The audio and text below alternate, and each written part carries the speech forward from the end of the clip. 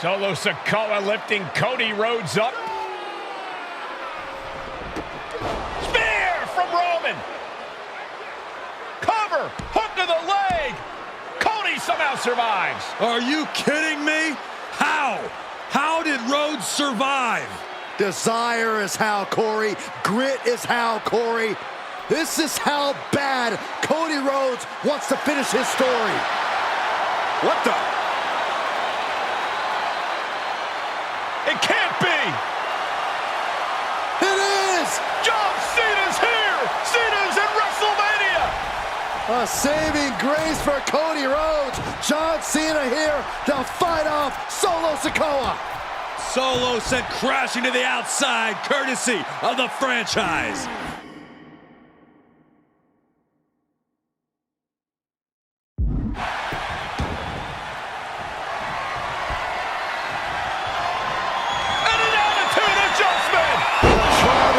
Has been dropped.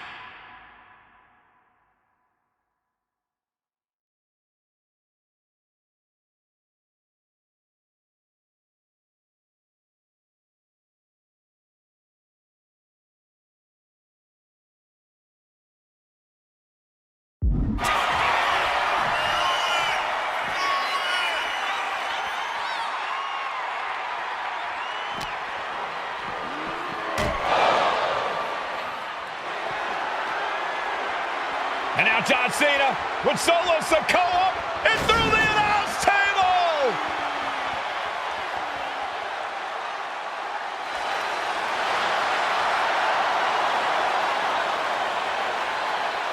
Oh, hold on, guys. Hold on. You gotta be kidding me! The final boss is at WrestleMania.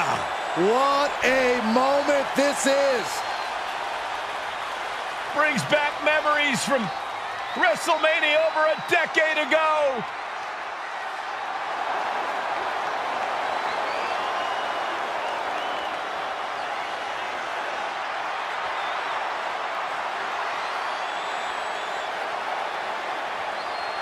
Now this is a WrestleMania moment. Rock and Cena face to face, feeding off the electricity of this crowd. This is absolutely surreal.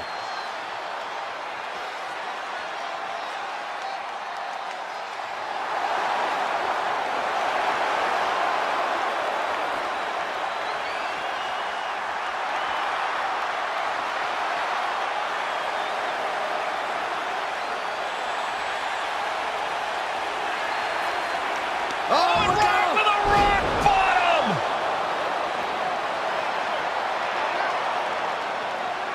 The final boss strikes, and Cena is down. And now The Rock taking off the Mama Rhodes weight belt, and he's going to use it against Cody. What? Oh. No way. No way. Guys? What is going on here?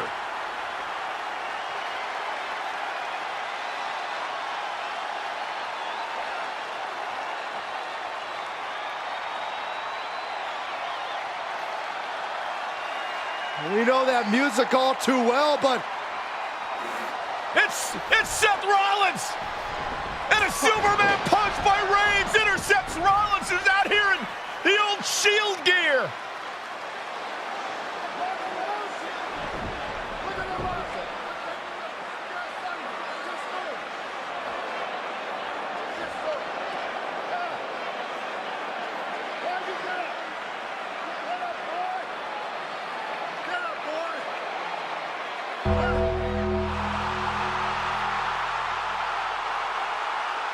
Now what?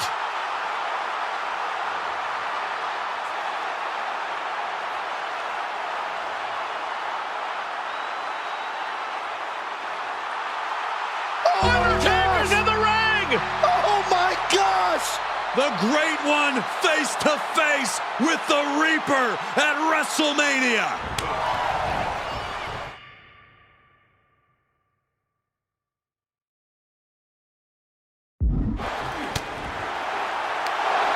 Undertaker Undertaker's back in WrestleMania! Unreal!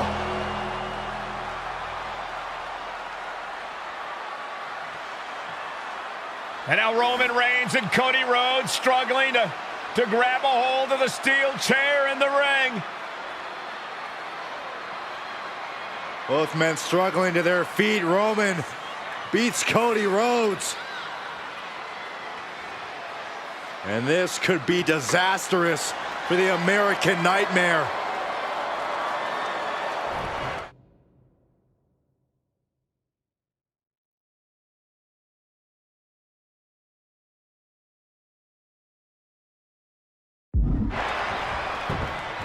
Poetic justice. Roman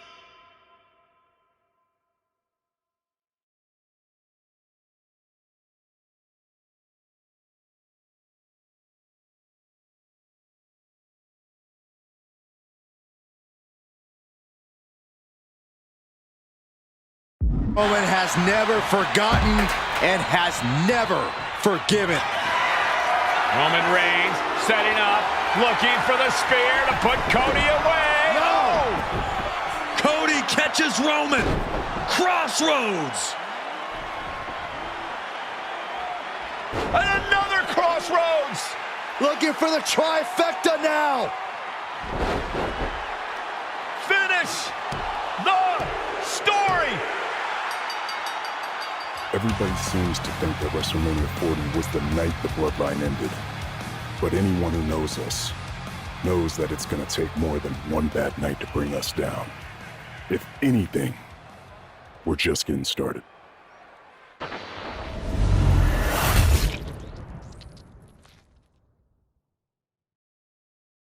Ladies and gentlemen, my name is Paul Heyman, and I serve as special counsel and the wise man to your tribal chief, Roman Reigns, the undisputed, uncontroverted, unquestioned leader of the Bloodline, the most dominant group in recent memory and in the entire history of WWE. The Bloodline has all the damn gold. For nearly 40 years, I have worked for, alongside, and even employed the absolute greatest superstars to ever do it. Just how dangerous do you want to live? I've created the Dangerous Alliance, led an extreme revolution with ECW, and managed the most legendary of all champions. And for me, none of that compares to the relationship I've built with the Anoa'i, Fatu, and Maivia families, the triumvirate that composes this dynasty that we know more colloquially as the Bloodline. My time with this family goes back 40 years. I've led them into battle, strategized with them, and have watched their children grow into top-tier superstars who have also created their own impressive legacies. And so it is my great honor to serve as your host for the WWE 2K25 showcase featuring a dynasty like no other, the Bloodline. When you look at this incredible family tree, this is proof that there is only one royal family in professional wrestling, bound by blood. A blood bond forged between High Chief Peter Maivia and Amatua Anai Anoa'i, the father of Afa and Sika, the wild Samoans, created a force that has dominated professional wrestling for over 5 decades. An elite collection boasting names like the wild Samoans, Afa and Sika, as well as The Rock, Rikishi, Umaga, Yokozuna, Nia Jax, Jimmy and Jey Uso, Solo Sikoa, Jacob Fatu, and of course, your tribal chief, Roman Reigns.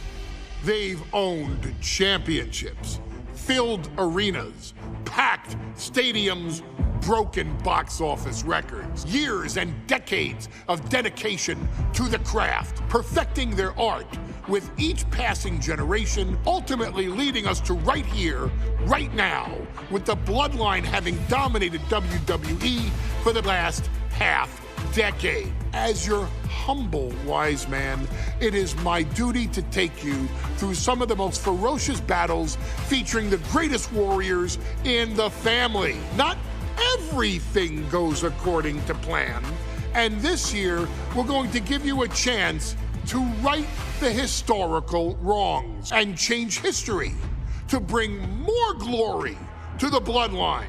It's our showcase, after all. Honestly, their only real competition is themselves. Acknowledge me! All of this fighting amongst each other, this constant power struggle, no, I won't let all of that ruin this moment. Because it's not just about Solo Sikoa or Roman Reigns. It's not just about the Usos. It's about every single member of their family that came before them, who built the lineage and who made them into the superstars that they've become today. It's been said elsewhere that wrestling has more than one royal family. That's undeniably true. Also undeniably true is that for all of those other families, there's only one bloodline dynasty.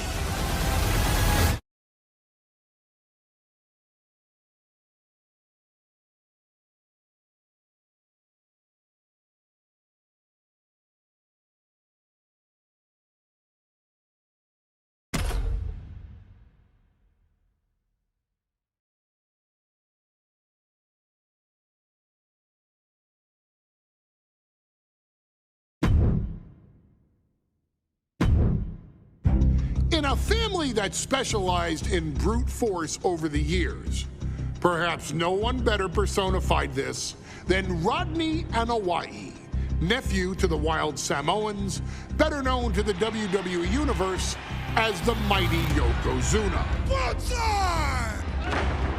The family's first world heavyweight champion, Yokozuna arrived to WWE in the fall of 1992.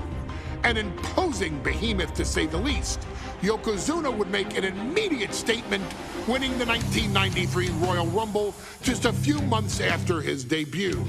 This victory would grant him a WWE Championship match at WrestleMania 9, where he took on Bret the Hitman Hart.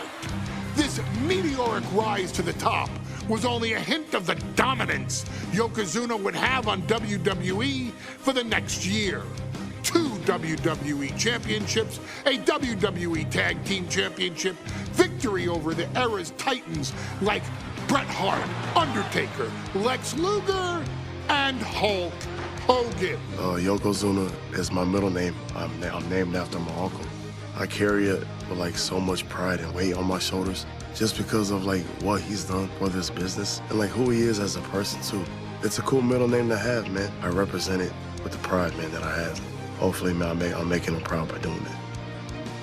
The manner in which Yokozuna melded incredible size with unspeakable agility shocked the WWE Universe, who to that point were used to their monsters hitting hard but moving slow. Yokozuna broke the mold, punishing opponents with super kicks, uranagis, leg drops, and of course, his devastating banzai drop. A maneuver so effective that once it had connected, nobody kicked out of it. Nobody. Rodney was a very unique talent. I think the way he was able to handle all the pressure, it was kind of parallel to how he was in the ring. For someone to be so big and to be so nimble, you just don't see that very often. Rodney was one of those first solo guys, singles competitor guys that was able to go out there and really just make waves, make a big splash. I mean, pun intended, I guess. You know, that fool jumped in the pool, he'd knock out all the water, and that's the way it felt sometimes. He would go into those arenas and just suck in all the energy and be able to give it back. So when I look at Rodney, I see someone very similar to me, someone who understands the top, the very, very top of the game, the top position, and everything that goes along with it. In a career filled with so many highlight reel moments, perhaps nothing stands out more than when Yokozuna faced and defeated the so-called immortal Hulk Hogan at the first King of the Ring event in 1993. Looking to humiliate Hogan after the Hulkster stole Yokozuna's WWE Championship only 2 minutes after Yokozuna defeated Bret Hart for the title months earlier at WrestleMania 9, Yokozuna entered the ring totally focused on the task at hand. And on that night, he not only got revenge, but his victory would send Hogan packing from WWE for nearly 9 years. Hulk Hogan is finished. Many felt that Yokozuna had indeed killed Hulkamania. Now, you get to possess the power of the mighty Yokozuna and deal out punishment to Hulk Hogan to walk out of the King of the Ring, a 2-time WWE champion. Showcase the ability and the agility that made Yokozuna a Hall of Fame performer and take Hulkamania down. Banzai.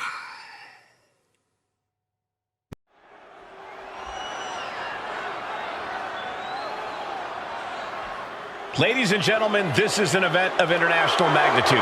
Photographers from around the world as they are documenting Yokozuna's every move. Coming down the aisle with Mr. Fuji is the champion from Polynesia Islands, weighing 550 pounds, Yokozuna! One thing, Corey, he's 550 pounds, bigger than he's ever been. And I understand Hulk Hogan trimmed down so he can have more speed, more endurance. But I'll tell you something, Hogan's got to take him out early. This is going to answer a lot of unanswered questions from WrestleMania 9. A lot of pressure on the president of WWE for what he did. But this is Yokozuna versus Hulk Hogan. Let the winner be the winner. One thing's for sure, Hogan will be quicker. He will be faster than he's ever been in any previous title defense. Well, this is going to be interesting because he's wrestling a fresh Yokozuna this time. Not a man who's already wrestled a 15-minute match with Bret the Hitman Hart. Well, Hogan and Yokozuna's last match lasted less than 30 seconds when Hogan won the title at WrestleMania. Well, I can tell you, this match will go much longer. Yokozuna will not be caught by surprise this time.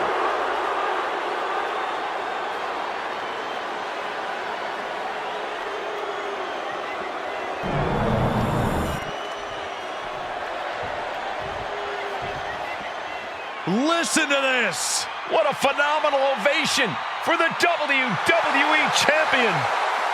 His opponent, coming down the aisle with his manager, the Mouth of the South, Jimmy Hart, from Venice Beach, California, weighing in 302 pounds, the WWE Champion, Hulk Hogan!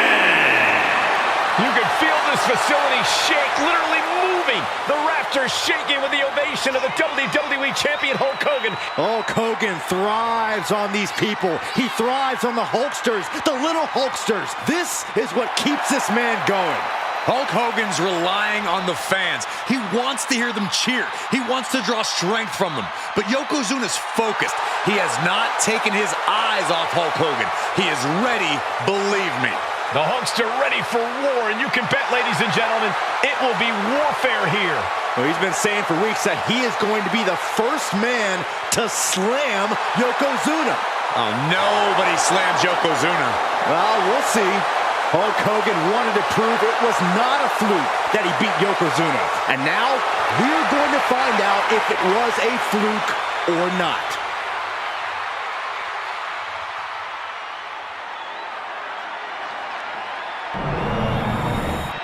The challenger not taking their eyes off the championship. And the champ is staring daggers right back at the opposition.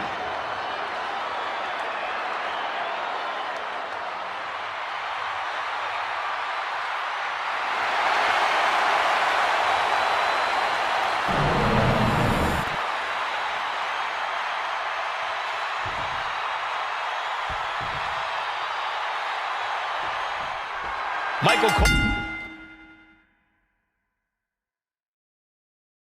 along.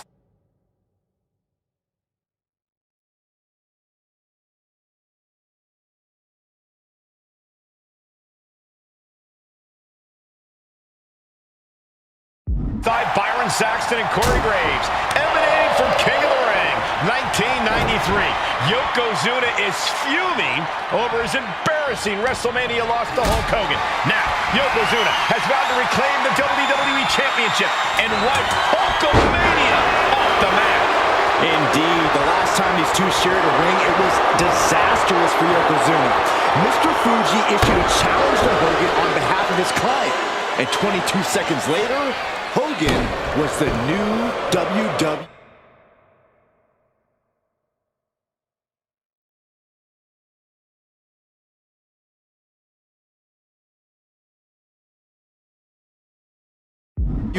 Champion.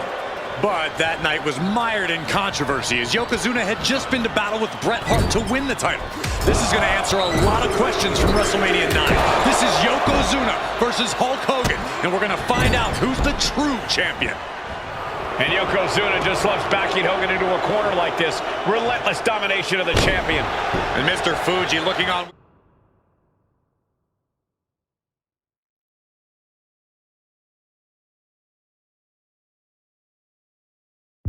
much approval. There's no mistaking what that sinister smile of his. Oh no, bear hug applied.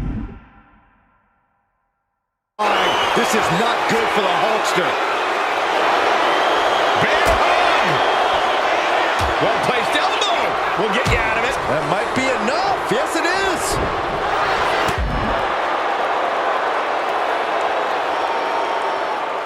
Bombastic claims coming out of both camps. Here we go.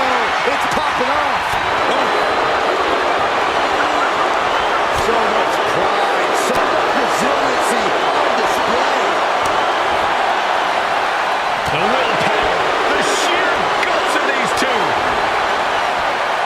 Ooh. Exhaustion setting in, and neither one of them is letting up. Who will break first? That is the question. Toe-to-toe, treating each other like heavy. Fist after fist, neither one relenting here. That shot ends things.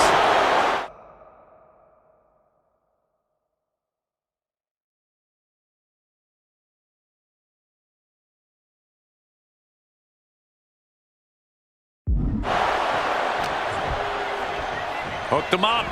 High angle belly up.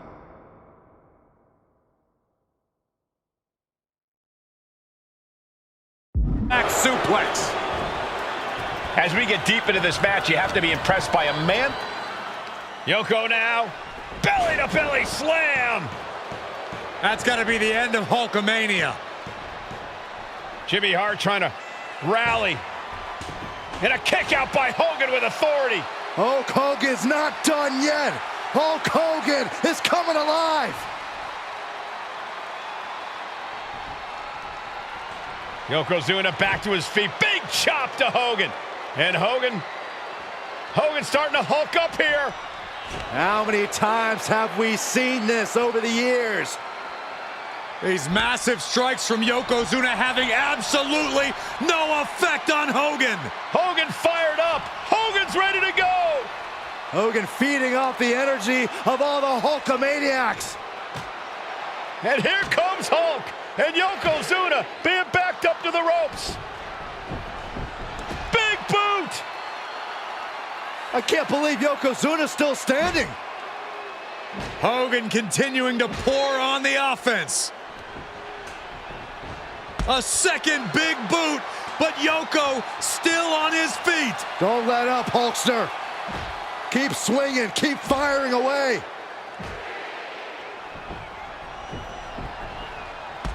That boot, Yoko staggering, stunning, and he's down.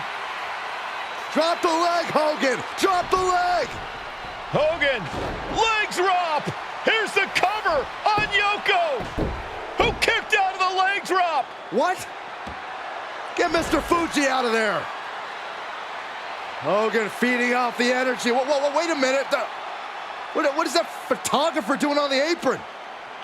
There's a match going on. What the heck? What was that? What in the world just happened here?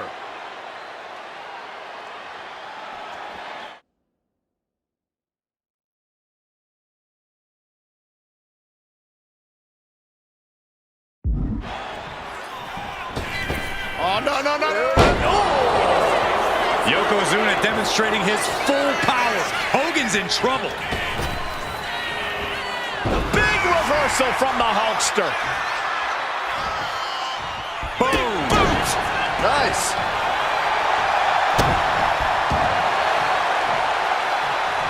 Oh, right into a counter. Hooked up. Driven down.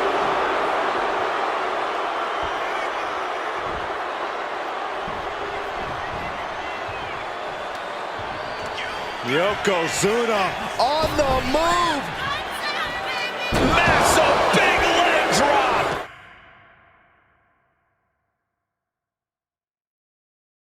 Tremendous athlete. Has the champ pin. Is this it?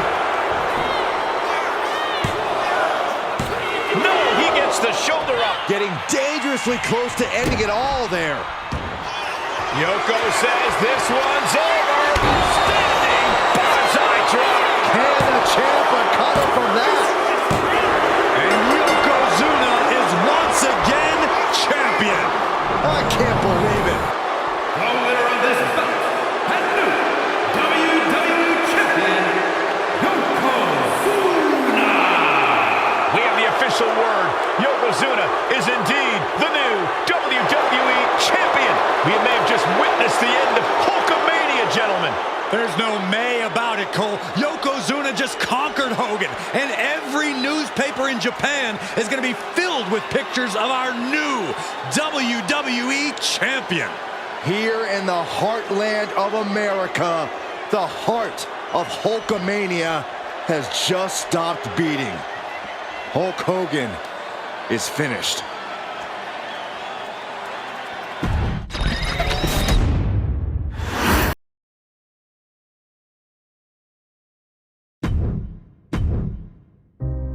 Our next chapter sees the showcase spotlight shine on an area in which the family built their legacy: tag team wrestling. Starting with the wild Samoans, Afa and Sika, all the way through to more recent champions like the Usos or Tama Tonga and Tonga Loa.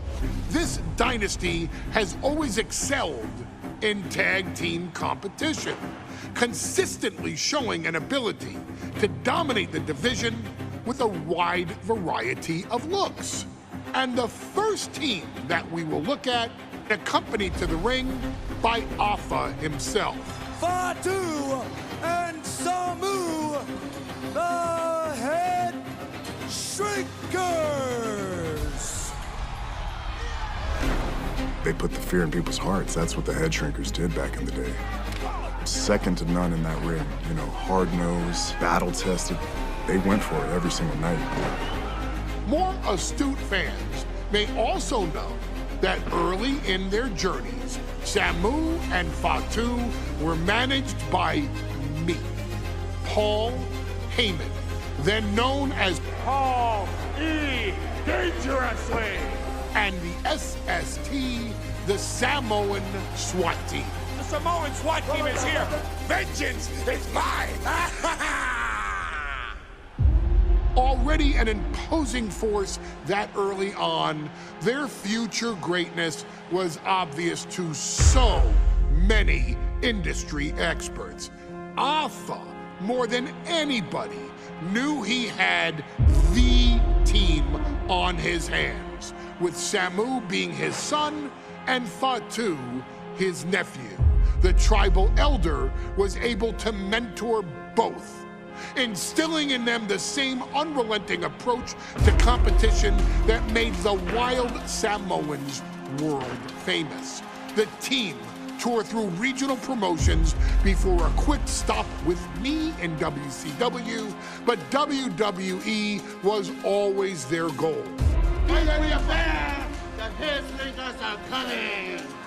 Upon arrival, it was clear that the dynasty's next generation had indeed arrived. immediately drawing comparisons to their world-renowned predecessors. 10 years before it became cool to say, Samu and Fatu displayed ruthless aggression in the ring, overwhelming opponents before the bell and continuing the non-stop attack until their hands were raised in victory. Deceptively agile for men of their size, they brutalized the opposition with devastating dives from the top rope. The duo would eventually go on to capture the WWE Tag Team Championships in the spring of 1994, fulfilling the promise and carrying the legacy to even greater heights. At WrestleMania 9, the Head Shrinkers' one and only in-ring WrestleMania appearance saw them taking on Rick and Scott, the Steiner brothers. Be prepared, Steiner brothers. We're gonna give you a pain that you have never felt before. While I'm not one to make excuses, I am one to give opportunities to you, our expert gaming member of the WWE Universe. And so, today, you have the opportunity to make things right. WrestleMania 9, Las Vegas, Nevada. The Steiners performed at a near-perfect level that day, able to find every reversal and in the chaos emerge victorious. We are asking you to fix that, stop them in their tracks, and get the Head Shrinkers that WrestleMania victory you and I both know they deserve.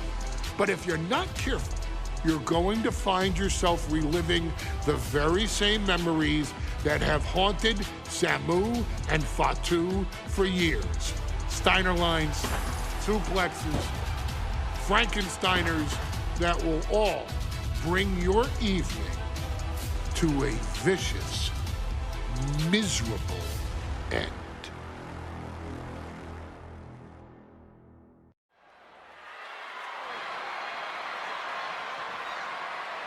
One of the toughest teams in WWE history. Nearly 600 pounds of pure savagery. Is a tag team match set for one fall. On the way to the ring, accompanied by Alpha at a combined weight of 565 pounds. Samu and Fatu, the Head Shrinkers. Fair warning, this one may not be too pretty, guys. You talk about rugged individuals. These are two tag teams that can really bring the fight to anyone that steps in their path. Yeah, there's about to be a seismic collision in the ring.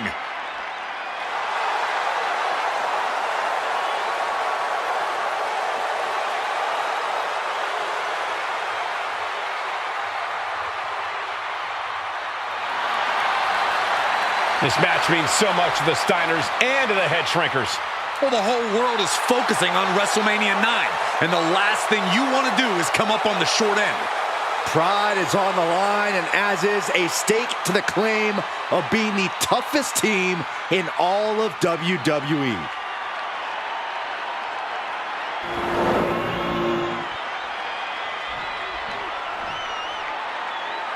The Steiner brothers getting a tremendous ovation here in their first WrestleMania, and we'll see if they can carry on Michigan's winning ways. And their opponents, at a combined weight of 531 pounds, Rick and Scott, the Steiner brothers.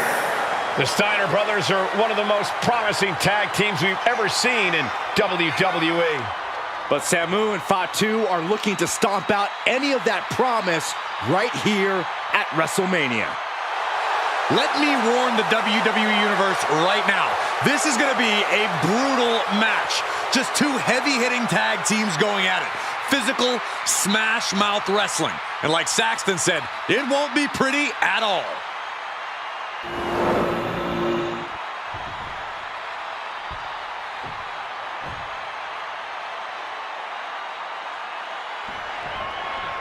Big fight feel on Las Vegas' Gladiators face off here at WrestleMania 9. And we are watching four men who would have been right at home inside of a Roman Coliseum. The Head Shrinkers and the Steiners are ready for a true battle. Both teams are relatively new to WWE, but we've seen that each duo is not afraid to get physical. Each side is looking for their first WrestleMania win, and they will do anything to earn it. WrestleMania 9 shaping up to be a big night in the tag division, guys. Indeed it is, Michael. Two great young teams competing now. And later tonight, none other than Hulk Hogan will lead the Mega Maniacs against Money Inc.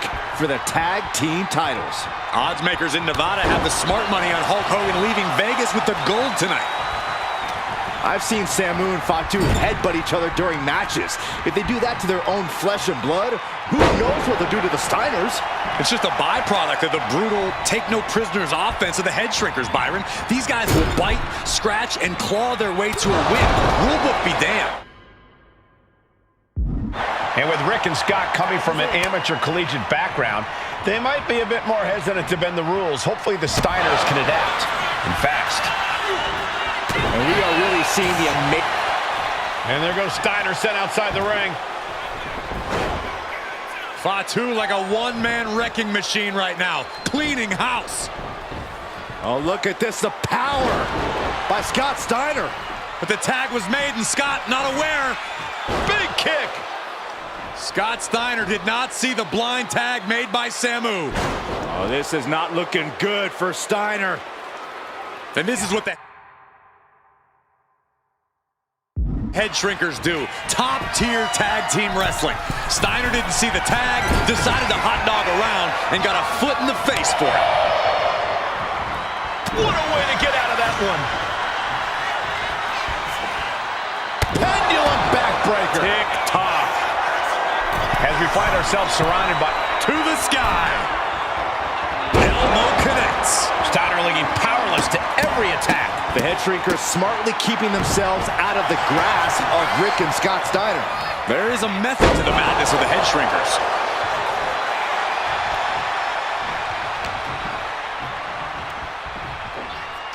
So much damage inflicted.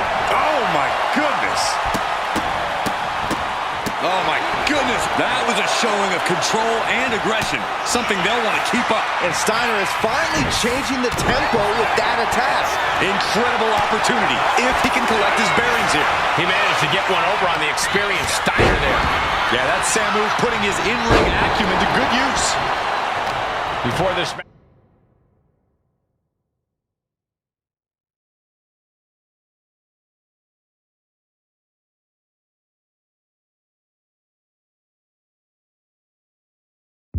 began, you heard the Steiner speak backstage. Scott saying, quote, "Me and my brother are going to go out with a game plan and do what we do best, and that's wrestle." That's all well and good for the Steiner brothers, but Alpha has gone on record saying that his men are looking to tear Rick and Scott's heads off. A string of counters. The Roundhouse connects. And gets sent right into the corner. Here's the tag. Tandem offense on the horizon here. They have their opponent. Oh, face first. That's it. No way the Steiners come back now. Fatu hoping that this is the end.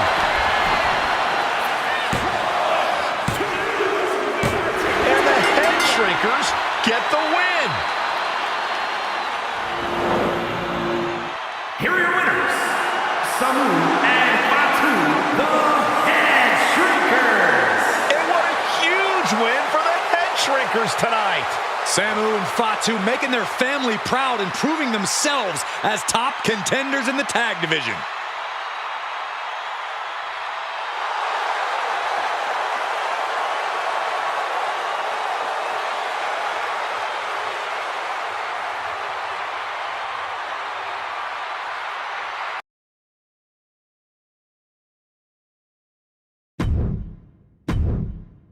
Hey, let's put this in the simplest of all terms. Dwayne "The Rock" Johnson is the biggest celebrity on the face of the planet today. Now, whether he's a blue chipper, the people's champion, or as we know him right now, the final boss, The Rock has always commanded all of the attention in the arena since the very first moment he made his WWE debut at the 1996 Survivor Series.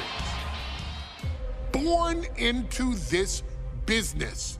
The Rock would become WWE's first ever third-generation superstar, following in the footsteps of his father and grandfather.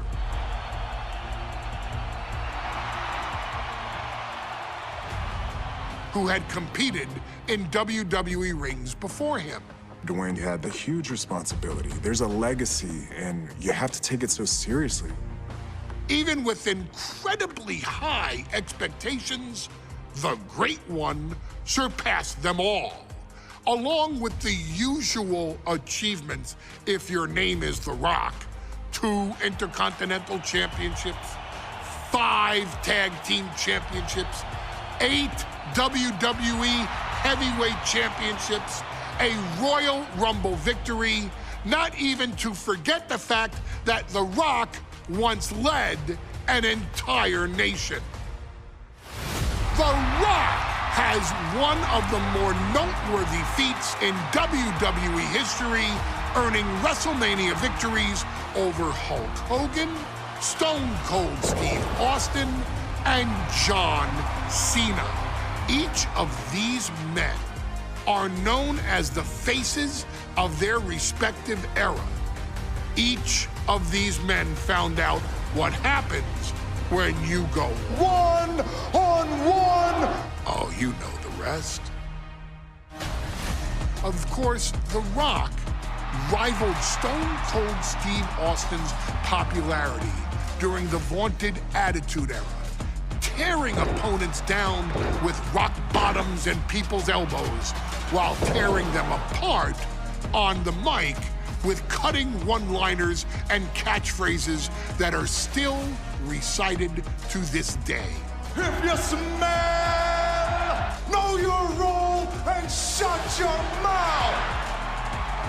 He ended CM Punk's 434-day title reign as WWE Champion at the 2013 Royal Rumble as well, after having only competed twice over the previous 9 years, displaying the always-ready mentality and physical conditioning on which he has built his global brand. But you don't need me to rattle off The Rock's resume to you, now do you? Of course not. The man is an occasion unto himself. He has headlined the biggest events against WWE's most iconic superstars and has always found a way to, how does he put it? Layeth the SmackDown on some jabroni's candy ass. I couldn't have said it better myself, although I think I may have just done that. But indeed, he has. On a Thursday night in February of 1997, The Rock, still known as Rocky Maivia, would find himself challenging for the WWE Intercontinental Championship. Only a few months into his tenure, he would be matched up against a face that would ultimately become one of his most familiar and hated rivals, Triple H, Hunter Hearst Helmsley. Seemingly overmatched by a more seasoned opponent, a youthful Rock would demonstrate all the traits that have come to define him in the years since. Tenacity, high IQ, and that legendary Samoan strength to ultimately surprise Helmsley and kick off the first championship reign for Rocky Maivia. It would be the first step of a journey that has ultimately led The Rock into the pantheon of WWE's elite. So now it's all in your hands. It's up to you to showcase the undying drive that makes The Rock the hardest worker in the room to deliver a shocking upset against the Greenwich snob himself. Guide The Rock to victory over Triple H at a very special Thursday, Raw Thursday, to give the first jolts to what would become the most electrifying career in sports entertainment.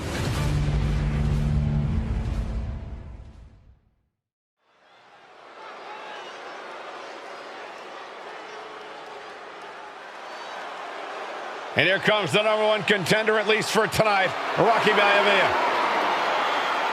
The following contest, scheduled for one fall, is for the WWE Intercontinental Intercontinental Championship. Making his way to the ring is the challenger from the South Pacific, weighing in at 275 pounds, Rocky Maivia. A blue chip talent with a bright future.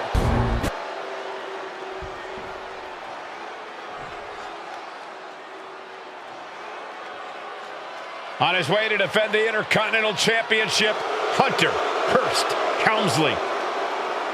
His opponent from Greenwich, Connecticut, weighing in at 246 pounds, the WWE Intercontinental Champion, Hunter Hearst Helmsley.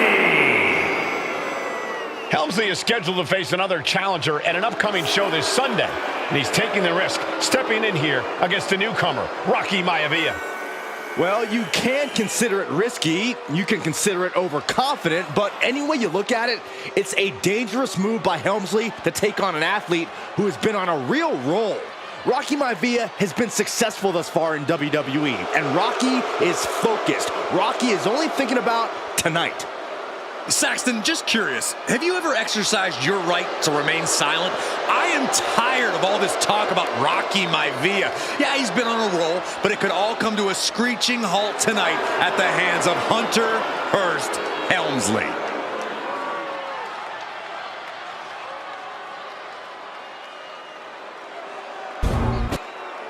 You can see it in everyone's eyes. They all want this championship.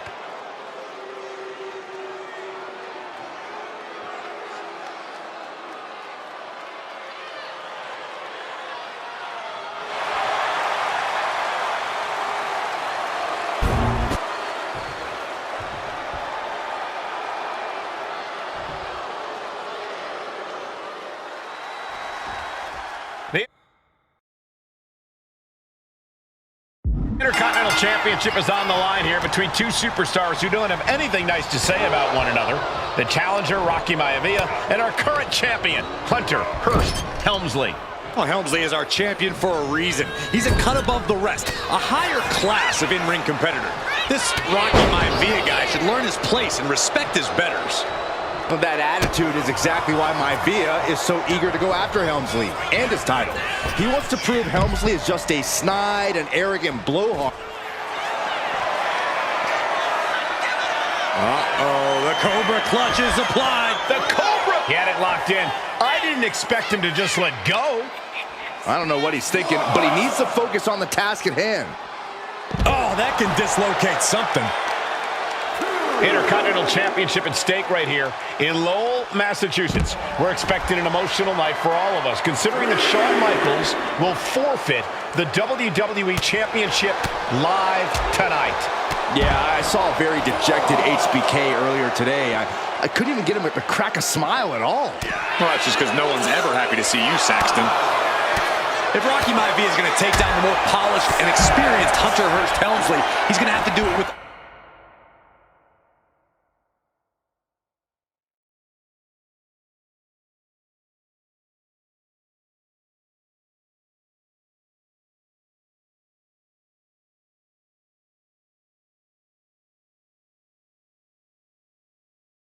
unrelenting energy. Rocky has to keep coming at the champion with big attacks. First up top. Are we heading towards a countout? I hope not. Crashed and burned on the outside. The worst case scenario when you go high risk. Oh, sent crashing right into the ring post. Sky high. Good Lord, taking flight. Trying to do as much damage as humanly possible. But at what cost?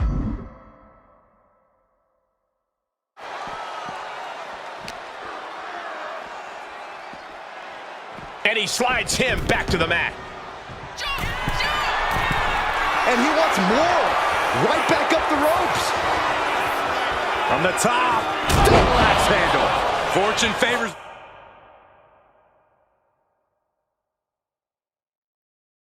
The bold, these risks could be a winning strategy. Maivia took to the sky and executed that high risk perfectly. I don't think Helmsley had that scouted at all.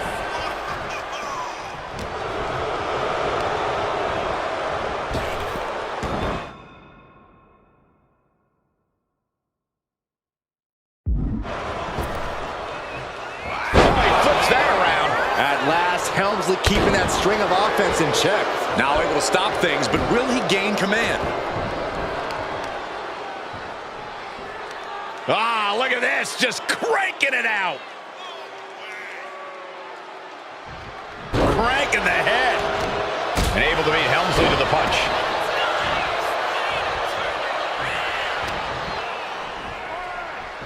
Hunter whipped into the corner, nobody home. Rocky hit hard.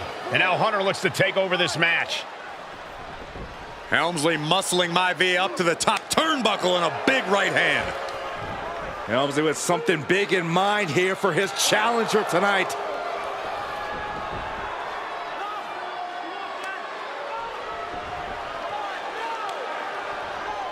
Well, this is just blatant disrespect from the arrogant champion. Almost daring Rocky. Hey, you really want my title? You really think you're going to be Intercontinental Champion? Up to the top. Hooking Rocky into a superplex. This could be it. Can Hunter capitalize? This could be it. Hook of the leg and a cover. And Rocky stays in it, getting his shoulder up. Still not enough to put out the flame of Rocky Maivia. Hunter has to be asking himself, what else do I have in my arsenal? And I think we may get our answer, gentlemen. Yeah, it's just a matter of time, I believe, before this one's over. Hunter hooking Rocky, taking his time, looking to put him away. Maivia just collapsed.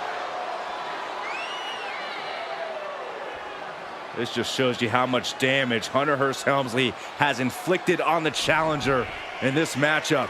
I think Maivia's done. Official might want to step in, call this one.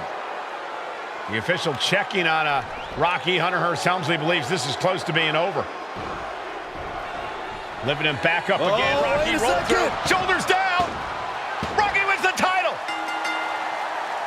Rocky Maivia has shocked Hunter Hearst Helmsley. Here is your winner, and the new Intercontinental Champion, Rocky Maivia. We have a new Intercontinental Champion.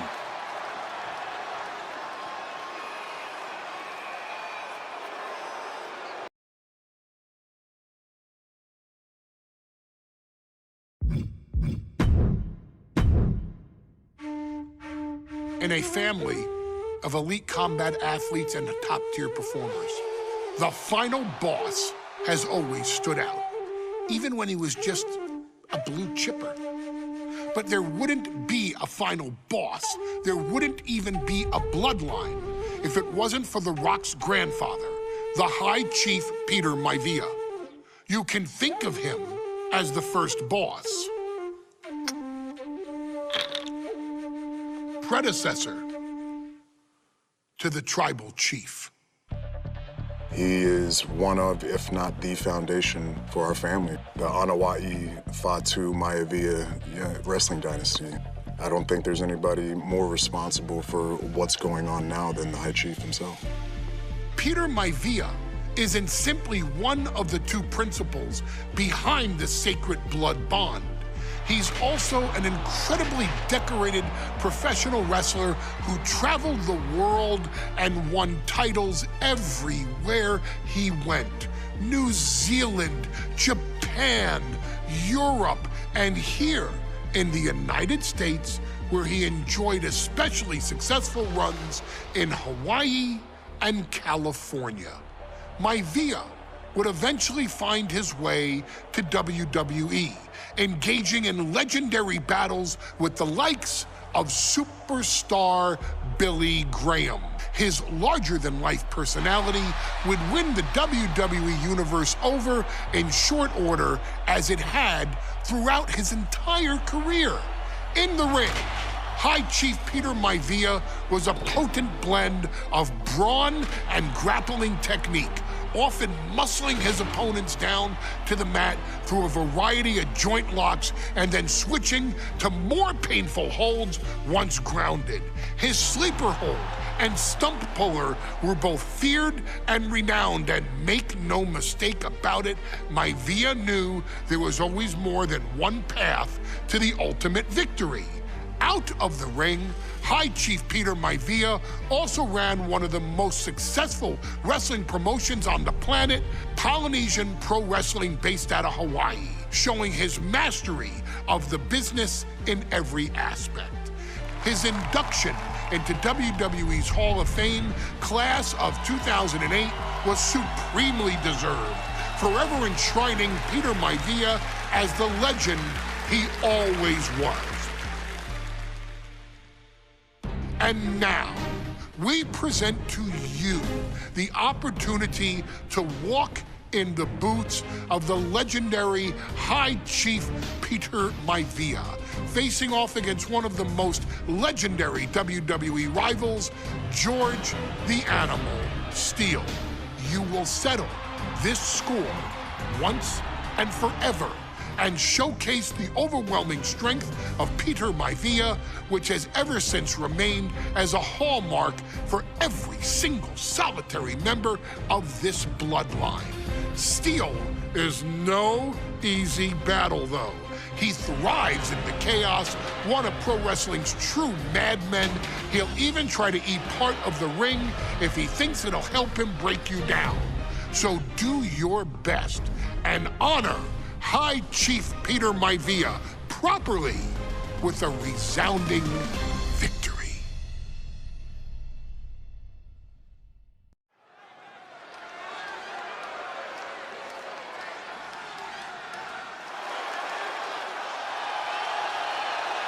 Uh-oh, somebody called the local zoo.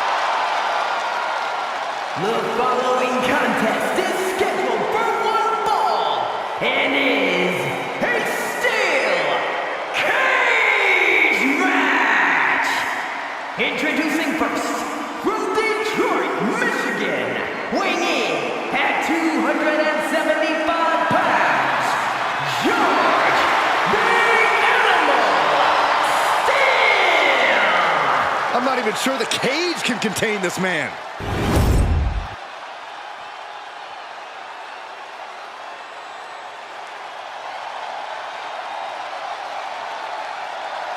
And strolling down the aisle, the opponent of George Steele, Peter Maivia. Always a chaotic matchup. His opponent from the Isle of Samoa, weighing in at 275 pounds, High Chief Peter Maivia. Steele had better keep an eye on Maivia because Maivia is a true brawler. Few men can handle the chaos of the animal inside a steel cage, but I believe the High Chief is ready.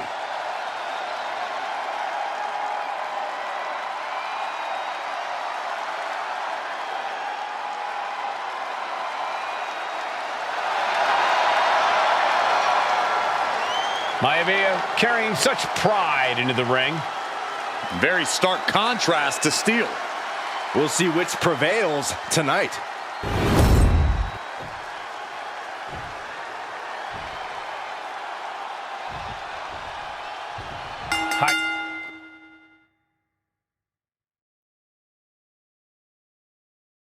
Chief Peter Maivia taking out George the Animal Steele in a steel cage match. Quite a heated history between these two guys. Yeah, Michael, and I think it's because Maivia is one of the few superstars brave enough to take on the animal. Most of their contests have ended in countouts or disqualifications. Thanks to the cage, we'll get a decisive victory in this one. Well, that really depends on if a cage can even contain them.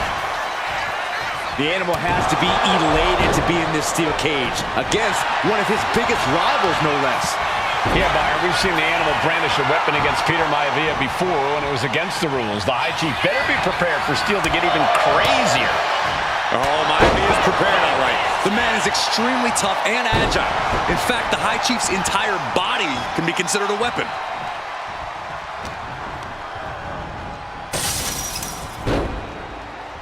Oh, God!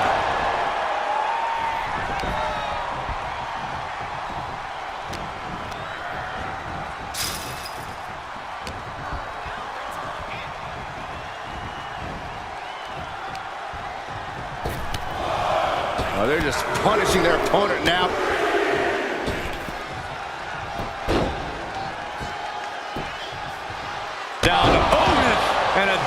axe-handle smash. Gentlemen, we've touched on the differences between Maivia and Steele as competitors. One man based on order, the other on chaos, but it's reflected in their looks, too. Indeed, Michael. Just look at the sculpted physique of the High Chief. And the tribal tattoos on his body are extremely intricate and definitely eye-catching. And Steele is... well, he's an ugly creature. Enough hair on his upper torso to classify as fur. Folds in his bald head. He's like a modern-day Neanderthal. From the heavens, big-time splash. Peter Maivia is looking unstoppable now. Yeah, and Maivia has really figured the animal out here. He got out of dodge just in time. In a vulnerable position here, caution is paramount. Some folks call Peter Maivia the Flying Hawaiian. The reasons are obvious for that moniker, but guys, how has he earned the other nickname of the High Chief? Well, Cole, Peter Maivia is very close to the Anawa'i family. In fact, Peter's considered a blood brother to the patriarch of that clan. When you add on the fact that Maivia was born and raised in Samoa, you can see the great pride he has for that land. From the middle rope. Oh, what a splash! He's just stacking up these attacks. And you can see Steele is struggling to weather the storm of the High Chief. Oh, and now he's looking to lock in this submission. George beats him to the punch. Into the pin. Could be over for Maivia. And kicks out before the ref's count. Not a whole lot of luster behind that kick out. Overhand chop. When a man like Peter Maivia signs up for a match with the animal, he doesn't know what to expect, just to expect anything in the world. Peter Maivia knows full well that he's in for some unusual treatment tonight. In fact, Steele often has trouble finding opponents due to his erratic nature. But when it comes to competition, the High Chief wants to prove he's worthy of that name. Peter Maivia will take on any competitor. Peter Maivia has something brewing. What a backbreaker. Maivia can taste it now. Headbutt! Oh, what impact! Momentum is all with Maivia now. And I don't see Peter Maivia slowing down anytime soon. Reversal! And that turns things around. That unraveled on George. George Animal Steele might be a bit of an underdog here. In fact, he lost the match by countout to the High Chief. In Steele's defense, I'm not sure he knows how to count exactly, or how to read a rule book. So he's got to be happy to be in this cage. Well, Maivia is called the High Chief in part because of his commanding presence in the ring. He's more than ready for what the animal will throw at him, even inside a cage. Going right after the arm of their opponent, applying the arm bar. Nice takedown. Punishing. And George Steele has the High Chief in dire straits after that move.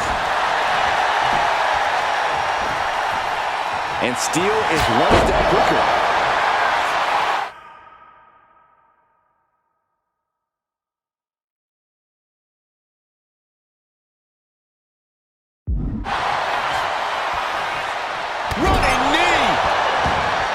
George Animal Steele is not a wrestler by any stretch of the imagination, guys. He's a true brawler. And he might be the best brawler in WWE, Michael. There is no shortage of fight in the animal. But you know who might be a better brawler, guys? The High Chief, Peter Maivia. When you consider that Maivia is also an excellent high flyer and a great technician, well, you can see why the High Chief is the favorite in this match, even with the steel cage stipulation.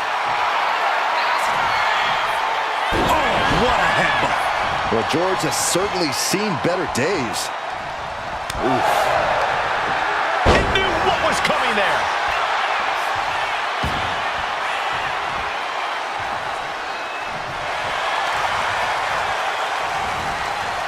Peter Maivia turns that around. The High Chief Peter Maivia really making a name for himself at WWE, but he's had plenty of experience on the way up. Plenty of championship.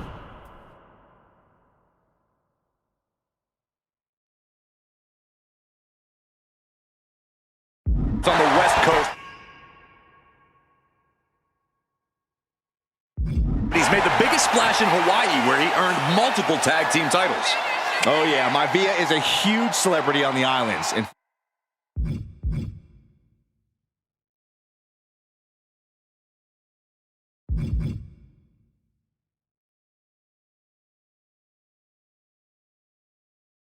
fact, I've heard some consider him the personification of Maui. Getting out of harm's way. Like a brick wall running into you. George clearly wants a fight here. Big clothesline. Into the pin. George is trying to seal this one up. He kicks out before the count starts. This deep into the mat, and look at this now. Yes, applying the submission hold. Perfectly executed submission hold. Locked in deep. Will we see a tap out?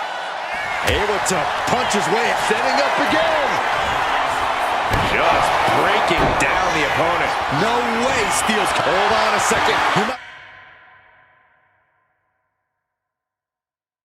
be finding a submission hold here. A stump puller. Desperately trying to resist. He taps. He taps. And the High Chief defeats the animal.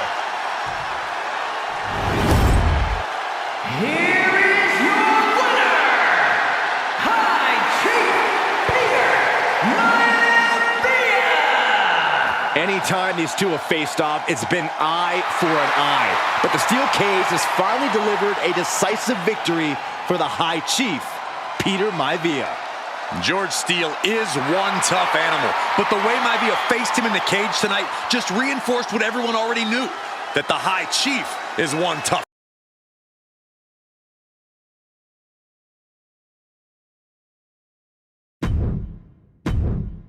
She's not like most girls. She's also not like most WWE superstars. Nia Jax, the reigning queen of the ring, is a reckoning, a force of nature that blitzes right through her competition.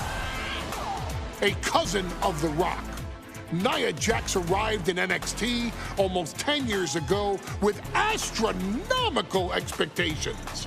Undaunted, Nia Jax would dominate early opponents, finding herself competing for the NXT Women's Championship mere months after her debut. It did not take long for those running Raw and SmackDown to take notice. Well, our next pick, Nia Jax. And Nia Jax would join the Raw roster as part of the 2016 draft lottery. And since joining the main roster, absolutely no one has been safe from Nia Jax. She is a two-time women's champion. She is a two-time women's tag team champion. She competed in the men's Royal Rumble match in 2019, even getting an elimination while in the ring. Nia Jax looking to eliminate. She does. She's battled standouts like Charlotte, Bayley, and Becky Lynch. And all the while, she has left undeniable destruction in her wake. In the ring, she applies many of the same tactics that once benefited Yokozuna, even using her own version of the bonsai drop, known as the Annihilator. And just like its namesake, if it connects, your night is over. And Nia Jax remains driven for even more success, jumping at any opportunity to prove her dominance. This last year, that included entering into the 2024 Queen of the Ring tournament after earning victories over Naomi, Jade Cargill, and Bianca Belair. Nia Jax would fight her way into the finals, taking on former NXT Women's Champion Lyra Valkyria. Valkyria built a lot of momentum, defeating Dakota Kai, Zoe Stark, and Io Sky to punch her ticket into the final at the Queen and King of the Ring. With an obvious game plan, Lyra would look to stick and move, avoiding the colossal attacks of her opponent. Unfortunately, as often happens when competing against Nia Jax, Lyra made one miscalculation.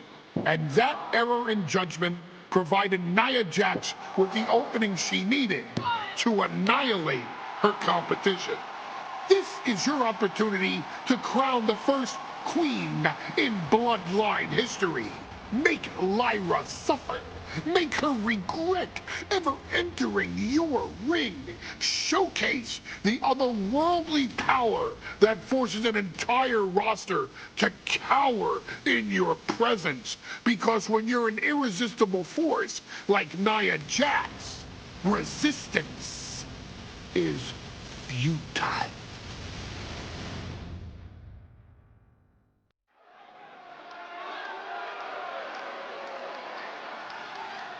And now a dark horse will face an unforgiving titan in hopes to don the crown. Lyra Valkyria versus Nia Jax in the Queen of the Ring Finals.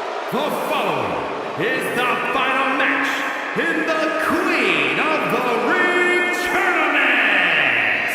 Introducing first, from San Diego, California, Nia Jax. I cannot wait to witness what unfolds here. The irresistible force has been on a tear recently. And Nia believes the crown already belongs to her. Will Jax's menacing presence and sheer power be too much for Valkyria to overcome? Or can Lyra write a happy ever after ending to her Cinderella story?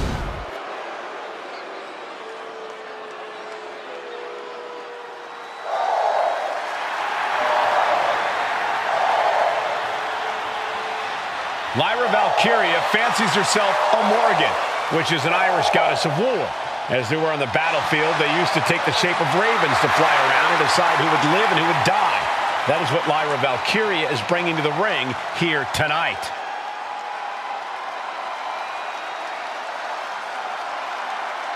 And her opponent, from Dublin, Ireland, Lyra Valkyria.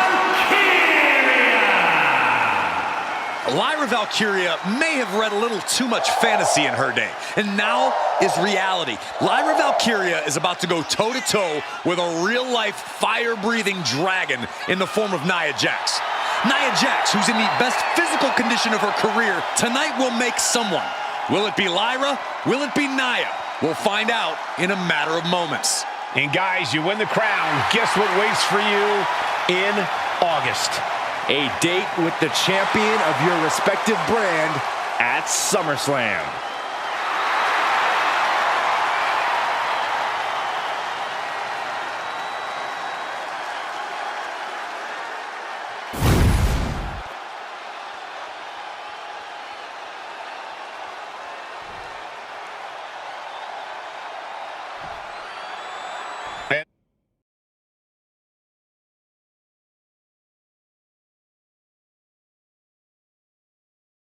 There will be a coronation. And Nia now misses wildly. Lyra goes up over the top. Nia's got it caught, though.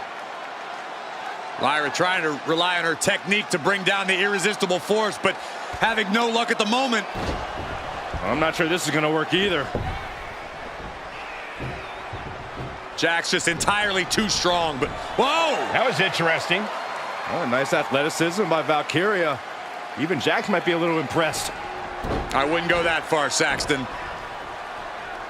Here comes Nia, just imposing her will on Lyra Valkyria. Again, Lyra showing how resourceful she is, applying the sleeper to Nia Jax. Lyra tried to hold on. And now Nia Jax in control, and she's going to look to put Lyra away. Nobody home! Set outside the ring, and Valkyria's got a chance. Huge window of opportunity. Right now for Lyra Valkyria to strike. Lyra may actually pull this off. Lyra may become queen. Lyra has the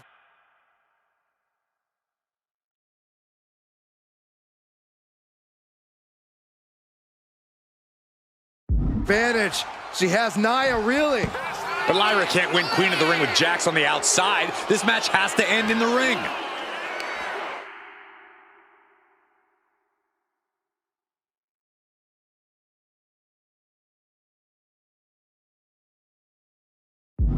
Nia looking to end this thing. Crashing down. Samoan drop. Each woman here has had a tough road to become a Queen of the Ring finalist. Every matchup in this bracket has been a toss-up. Valkyria knocked off former women's champion Io Sky earlier this week, but Nia's had an even tougher challenge. Two great former champions in the form of Naomi and Bianca Belair. Even more impressive than that, she handed Jade Cargill her first WWE loss.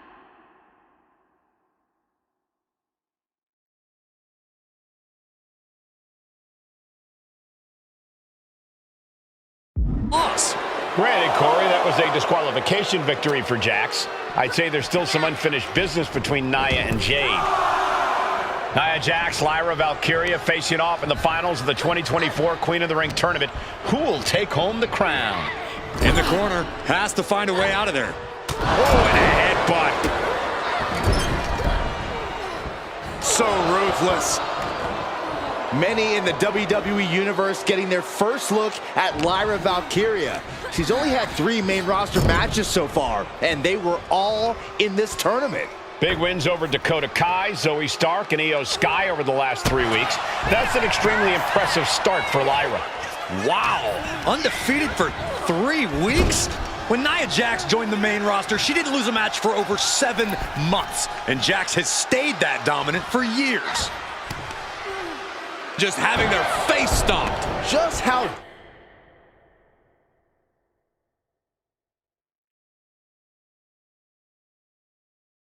desperate do you have to be?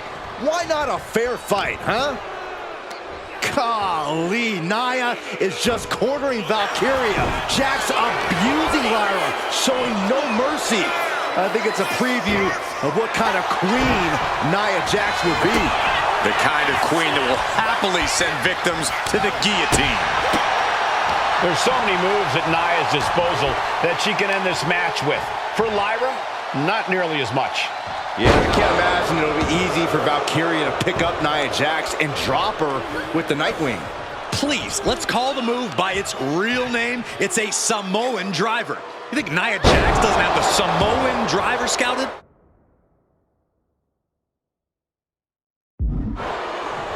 Corey, what do you think is going to be the key in this match for Nia Jax? Valkyria crushed in the corner by Jax. Squashing Lyra in the corner, and the beginning of the end may be near. And Nia now, with Lyra on her back, going to climb up to the second rope. This is a scary situation for Lyra. Oh, look at this, maybe not. No way, there's no way. Oh, my. Oh, no! Good night, Annihilator! Here is your winner and the new Queen of the Ring, Nia Jax! What a victory to the brand new Queen of the Ring! Nia said she would do it, and she backed up her claims. And now the Chief Content Officer of WWE and Triple H going to come in to congratulate Nia Jax, officially crown her the Queen of the Ring. Absolute dominance by the new queen.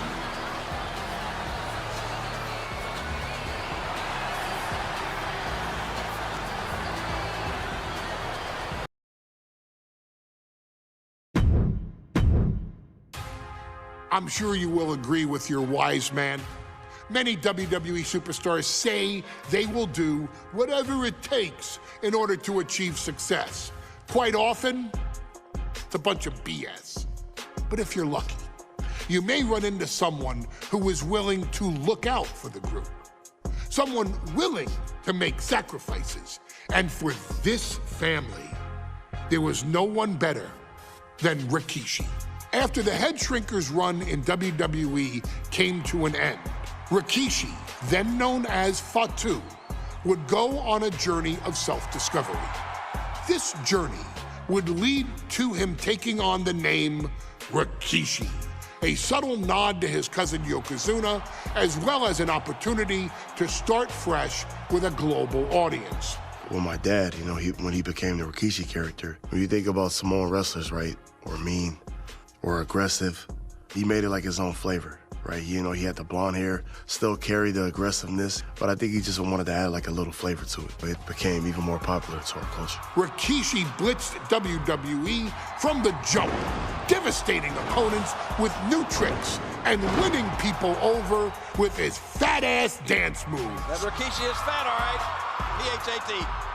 And with this wave of newfound momentum came even more success, with Rikishi capturing the WWE Intercontinental Championship and displaying incredible athleticism in iconic moments like when he dove off the top of the steel cage. The year 2000 belonged to Rikishi. But little did anyone know, Rikishi held a dark secret regarding a decision he'd made not for his own benefit, but for the benefit of the family. It was at the 1999 Survivor Series that Stone Cold Steve Austin was hit by a car in the arena parking lot, forcing him from the main event later that night for the WWE Championship. For nearly a year, all of WWE was consumed with figuring out who was driving that damn car and why Austin was targeted in the first place.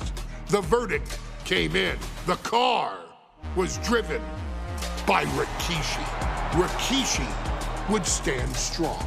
Stone Cold Steve Austin, I didn't do it for me. I did it for The Rock. What? Rikishi would lay out a years-long gripe that WWE preferred Steve Austin to The Rock, and so Rikishi had made sure that The Rock's only competition had been removed from the picture. Rikishi sacrificed his own popularity to reach this goal. The Rock thrived while Austin was on the shelf. For Rikishi, the struggle and fall was all worth it. Rikishi knew that he would eventually have to face off with the Texas Rattlesnake to answer for his sins, and he welcomed that meeting with open arms. What Rikishi was unprepared for was for WWE to stack the deck entirely, looking to make Rikishi pay for taking out their golden goose. Stone Cold Steve Austin was allowed to drive his truck directly to the ring and was generally given the freedom to do whatever the hell he wanted in the name of revenge. We are going to make things right. This time, when Rikishi and Stone Cold Steve Austin lock horns, there will be no stacking of the deck. Someone willing to give of himself so that his family, this family, can succeed, deserves better. So get in there and showcase the never say die spirit that has led this family to victory time and time and time and time and time and time again. Use whatever weapon you can get your hands on and prove to Stone Cold Steve Austin that you will do anything for the people.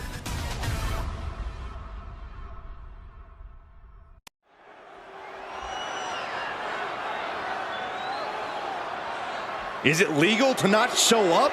Rikishi has brutalized Austin lately. Austin will be here, Byron. I just refuse to think anything else. The following contest is scheduled for one fall and is a no-holds-barred match. Introducing first, from the Isle of Samoa, weighing in at 424 pounds, Rikishi!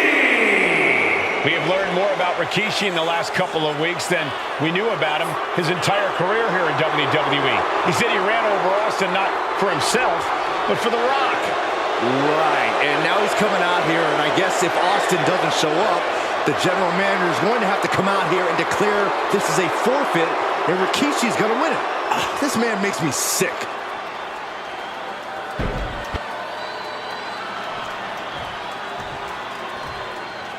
Is he here? Well, there's the rattlesnake's music.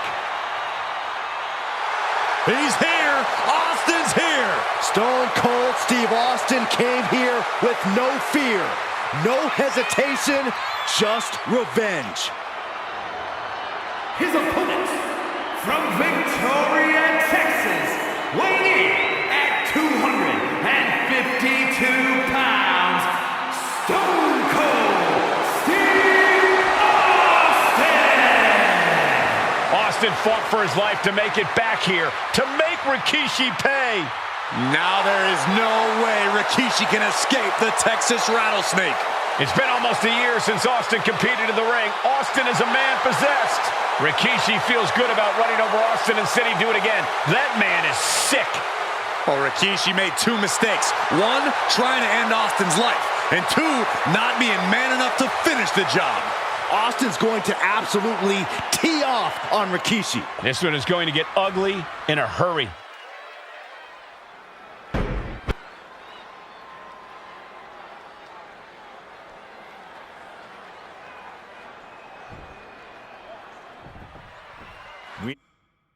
Demented side of Rikishi. Rikishi almost cost Austin his life. Instead, he's here tonight to finish the job. Listen, Rikishi has seen members of his family be skipped over while other superstars skyrocketed to unimaginable heights. Rikishi feels it's The Rock's time, not Austin's. It's been a month of stunning revelations, all leading to the in-ring return of Stone Cold. Yeah, Byron, I just cannot see any legitimate reason to run over Stone Cold like Rikishi did last Survivor Series. I mean, Austin does ruffle the feathers from the top and completely missed them up. That misstep could have cost them this match entirely. A hard landing for sure. Rikishi finds his target with that one. Now Rikishi has the firm upper hand. Rikishi with an onslaught here against Austin. Dare I say, Stone Cold could be in trouble. He has him now. Fights back against Stone Cold. A little insult to your injury. Connects on the kick. We talk a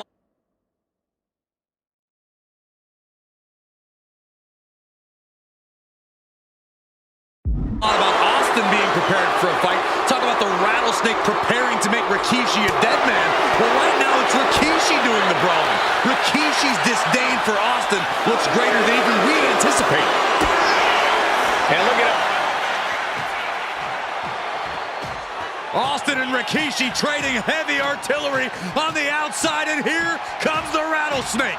Stone Cold Steve Austin fired up and revenge on his mind.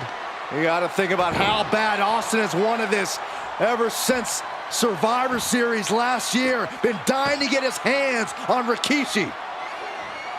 All of that venom, all of the vitriol inside of Austin being unleashed on Rikishi right now. Remember, this is no holds barred. Anything goes. Austin has Rikishi down. The Rattlesnake is red hot. And do you hear this capacity crowd? They want more.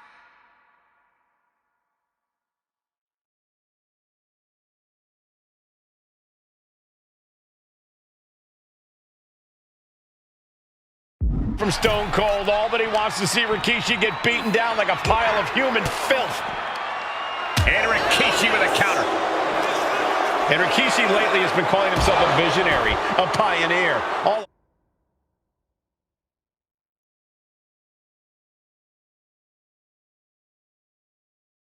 A bunch of garbage, if you ask me.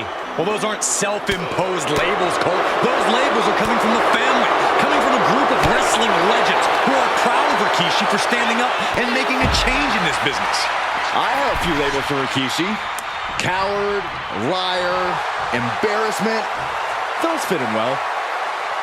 This conflict is beyond disturbing. Corey, let's go into Rikishi's mind when it comes to... From the top! Whoa, look out! That was just incredible hang time. Was willing to take the high risk to the outside, and it paid off big time. He gets back into the ring.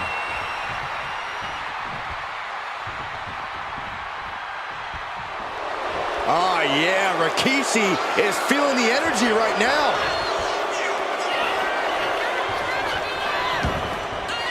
Things are heading ringside now. Man. There has been a lot of vitriol coming from fans towards Rikishi these past few weeks. And this Auburn crowd is continuing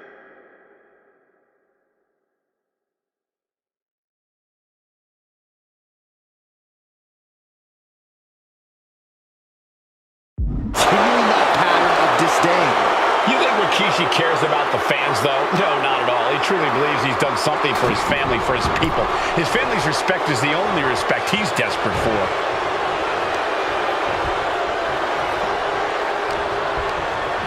And now Austin ragdoll to the outside. Going outside. What's he got planned here? And Rikishi slows Austin down with a thunderous right. Austin's in trouble. And now steel chair. Oh, and Austin, he just averted disaster there. And now Austin gonna deliver the punishment with the steel chair.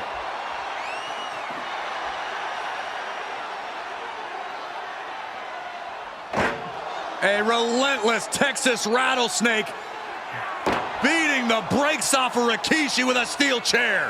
And again, thunderous blows by Austin. Down goes Rikishi. Austin beating the hell out of him. I know Austin has good reason to be doing all this.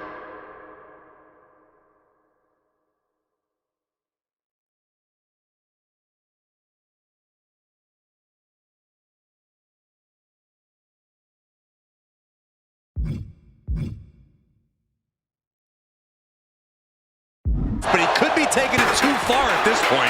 I don't think the rattlesnake is taking it far enough, Corey. Austin wants to put Rikishi's life in danger, just like Rikishi did to him. Good grief. Austin getting himself some text. Scooped up. Here it comes. Rikishi driver. And that one busted up Austin, too. Rikishi may have put the exclamation on this one.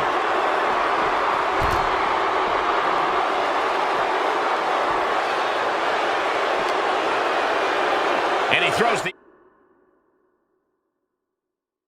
opposition back into the ring. From the top.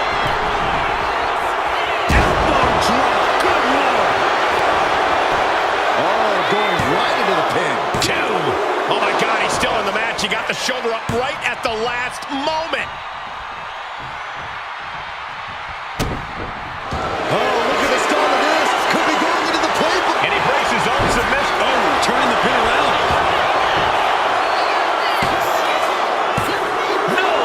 The shoulder up. How? How?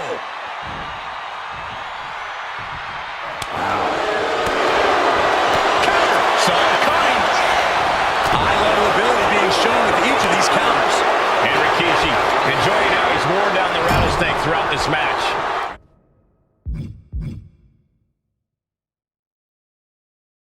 I bet The Rock is smiling about it too. Oh, stop that nonsense, Corey.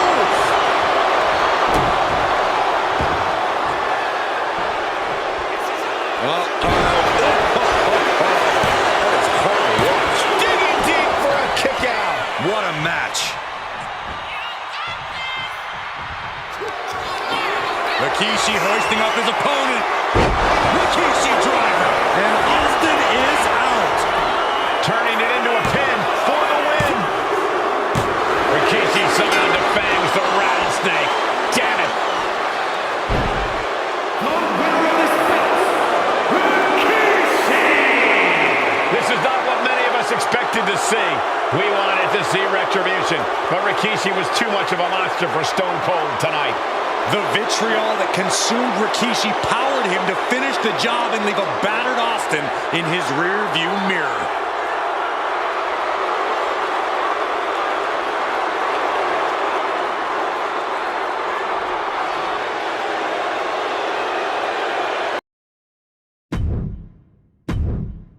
His arrival signaled impending doom. His very presence was enough to intimidate even the bravest WWE competitor. His name itself simply meant the end. And if you found yourself standing across the ring from UMAGA, you were most certainly coming to the end of your own road. The younger brother of Rikishi, Umaga, was every bit the Samoan bulldozer that his nickname would suggest, mauling opponents with ease, relishing the chaos that he created.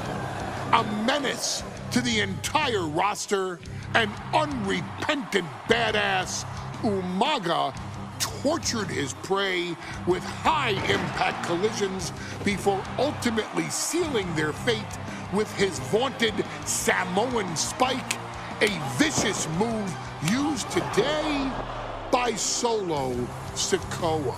Inside the ring, man, he was just a complete monster. Anybody that stood in front of him, he was gonna wreck him no matter what he had to do. He was just a crazy, wild Samoan.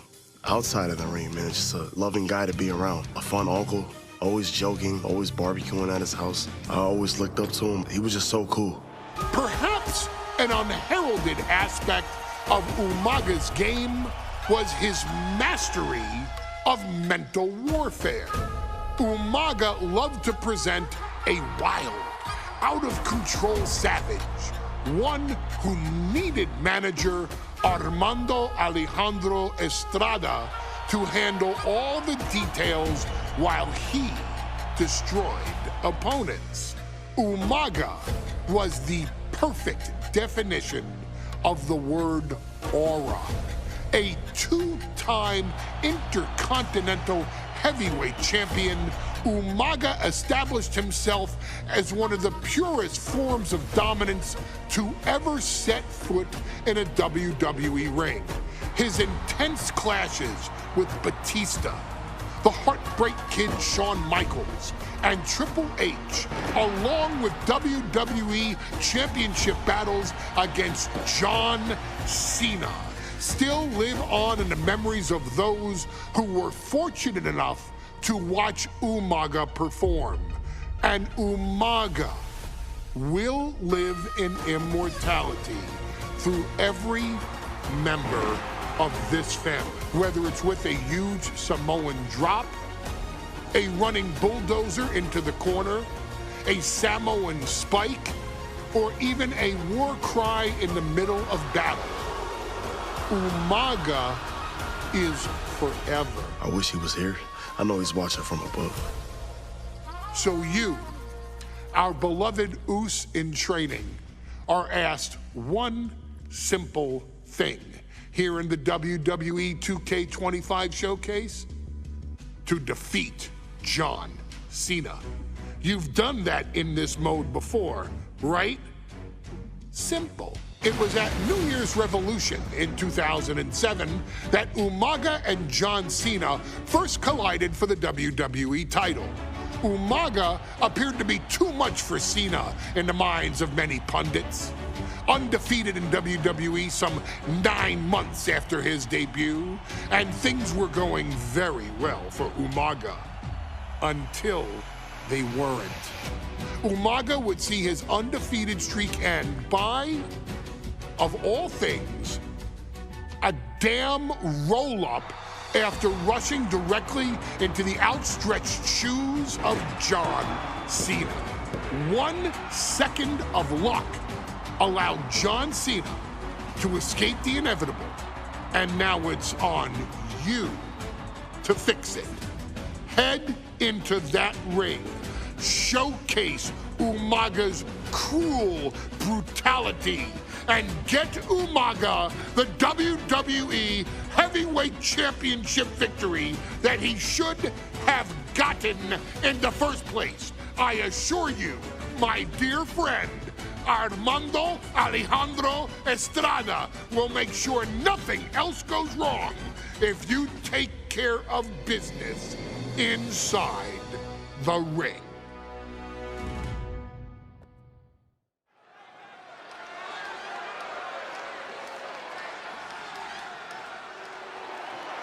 Well, ladies and gentlemen, here he is. He could be the next WWE champion, the near 400-pound Umaga.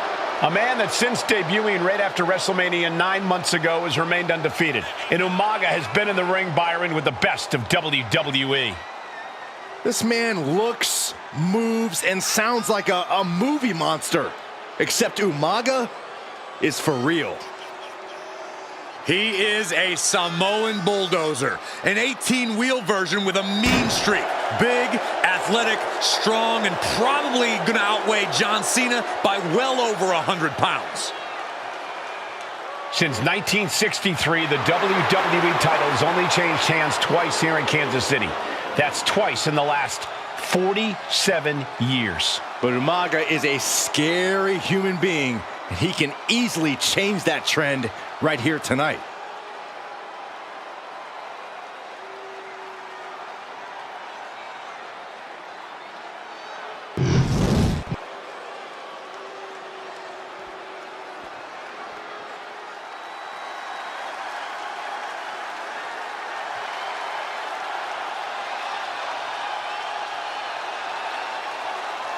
A phenomenal ovation in this arena because the champ is here.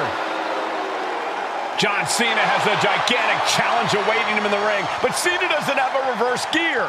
Absolutely not. The champ only goes one way, and that's straight at you.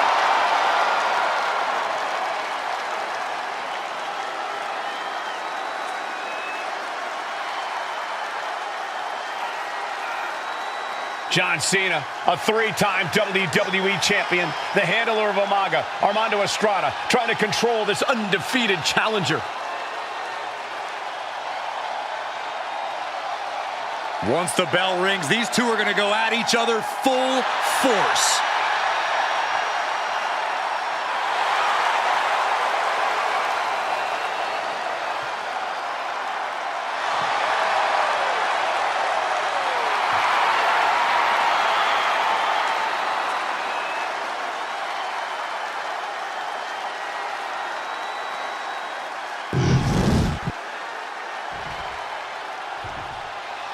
The following contest is scheduled for one fall, and it is for the WWE Championship.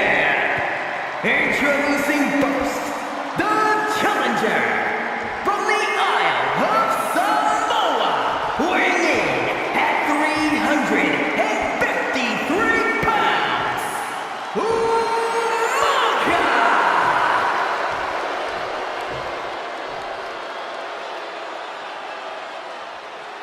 and from West Newbury, Massachusetts, weighing in at 248 pounds, he is the WWE Champion, John Cena!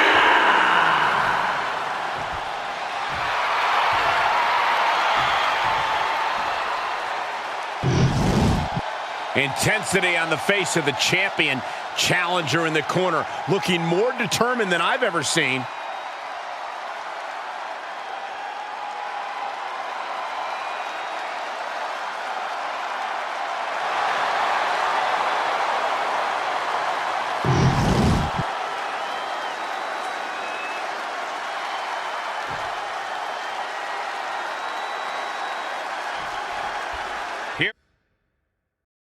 WWE Championship on the line. John Cena versus the Samoan bulldozer Umaga. Big fight feel here in this building.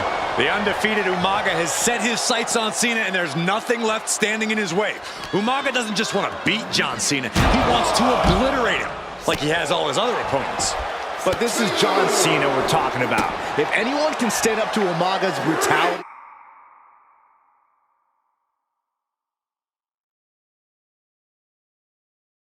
and power, it's him.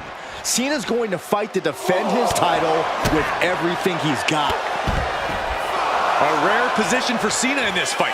We can't often say that John's overpowered in a matchup, but this 360-plus pound Samoan bulldozer is more than a formidable opponent. Listen, sometimes when there's a fight, you're not always going to be the biggest. You're not always going to be the strongest. And even if that is the case for Cena tonight, John Cena has never met a fight he didn't like. Cena will try to gain strength from this capacity crowd in Kansas City, but not even that may be enough to stop a rampaging Umaga. Stamina is going to be a key factor in this match tonight. Can Cena weather Umaga's vicious attacks? Can Umaga keep up the offense? Pressure as Cena drags this into deep waters. I think you're right, Cole. This might just come down to who has more gas in the tank. Umaga is truly a specimen to marvel at, Corey, and his handler, Armando Alejandro Estrada, knows he has a thoroughbred on his hands. There's a difference between thoroughbreds and Umaga, though, Cole. Thoroughbreds can be tamed. Umaga cannot. Estrada can only serve as a mouthpiece for Umaga. He can only help direct Umaga's blind brutality. I think even Estrada knows no one can control the Samoan bulldozer. Whoa, Cena is unable to stop this string of offense. Umaga is simply overpowering John Cena right now. Superstar setting up. A side slam. Claw in the face. Is this necessary? Ah, claw right across the face.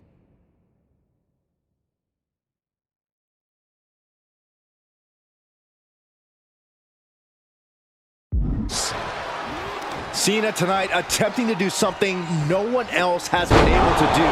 Be it HBK, Triple H, Kane, the list goes on and on. No one has been able to beat Umaga. Since debuting in last year's WrestleMania, he's never been pinned, never been submitted. Umaga is a man who's decimated every single thing in his path. Oh, for the title! Shoulders up. He's not even close to being done yet. Holy timed offense there.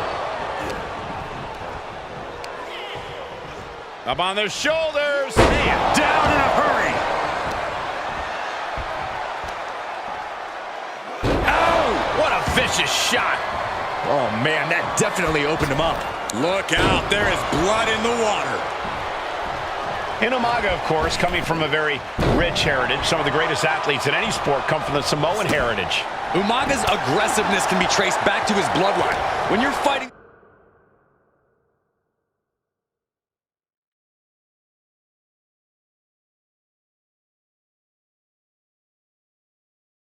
Samoan, you are battling a tough, scary human being. Sit in, sit out, powerbomb. What goes up must come down, and it sure as hell did right there. Sent right into the corner. A masterful display of defense from both wrestlers.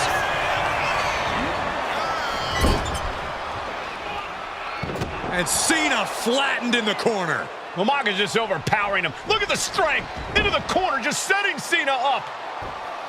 You have to start to ask yourself, is the end of John Cena near? I think so. Look out! What a headbutt. No one has been able to stop Umaga. No one. You are seeing why Umaga is undefeated. Why no one has been able to stop the Samoan bulldozer.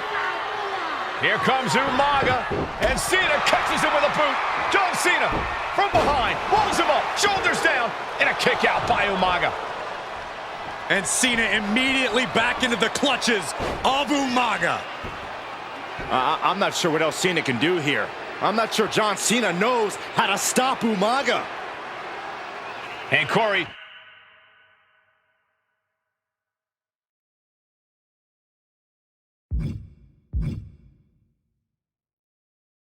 you know, there's no force equal to being on the receiving end of a headbutt from Umaga. It's in Umaga's DNA. Generations have perfected the art of using their own skull as a weapon that can stop an elephant.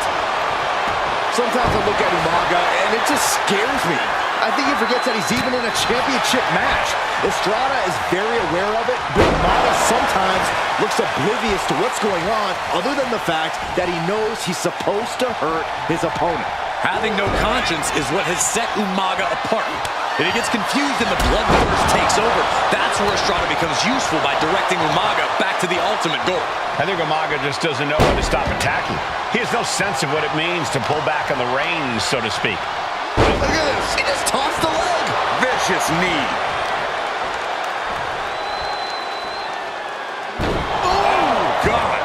Overwhelming offense. offense now from Umaga. Cena has no response for Umaga's savage and brutal offense.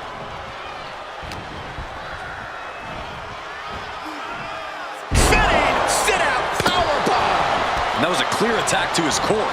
Maybe seeing an opening and attacking the body here could be a smart strategy. Brutal attack from Umaga.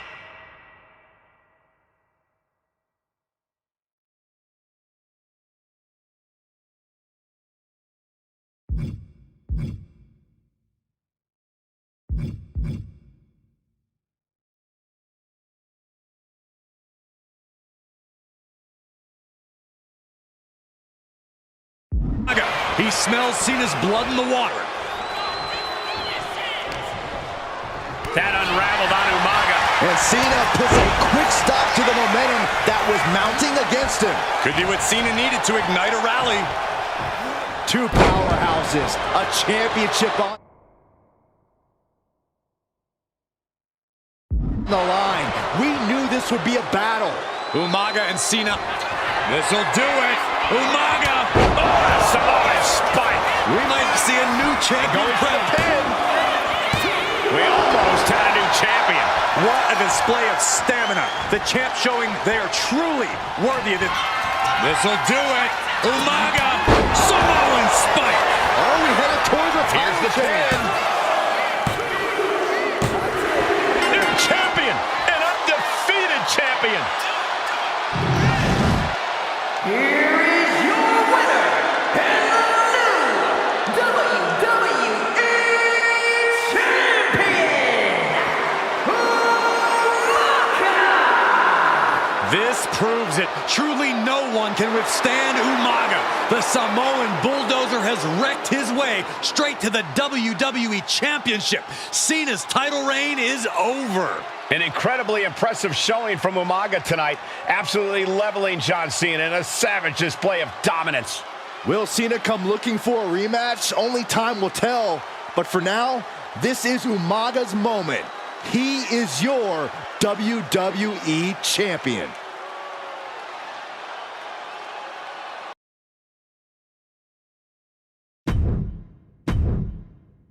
Hey, in WWE, things move really fast. If you aren't present in the moment, it can feel like a year goes by in only 2 or 3 minutes. That's why you always have to make time to make sure that you check. Hold on. Did I just hear myself say 3 minutes? Stop.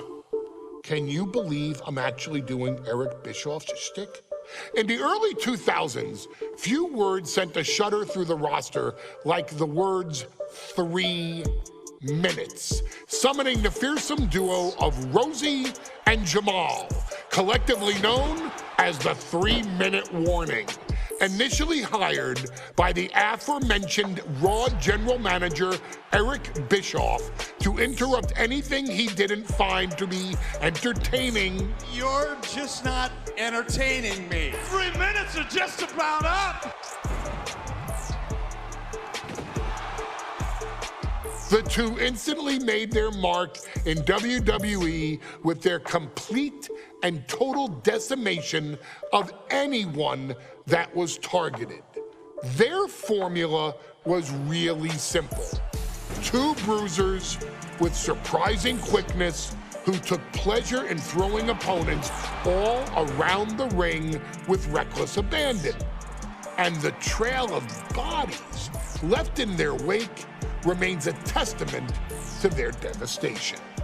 Rosey, older brother of your tribal chief Roman Reigns, and Jamal, who would in time develop his skills further and take the name of Umaga, were about instant gratification. They treated matches like a race, seeing how much damage they could fit into the shortest time possible. The 3-minute warning with my brother and my cousin, it was just one of the coolest gimmicks of all time to me. It was catchy, you know what I mean? Like, you kind of knew what was happening. And I feel like we all remember when the 3-minute warning hit for the first time. You know, the whole Den TV area just lit up. Every match was a train wreck, as the two would use their size to overwhelm most opponents, coupling that with incredible tag team maneuvers to increase the carnage to its maximum levels. That approach, maximizing damage while minimizing time, was a 3-minute warning signature. The team itself saw its run in WWE last for a little over a year, but in that time managed to make such an impression with the WWE Universe that it still resonates today. They are proof of the impact anyone can make if they capitalize on their opportunities, as 3-minute warning did every single time. It was a short-lived gimmick, but it was a really cool gimmick, and I just think it shows the versatility of, hey, if you need us to go out there and tell you a Broadway story, I'll cover 2 hours if you like. But if you need us to come out in 3 minutes to make an impact, we can do that too. But you gotta be really good to be thrown in there with the very, very best in the industry. I'm getting all pumped and proud, for my brother and my cousin right now, just thinking about it. Here in the WWE 2K25 showcase, we have selected another team that embodies the same mindset in Akam and Razor the AOP. Similar to Jamal and Rosey, these two look to inflict the most pain in the most efficient manner. Like 3-minute warning, AOP happily dispatches when summoned. Like 3-minute warning, AOP features 2 Goliaths who will hurl your body from pillar to post before finally bringing it all to a most painful conclusion. It's up to you in this Extreme Rules contest to beat the AOP to the punch and showcase the Wrecking Crew approach that made 3-minute warning the premier bruiser squad in all of WWE. And don't worry, we will give you more than 3 minutes to make that fact perfectly clear. As a matter of fact, take your time and enjoy dishing out the punishment.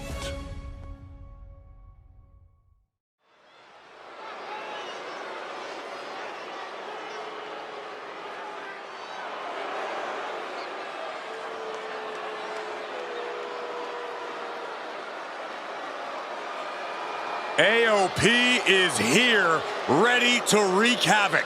And they want to prove 3-minute warning has nothing on them. 2 roughneck teams ready to use this Extreme Rules stipulation to the fullest.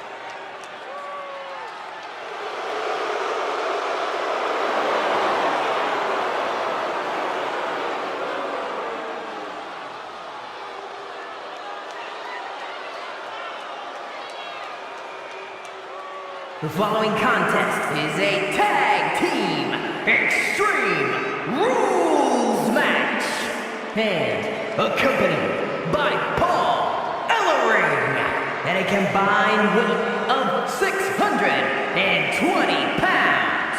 Akam and Razor, the authors of pain. AOP look unintimidated by the task at hand. They are totally prepared for the merciless tandem of 3-minute warning. You know, there's actually a lot in common between these two teams in terms of tactics and physicality.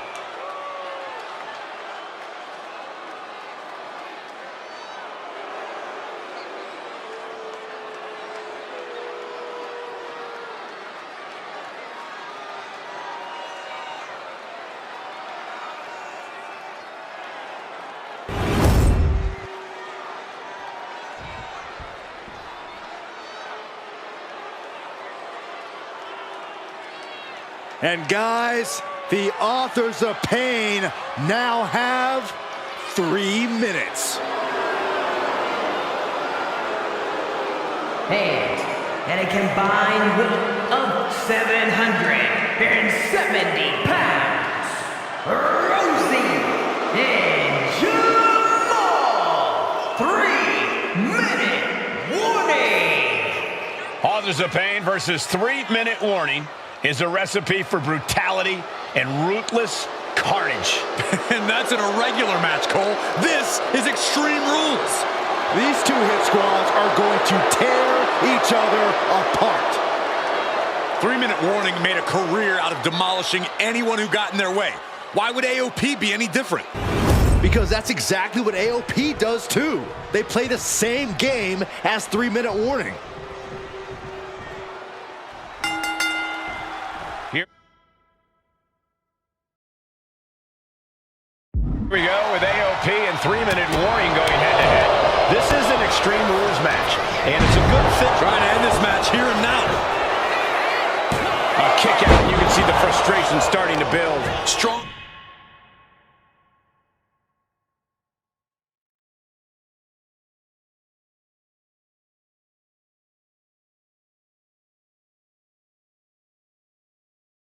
Kick out, but you have to wonder if he can keep it up.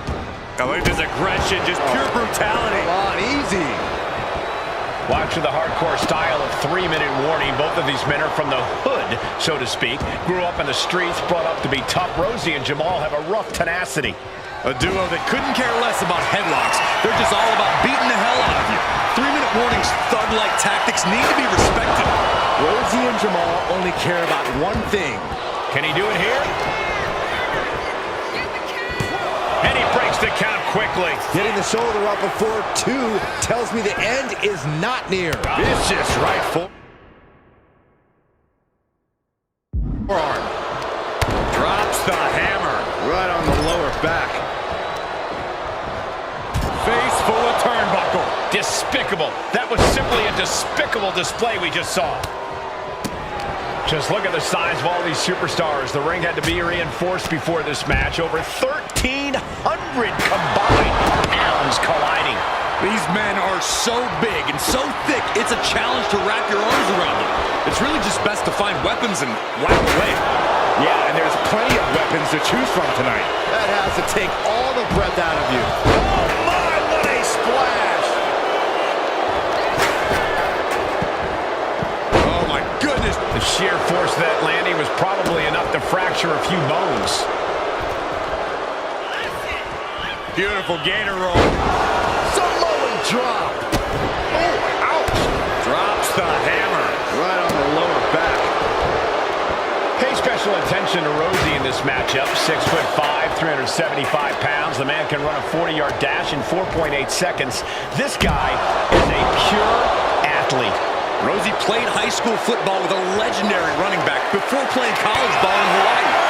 Imagine being pancaked by the force Rosey brings. Looks like he knew what was coming up. Big time clothesline. Good grief. Oh, look at it torture their opponent. Oh, this isn't going to be good. Oh, man. And the manager is searching under the ring. He can only be looking for something nefarious down there. Oh, lovely blow. Rosey and Jamal tell their victims that they will feel the 3-minute warning. What does that mean, Corey? Well, it means a lot of superstars will get run over by a pain train, and it's only going to feel like the longest 3 minutes of their lives. When you're as big and strong as Rosey and Jamal, that's how quickly it can be over. Back into the ring now. Razor throwing caution to the wind. Uh-oh. Talking trash. Forearms to the face. And he clearly knows that as long as he has the kendo stick, he has the power here. Rosey out of harm's way. Pump handle locked in. Death Valley driver. AOP might have just passed their final testament. Oh my, what a splash. Wrench in the arm. Man, what a clothesline. Big forearm. Seems like this match is becoming something of an uphill battle for him. Yeah, but no one has ever won an Extreme Rules match by playing it safe. Oh, that can squash you. His body is dealing with a lot of stress here. Extreme Rules takes an intense toll on the body. The longer this match goes, the worse it gets. Just using their foot as a weapon. So ruthless. We knew this would be a grueling and punishing match, but AOP and 3-minute warning, this could be it. He could win it all here. Saving his team from defeat.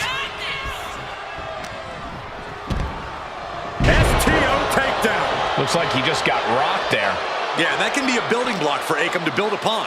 And gets tossed back into the mat. Clearing off the announce table. This can't be good. Nothing but bad intentions in mind, I'm sure. Stepping out of the ring here. Ooh, what a shot. Oh, my goodness. Ah, what a smash. That is just insulting. The ladder. Things are about to get very interesting and dangerous. Oh, right to the side of the face.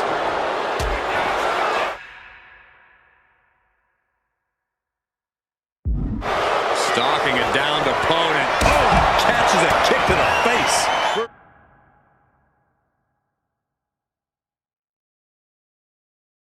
Get it. AOP just fell to their demise. The audacity.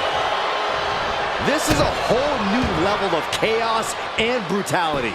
3-minute warning, and AOP just keep upping the ante on each other.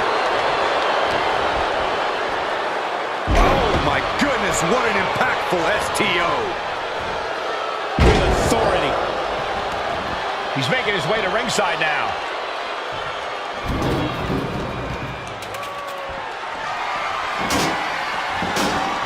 Slides under the ropes. Back into the ring.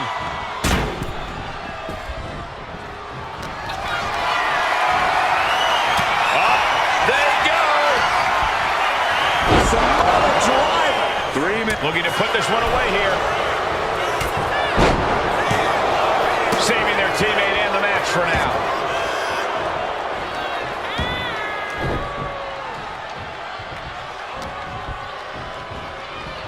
Spinebuster. Vicious right forearm. Oh, nasty elbow. Another one. Down they go. Shoulders are down. Rosey and Jamal survive Extreme Rules. Here are your winners, Rosey and Jamal. 3-minute warning. Gotta give it up to 3-minute warning. In a contest between two of the most badass squads we've ever seen, they were the tougher competitors. Yeah, but AOP certainly made 3-minute warning earn this win. Just think about all the carnage we witnessed here tonight.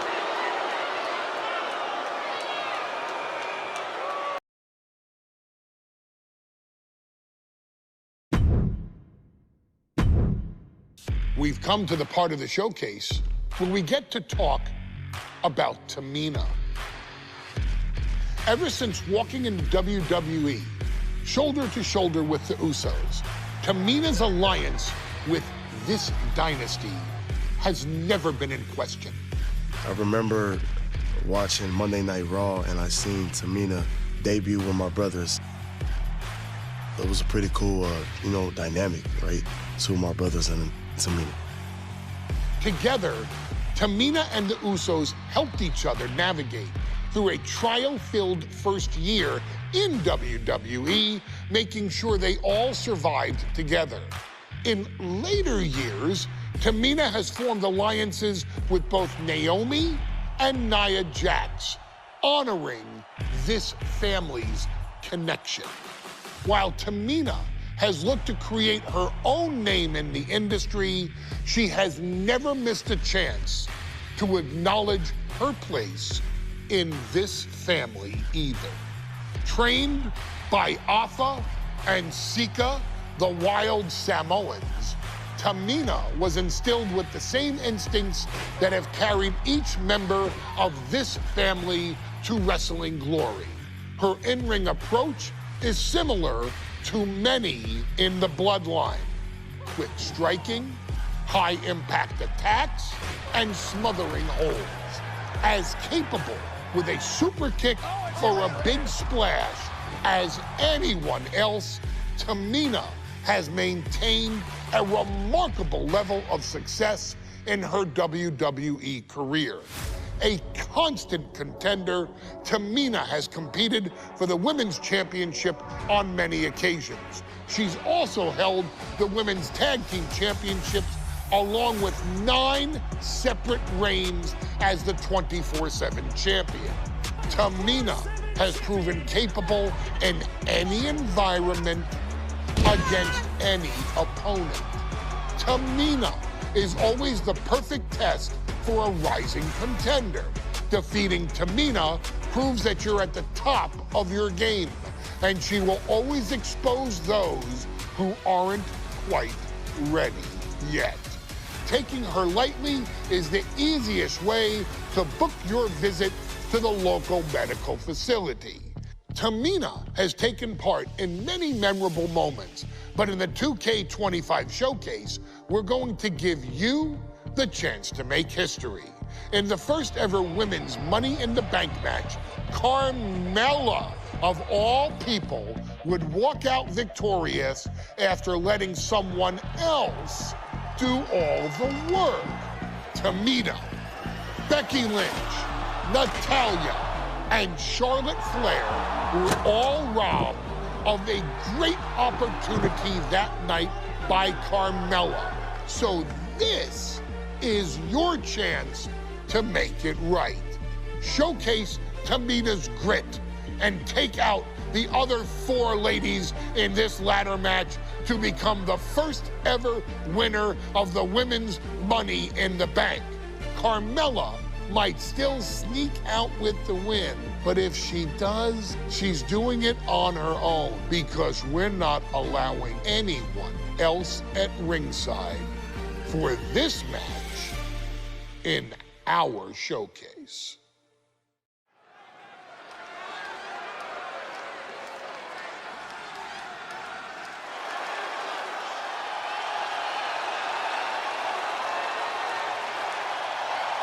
We are making history tonight here in St. Louis, the first ever women's Money in the Bank ladder match. The following is the first ever women's Money in the Bank ladder match. Introducing first, from the Queen City,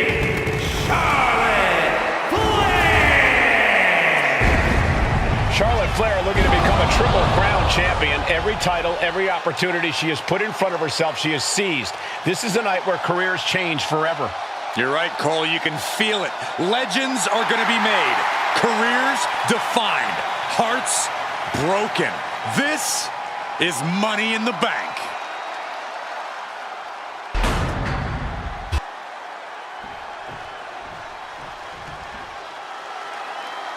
And Byron, Becky Lynch with a very astute point.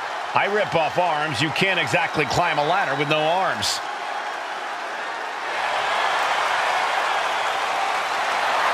Next, from Dublin, Ireland, Becky Lynch.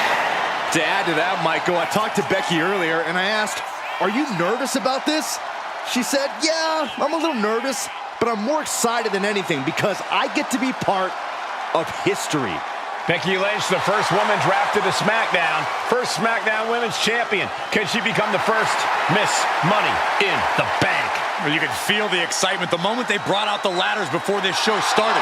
There is a big fight feel right here in St. Louis.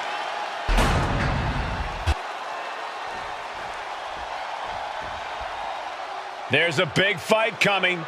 Tamina, perhaps the most dominant superstar in this match. And I guarantee she is not fazed by taking on 4 different opponents in a ladder match. From the Pacific Islands, Tamina! This is a milestone moment that is being watched all over the world. And Tamina is hoping to live up to her family's legacy. She wants that briefcase. She wants that title. It's in her blood.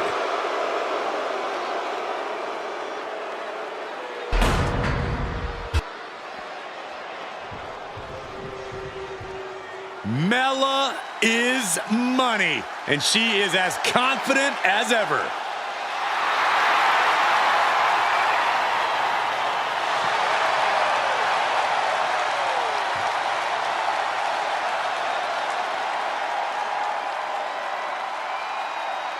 making her way to the ring from Staten Island, Carmella!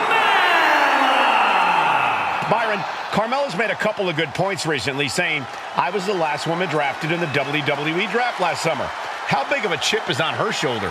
Oh, she's got a huge chip on her shoulder. And also, don't forget, Carmella has had some major victories lately, so she has all the fuel you could need heading into a match of this type.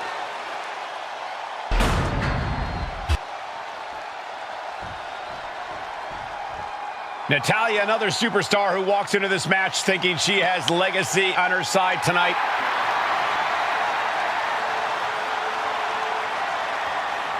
And from Calgary, Alberta, Canada, Natalya! Every last woman in this match has chased this opportunity so fiercely. They have chased the championship, perhaps none more so than Natalya.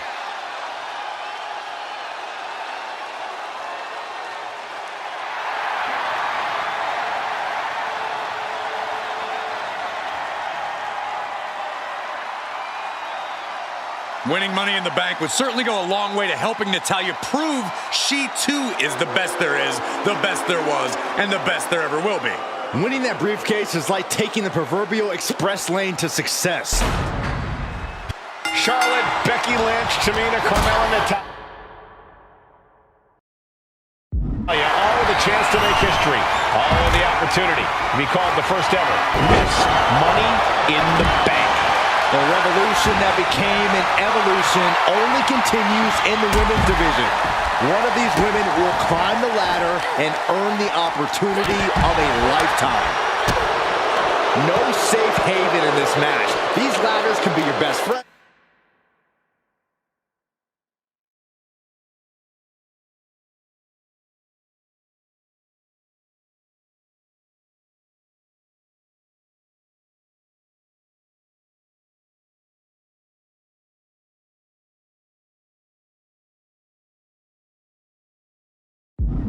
Or your worst enemy. There's no allies in this match. It's everyone for herself. There is no room for friends when history's being made. Not when you can go down in the record books as the first Miss Money in the Bank. Boom! Utilizing the unforgiving steel of the ladder.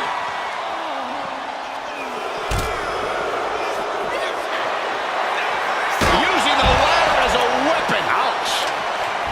Such a dangerous setting for all these superstars. From the top. Ooh. Smack dab in the center of the ring. Perfect placement. And looking at the playing field, the majority of these women love to utilize their submission offense to put opponents away. Tapping someone out won't win this match, but these women should not shy away from using the biggest weapons in their arsenal. We heard Becky say she was going to rip arms off tonight. You can't exactly climb a ladder with no arms. Doesn't matter what she's prepared for. I guarantee she didn't see that coming. Yeah, but to introduce a table into a match, we are all waiting for the inevitable to happen. It's just a matter of time now. No room for error on top of the ladder. Reaching. So close to victory. It's going to take some time, but you got to just keep going. Natalya has a grip on the briefcase. Natalya's going to do it. She's going to do it. This is where steady nerves are a necessity. Unloading. Is there anyone more intimidating in this group than Tamina? I've said it before. It could be a coming out party for Tamina. This is her time to live up to her family's legacy.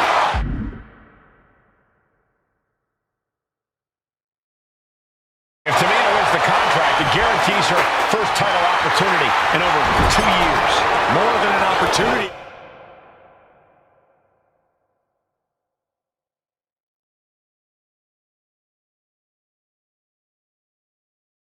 Pretty much guarantees Tamina will become the next women's champion. She's taken her share of blows at this point. Yeah, Tamina displaying a higher level of aggression. And that's not going to make Tamina happy. Destructive offense from Natalya.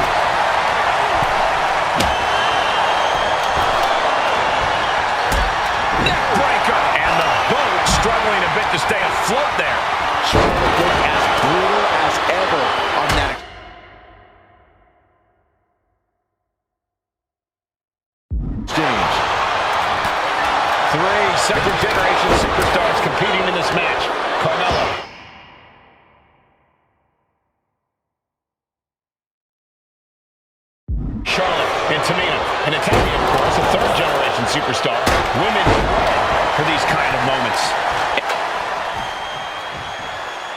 Nice reversal by Charlotte Flair. Charlotte driving Tamina, and both tumble to the floor. Both women crashing down hard. The Queen, Charlotte Flair, the first to her feet, surveying the situation. Oh my, Tamina into the steps. Well, you are seeing a heightened level of aggression, heightened level of intensity from all these competitors because of the stakes involved. Guys, where's Charlotte going? And Flair looking to up the ante now from the top. Oh my goodness, taking out everybody. The Queen rising to the occasion. What you just saw is why we say Charlotte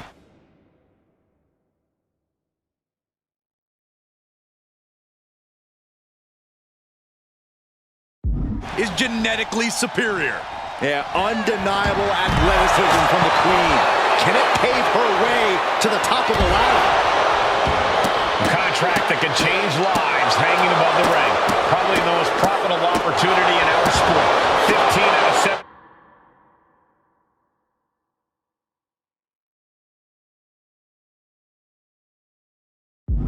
Superstars have successfully cashed in the Money in the Bank contract. A surprise cash-in has only failed once, and the other failed. Cash-in was alerted to a week in advance. You are almost certain to become the next SmackDown Women's Champion if you grab the contract tonight. And the action is getting a little too close for comfort here.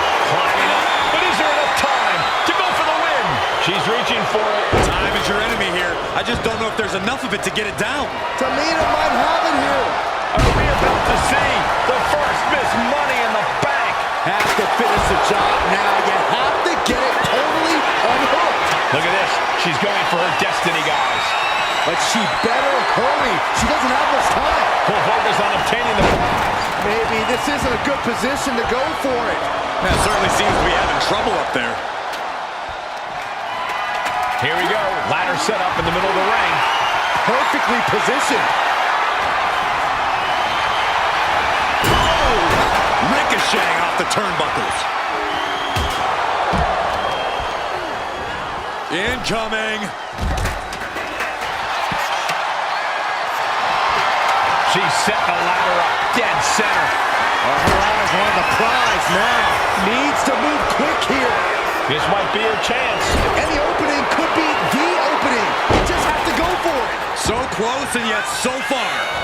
She's almost got it. Tugging and grabbing and doing everything to get it down. Down and And Lynch falls victim to some big impact there. This deep into a ladder match, the last thing you want is to start breaking down. Kick to the gut. Oh, brutal forearm. Come on, why don't you stoop that low?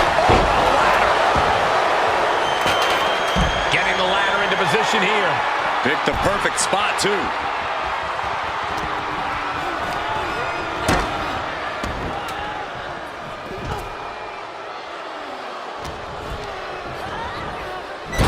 She'll take things into the ring.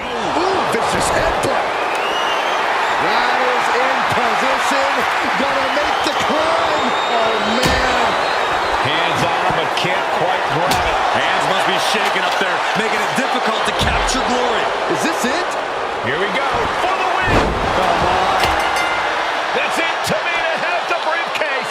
Tamina is Miss Money in the Bank. The winner of the Money in the Bank contract and the first ever Miss Money in the Bank, Tamina!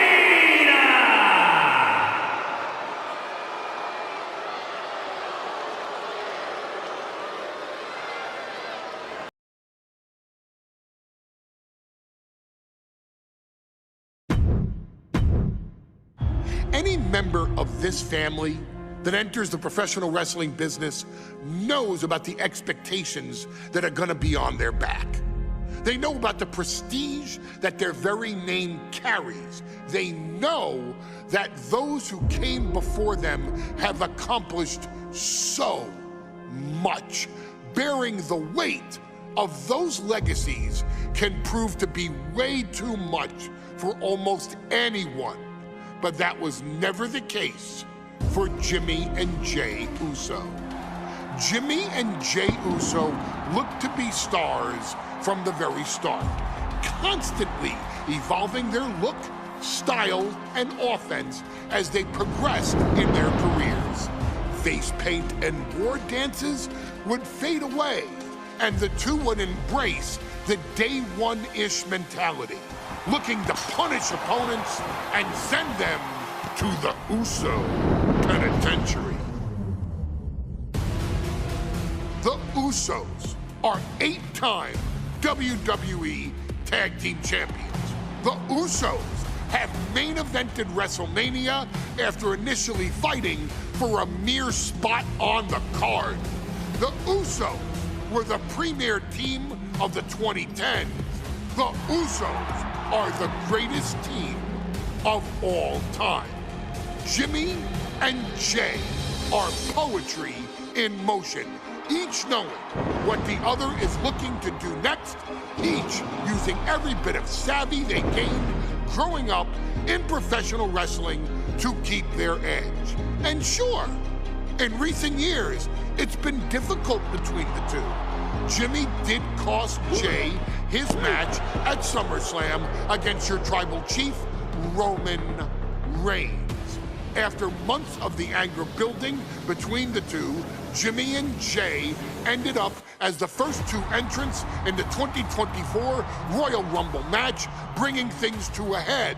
But even that moment wasn't enough to settle the issue, and so they would fight again at WrestleMania 40. Jey Uso truly became main event and found his inner yeet, even adding another tag team championship with Cody Rhodes as his partner.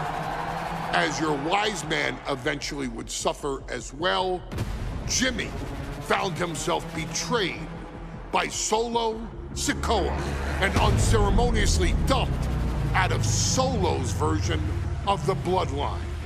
When Jimmy and Jey are a tag team, they are pure art. They are the reason for the resurgence of tag team wrestling's popularity over the last 15 years.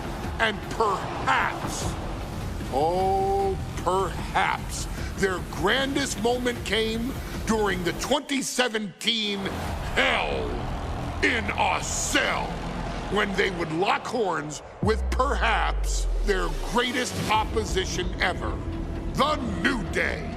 From July to October of that year, the SmackDown Tag Team titles would change hands 4 times between the two teams, both looking for ultimate bragging rights. The Usos' connection as twins always gave them an upper hand with most teams.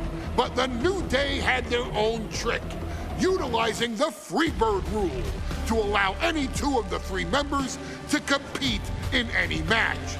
Jimmy and Jey could never know for sure who the opponents would be, with a different game plan needed for each iteration. With nothing clearly settled after 4 months, the New Day would offer to defend inside Hell in a Cell, and the Usos gladly accepted. We've seen the Usos showcase tag team wrestling at its most beautiful. Now we want you to showcase the brutality that exists within Hell in a Cell. Big E and Xavier Woods are going to use everything at their disposal to take you down. But you've been down since day 1. Now it's time to force the New Day to realize there's nothing wrong with them being in second place, and there's nothing that's stopping you inside Hell in a Cell.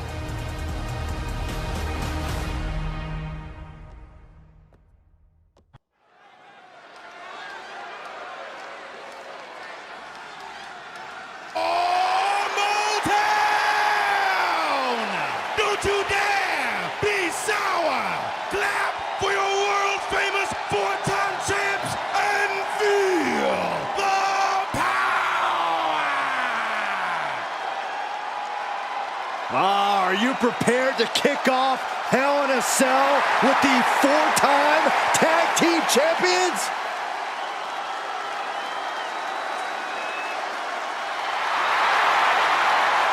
The following is a tag team Hell in a Cell match and is for the SmackDown Tag Team Championship and accompanied by Kofi Kingston at a combined weight of 490 pounds.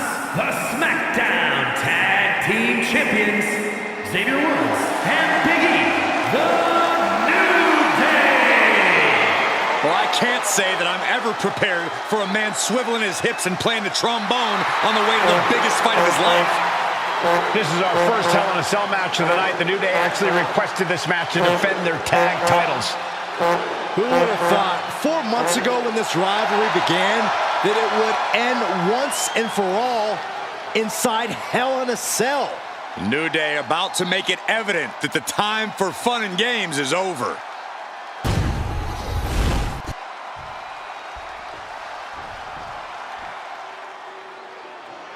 This is the first time that tag titles will ever be defended inside Hell in a Cell. And at a combined weight of 493 pounds, Jimmy and Jay, the Usos! Tonight in Detroit, the Usos welcoming New Day into the penitentiary. This is going to be like a Chow Hall beatdown.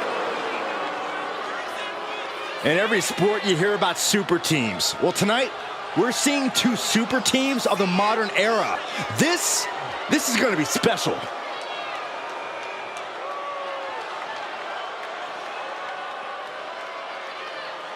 Tornado tag rules here, gentlemen. 2-on-2 as Kofi is going to be locked outside the structure. Pinfall or submission needs to happen in the ring, but we all know this fight's going to go everywhere before that happens.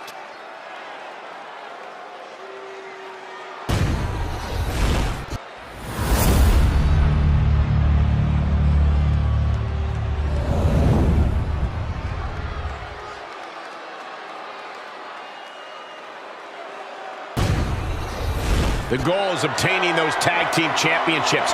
Being on the same page will be vital in this one.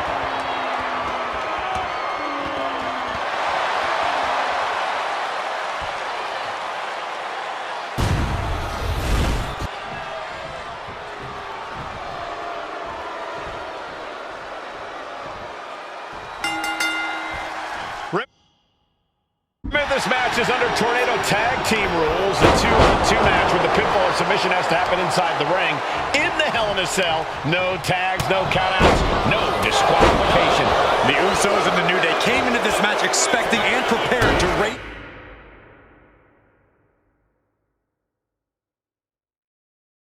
the bar, raise the level of competition, and make history. This is going to be unforgettable. If you're going to grab a kendo stick, you better be prepared to use it. Back in the ring. Kendo stick to the skull. Turns that away. So many amazing matches between these 2 teams. They said it this past week on SmackDown. No matter where we are, we put on a show. The Usos and New Day have a unified goal to raise the bar of tag team competition, to bring the division to a whole nother level.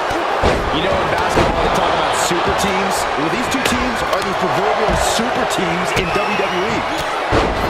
Corey, for as entertaining as the New Day are, they can scrap with the best of them. Remember that. Look, don't let the bootios and trombones fool you.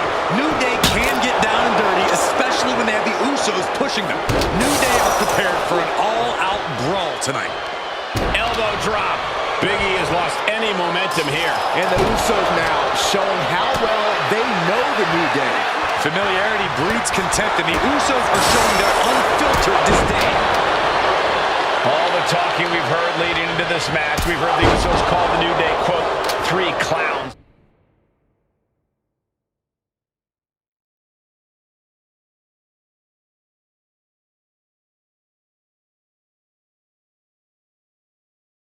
On a tricycle. bicycle. Cover. New champ incoming.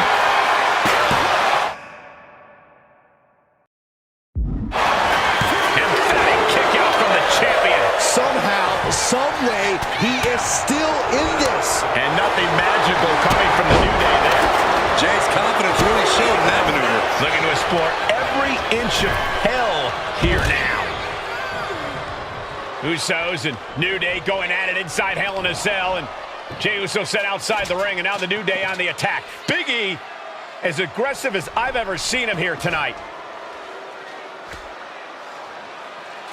And Xavier Woods now with toys, kendo sticks in hand.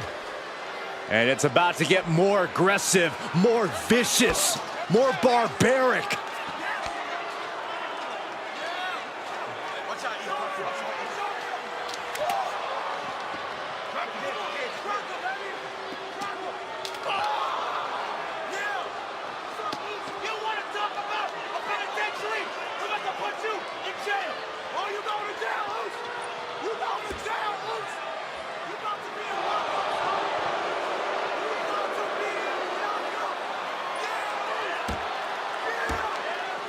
I've never seen this vicious of a side from the New Day. It's what Hell in a Cell does to you.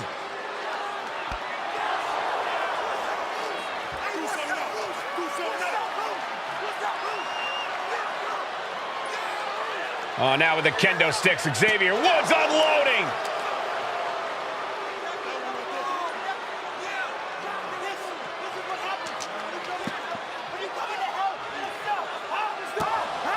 Well, you're saying it, Byron. Hell in a Cell makes you do some awful things. Just attempting to survive, attempting to win. Do whatever you want, punish however you want. Right now, that seems to be the mission statement of the New Day in order to retain the SmackDown Tag Team titles. And that's what it's about, proving you're the best in one of the most insane environments in WWE today. The New Day have just changed the whole complexion of this match. I don't know if I've seen New Day go to these...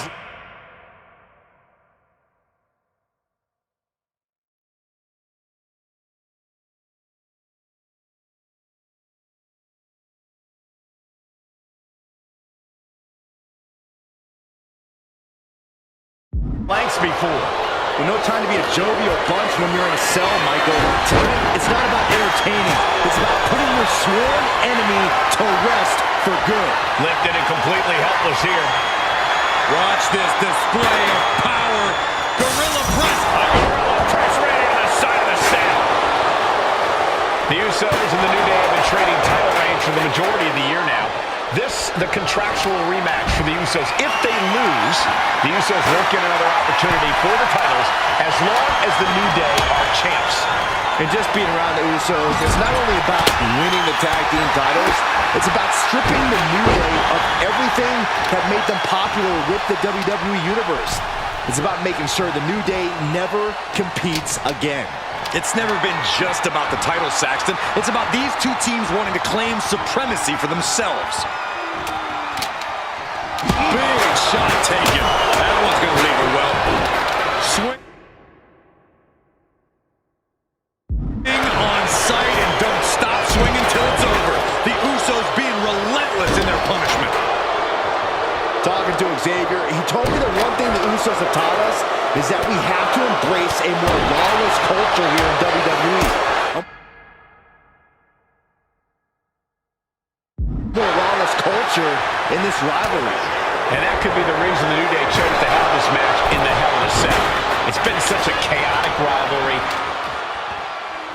And Jimmy and Big E slugging it out middle of the ring. This has been a vicious, brutal match between two of the great tag teams today. Here comes Jey Uso into the fray alongside of his brother. Bang! Double super kick. And the Usos now looking for that patented Uso splash from the top rope. Uso splash! The cover to win the tag team titles, and Woods handcuffs it all, breaks it up.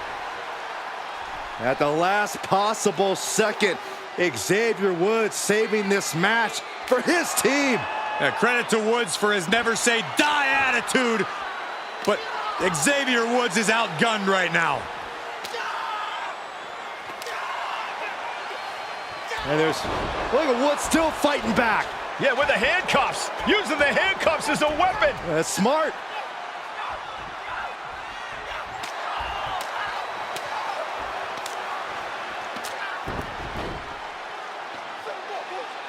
And Woods now down. And trying to still fight back. What heart from Xavier Woods. That Hart may not have much more fight left. Jimmy and Jay back up to the top one more time. Uso splash in stereo. The cover. The Usos win the tag team titles. Here are your winners and the new SmackDown Tag Team Champions, the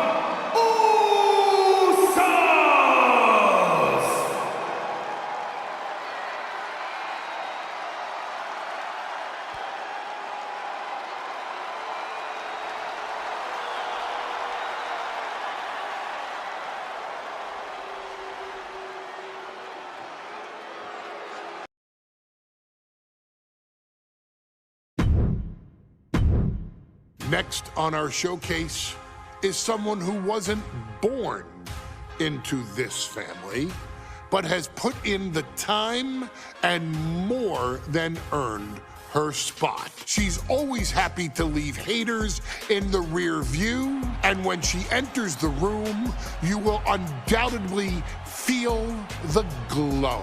Of course, I'm talking about Naomi, who many of you may know has reigned as Jimmy Uso's wife and queen for over 10 years. There's the old saying that behind every good man is an even better woman, and this could not ring more true than Naomi, who I will say is an absolute treasure.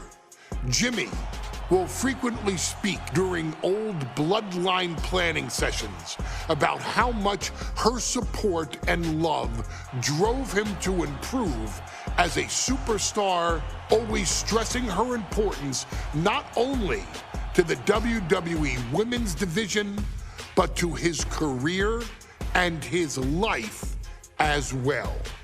In the ring, there is no denying Naomi's skills. The former women's tag team and two-time SmackDown Women's Champion has the mental tenacity to push through the toughest part of any match and possesses breathtaking physical skills.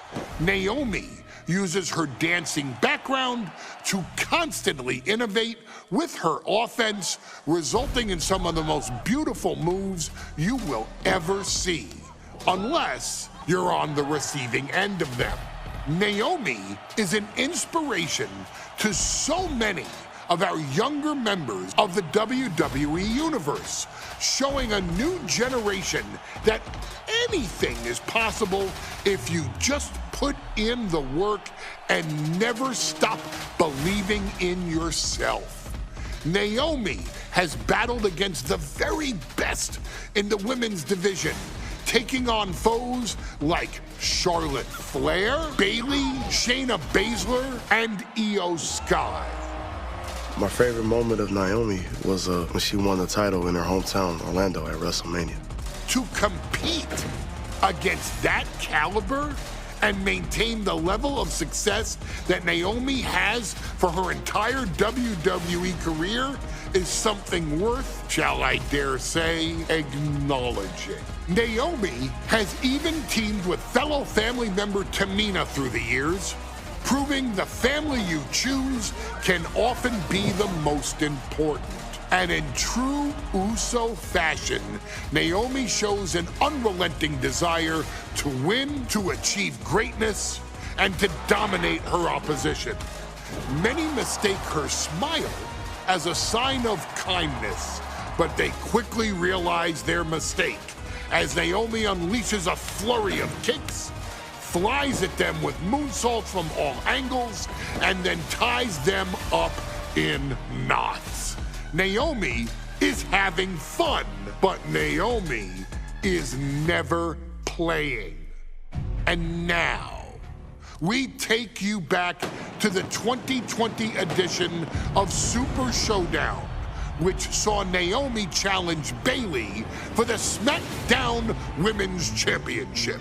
Unfortunately, a ridiculously lax referee decided it was just fine for Bayley to basically do whatever the hell she wanted. Bayley, oh my gosh, she's trapping Naomi's legs in her shirt. And Naomi wound up suffering an embarrassing loss after Bayley used wardrobe to her advantage. Well, Bayley, we can pretty much guarantee that trick won't work again. This is your chance to help guide Naomi to a third SmackDown Women's Championship, and to do it by defeating one of the greatest competitors WWE has ever seen. Your wise man has nothing but respect and admiration for Bayley's abilities, but those abilities are eclipsed by Naomi's extraordinary trinity: smarts, strength, and aerial attacks that should give all of you everything you need to get the win and the title.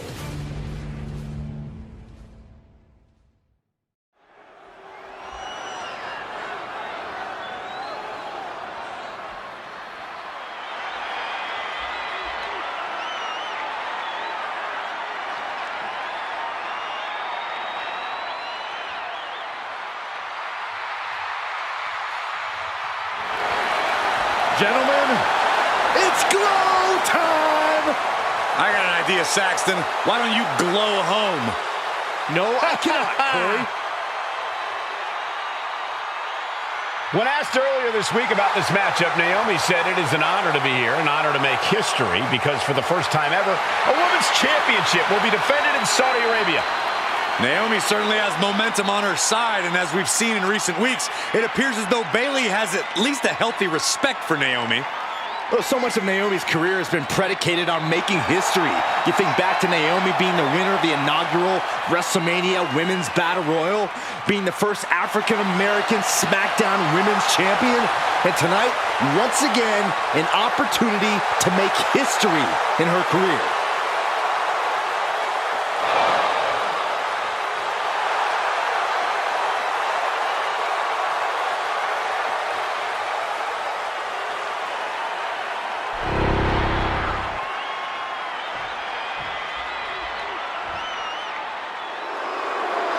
And gentlemen, when Bayley was asked about this history-making match tonight, she said, of course I'm part of this, because history is made by winners. And I'm going to become a role model for everyone here tonight in Saudi Arabia, and for everyone around the entire world. I asked Bayley her thoughts on this match, and she said, new country, same sheep. Bayley is nothing if not confident headed into this match. Oh, and everything you just said is indicative of the new attitude, the new personality of Bayley. Bayley has been SmackDown Women's Champion for a record-setting 279 days. She's won every title available in WWE. The NXT Women's Championship, the Raw Women's Championship, the two-time SmackDown Women's Champion, a Tag Team Champion, a Money in the Bank winner. Bayley has accomplished it all. But the one thing Bayley has never done in her career, she's never beat Naomi. And believe me, that is a huge point of confidence for Naomi, and a huge pressure on the champion. What an exciting moment for both of these competitors tonight, but once the bell rings, it's down to business. The SmackDown Women's Championship is on the line.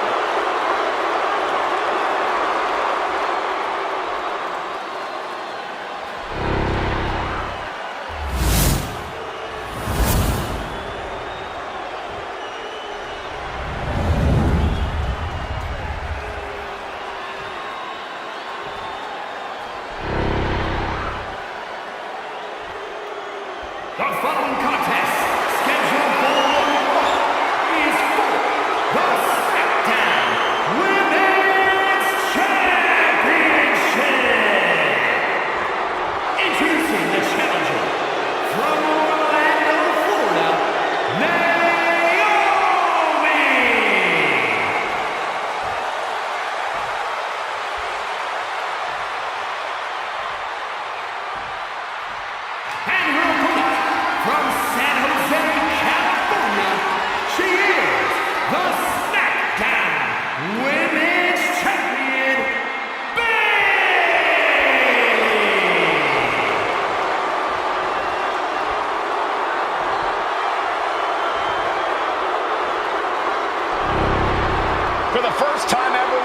Women's Championship match here in the Middle East, in Saudi Arabia. Bayley against Naomi. Will Bayley's record-setting reign end here tonight?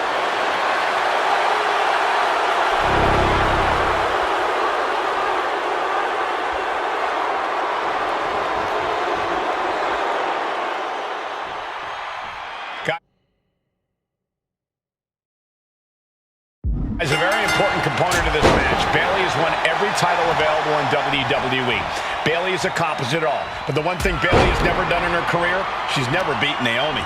And believe me, that is a huge point of confidence for Naomi. And a huge pressure on Bayley. Yeah, but Bayley thrives under pressure. Her resume speaks for itself.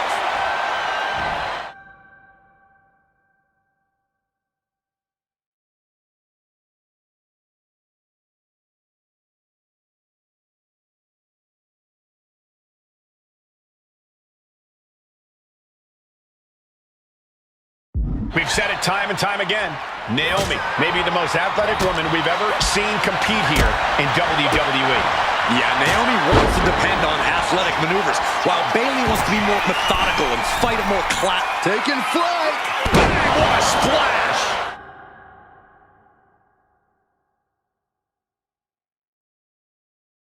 More offense like that, and we could be looking at a new champ. A factor to consider in this match is that Naomi took some time off to rejuvenate herself, to get her mind right.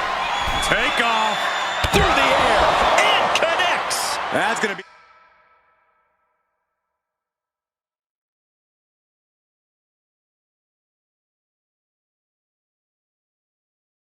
be on highlight reels for a long time.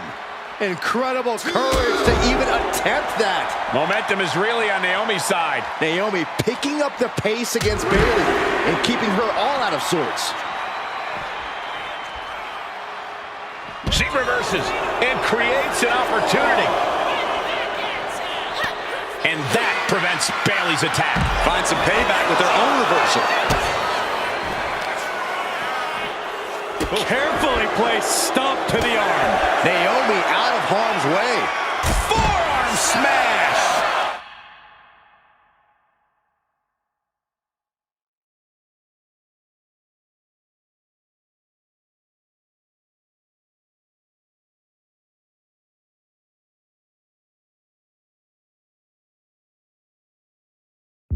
And Naomi keeping Bayley on her toes, pushing the pace on the champion. Naomi moving fast, showing that superior athleticism. Bayley might not be able to keep up here. Beats the count. With the arm drag, right into a pinning combination. Kick out after one from the challenger. Her iron. Oh, we're going to see it? All tied up. Both arms. Can she take much more? Maneuvers herself out. Springboard off.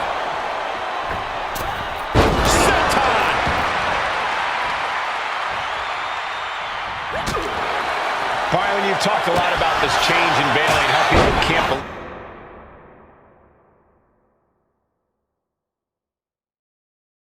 believe that this is the type of person she's turned into. Well, it comes down to career frustration. Bayley is frustrated with her career progression. And here we go. Championship's on the line. Naomi's got Bayley in trouble up on the top rope. This could be Naomi's moment. Smart move by Bayley, protecting her title and going to the eyes. Oh, what a kick. Bayley is down and in trouble. Quick thinking by Naomi, looking to close this one out. Nobody home. Bayley wisely moves out of harm's way. What's Bayley trying to do here? What the? I think Bayley's trying to trap Naomi's legs in Naomi's own shirt. A great counter by Naomi. Naomi ducks underneath, and we got a standoff. Great match so far. Well, Bayley thought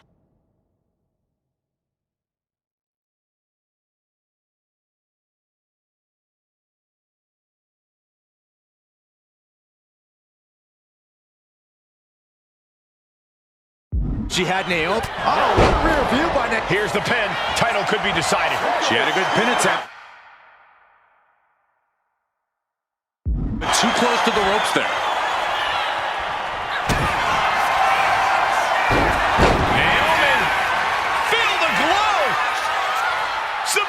arms, locked in. Is it over? She's at the ropes to force the break. Crucial to split. Cover. We can have a new champ here. Cover.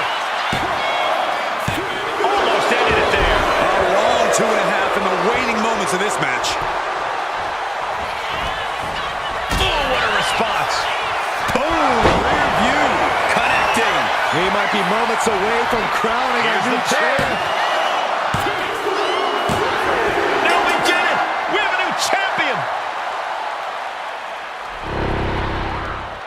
Here is your winner, and the new SmackDown Women's Champion, NAOMI! Bayley's stranglehold on the SmackDown Women's Championship has ended. The Glow era has begun. Bayley was as aggressive in this match as she's ever been, but Naomi's confidence and athleticism were just too much for Bayley to contend with. History made in the Middle East.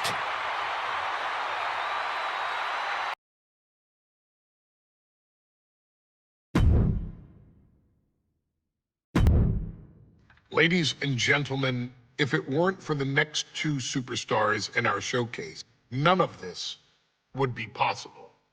Because without Afa and Sika, without the wild Samoans, there truly is no dynasty.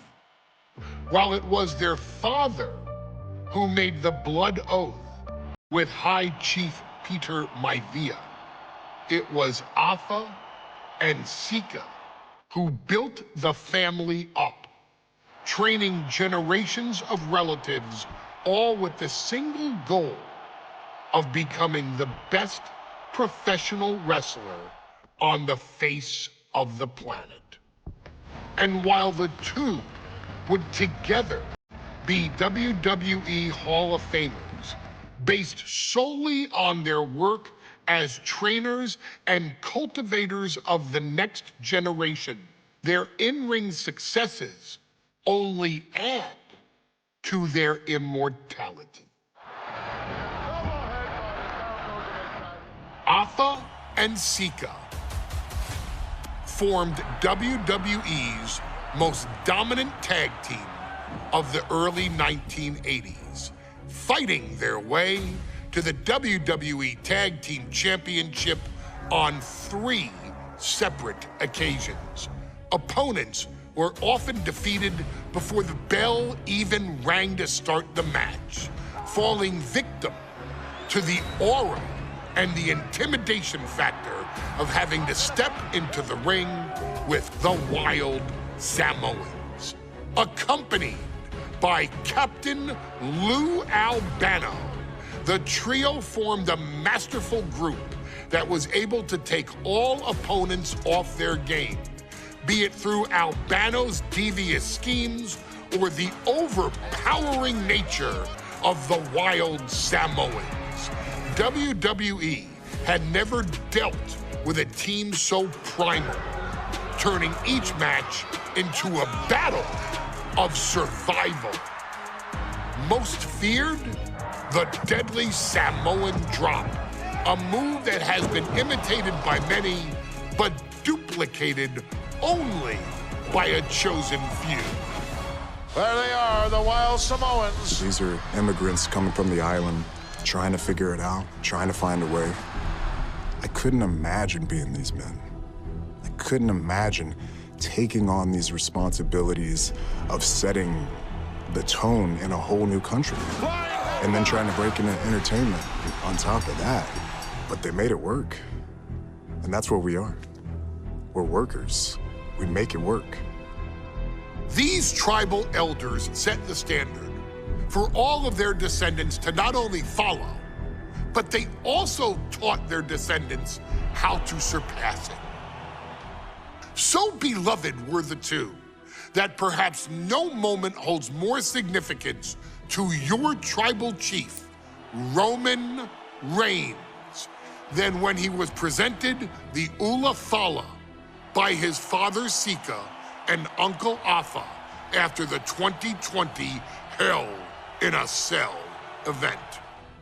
You see, it was their acknowledgement that gave Roman Reigns the unshakable confidence to continue his journey to becoming the greatest of all time.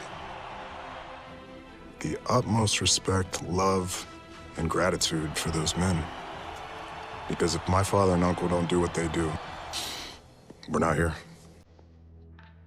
We now humbly present to you the honor of walking in the famed footsteps of the Wild Samoans, finding a tag team in WWE's long and storied history that we felt would test the Wild Samoans was not an easy task. But then, a thought came to your wise man. Why not give the audience exactly what they want? Why not put the Wild Samoans against one of the greatest tag teams of all time? Why not present Afa, Sika, the Wild Samoans versus Bubba Ray and Devon, the Dudley Boys? And if we're going to go that far, let's do it in a tables match. Showcase that savage brutality that made both teams the eternal legends we know them to be. No pinfalls, no submissions, no rules. Just be the team that avoids being put through the table, and you will emerge victorious. And with these four men, you better believe that things are going to get extreme.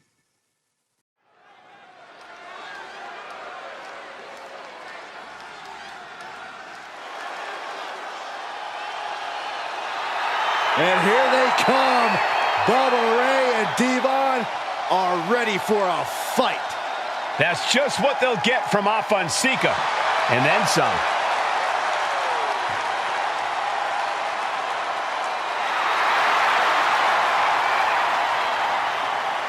The following contest is a tag team tables match.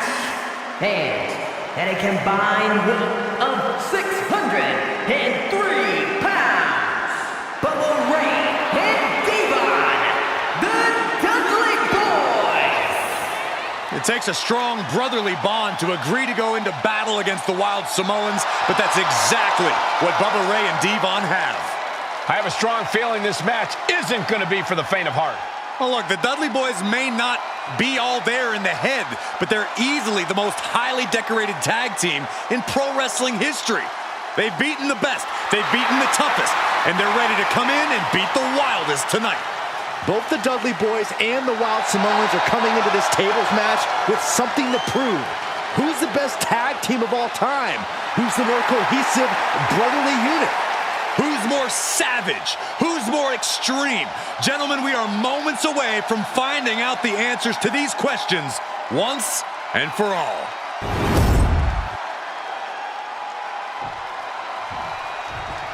Guys, this is going to be a great one. You can feel the electricity already. I feel the excitement and some fear, too. Welcome by Captain Lou Albano and a combined weight of 645 pounds.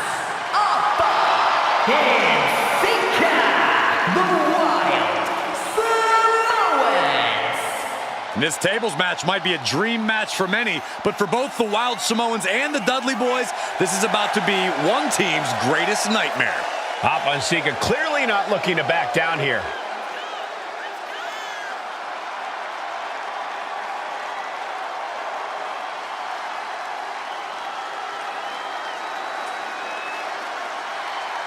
The Dudleys can certainly handle their own, but they've never faced anyone or anything like the Wild Samoans.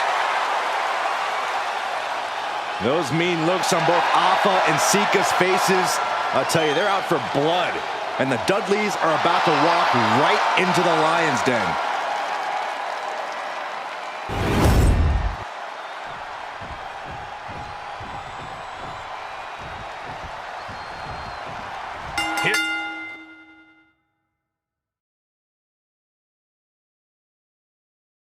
Here's the bell, and it's the Wild Samoans, Alpha and Sika, taking out Devon and Bubba Ray Dudley, the Dudley Boys. Two sets of brothers, two sets of absolute madmen, ready to get the table.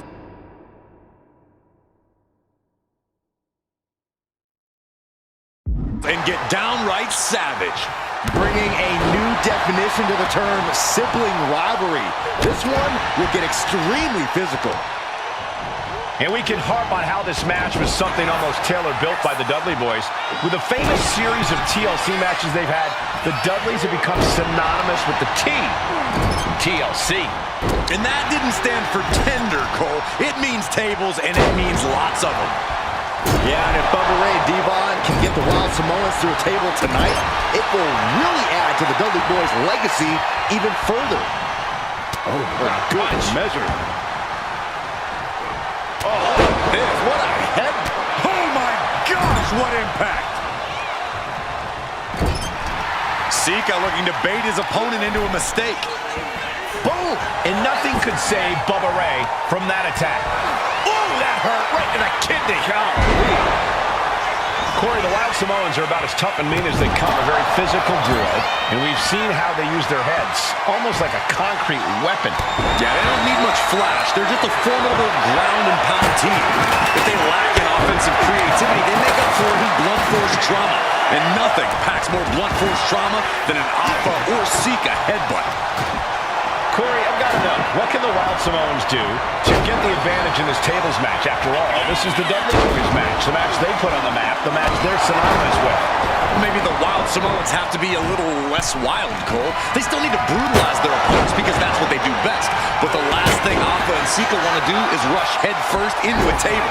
After all, that's exactly how you lose. And the Wild Samoans always have that gaze in their eyes, that look that makes you question their understanding of their surroundings. Yeah, and I have to wonder if Alpha and Sika even aware of what the table before. I'm afraid they'll just keep on dishing out punishment, expecting a bell to eventually ring. Off top, into the Samoan drop. Incredible. Alpha and Sika might have just shown us the prelude to the Dudley's demise. Sika showing zero restraint. And the Wild Samoans are just absolutely running roughshod over the Dudley Boys. It seems like this match is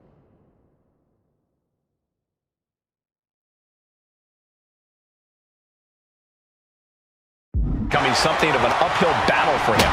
They have tried their... And now he's looking to lock in this submission. Locked in.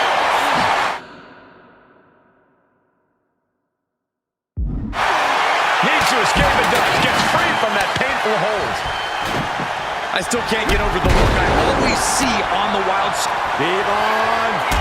Into the corner. It's all from down with saving grace.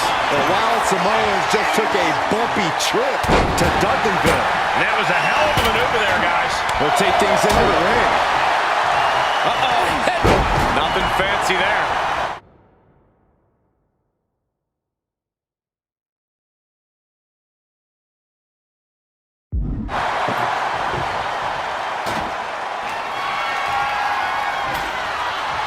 He's got a plan for that table, and it does not involve a dinner party. Oh, what a right! Yeah, some attitude behind it. Buster! Oh, it's a big clean hit from the table. I can't begin to imagine what he's got planned here, guys. Maybe it's a yard sale.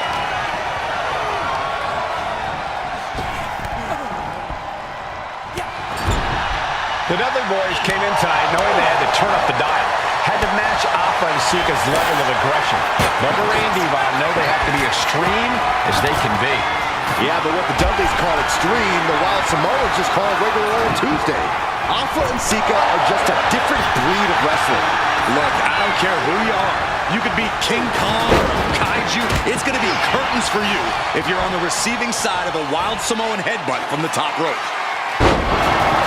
And it is indeed time for Devon to get the tables. And he comes in under the ropes now. And a series of vicious stomps. You can see Bubba Ray's eyes taking aim. Yikes, that'll either wake you up or knock you out.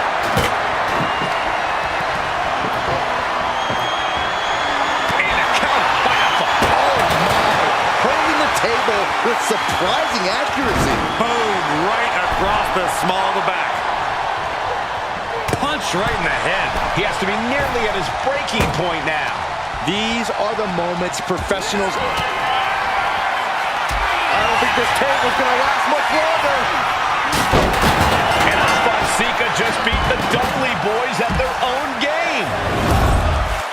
Here are your winners, Alpha and Sika, the Wild Samoans. And it's the Wild Samoans standing tall, having beat the Dudley boys at their own game. Devon and Bubba pushed Alpha and Sika to their limits, but in the end, there was only one way this match could end.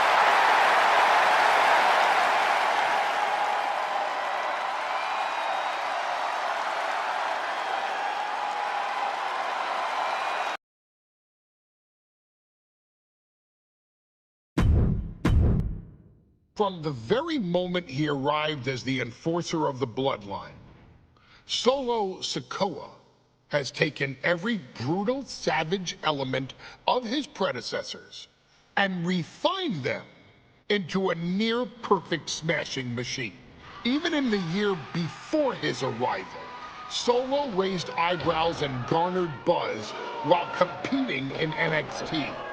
But nobody could have predicted just how smoothly his transition to the main roster would go.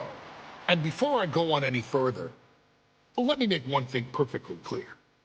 I'm only saying what I'm saying about Solo Sikoa because I am a wise man. I'm a professional.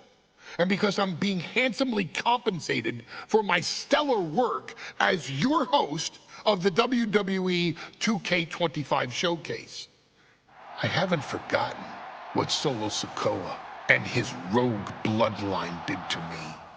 But I also know better than to let personal feelings hinder your professional endeavors. So with that being said, since his arrival at Clash at the Castle in 2022, Solo Sikoa has consistently been involved in WWE's biggest moments and biggest matches.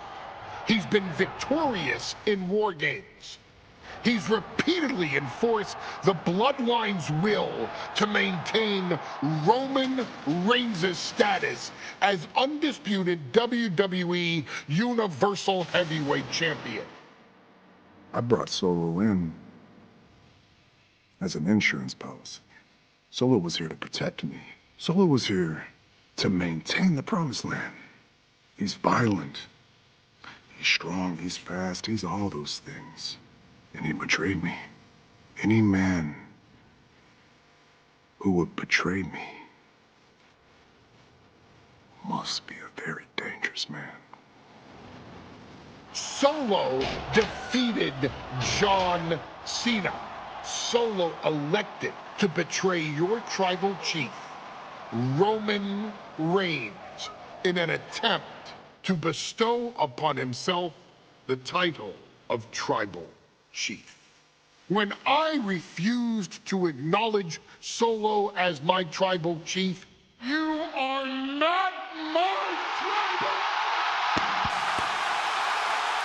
He, Tamatonga, Tongaloa, and Jacob Fatu put me through a table in Madison Square Garden. And that led to opportunities to compete for the undisputed WWE Heavyweight Championship. It's led to more visibility with Solo's rogue bloodline ruling over SmackDown. Every choice Solo made only furthered his standing in WWE.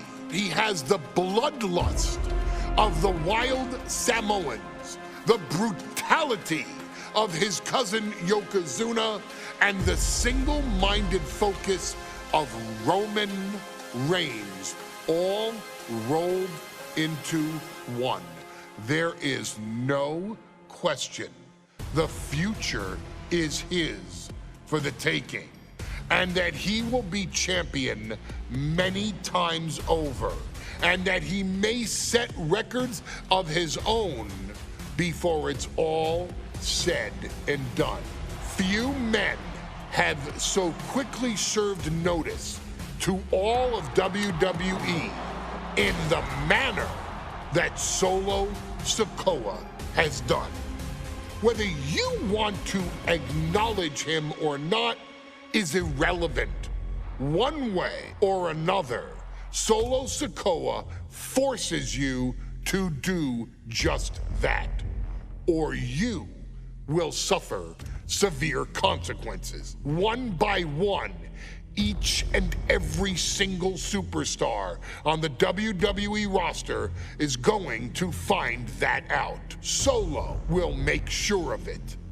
I, of course, will simply await any and every opportunity for your tribal chief, Roman Reigns, to teach Solo some manners.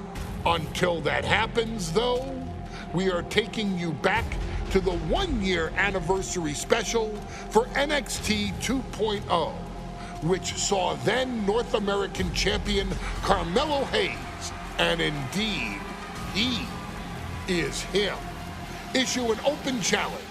Unfortunately for the future superstar, it was to be answered by Solo Sikoa, and things went as well for Hayes as you can probably guess.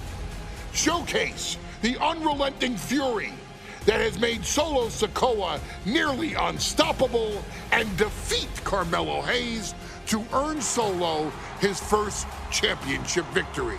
It won't be easy against Carmelo, especially when he has Trick Williams watching his back. And if you make one mistake against the champ, he'll take his shot and most likely hit nothing but net.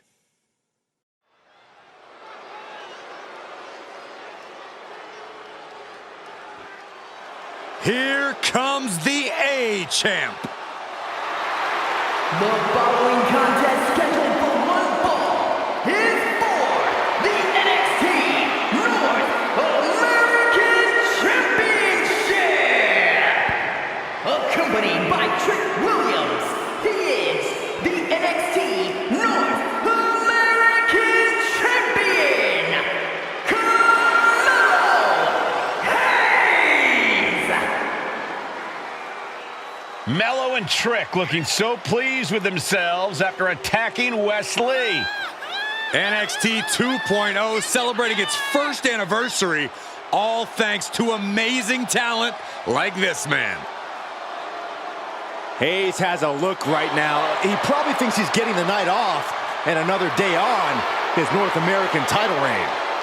Well, after what Mello and Trick just did to Wesley, who's going to have the guts to step up and take Lee's place?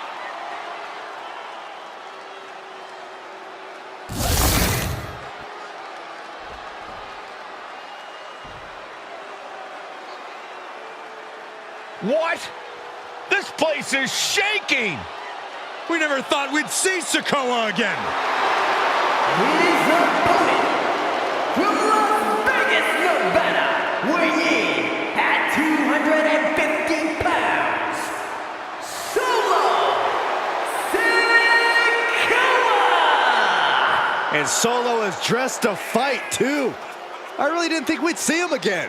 We saw him at Clash at the Castle 10 days ago where he cost Drew McIntyre the WWE Universal Championship. Well, as far as I'm personally concerned, Sikoa isn't welcome around here. Mello needs the night off. Well, Mello talks about wearing the biggest crown in the WWE, but it's Sikoa who sits at the biggest table in WWE. Well, he wasn't exactly invited to sit at this table now, was he? We said to expect the unexpected. Is this title match going to happen?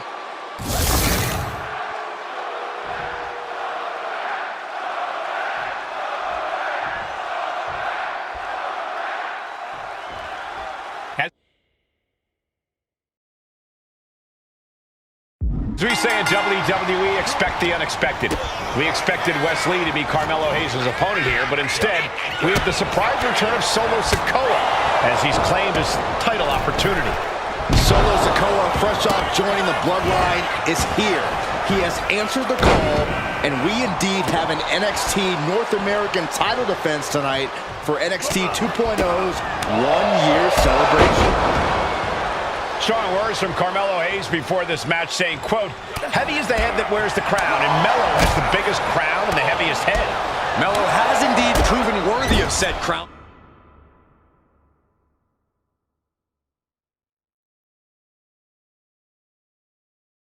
But he's face-to-face with a man who has a seat at the biggest table in WWE. Well, both men have earned their status thus far, that's for sure. Sliding out of danger there. Counter after counter. And Sikoa sent toward the ropes, and Carmelo Hayes with a kick right to the midsection. Melo taking it to Sikoa here. The power of Solo just a little too much for the A-Champ in this instance. What a chop. Trademark viciousness. Lack of mercy. That's what Solo Sikoa is all about. Into the corner. Big splash by Sikoa. Melo in trouble. Sikoa. Trick Williams making sure Melo got out of harm's way. Well, at least momentarily. Yeah, momentarily is right. Sikoa continuing to inflict more punishment on the champ. And Hayes takes out Williams on the outside. Solo standing strong.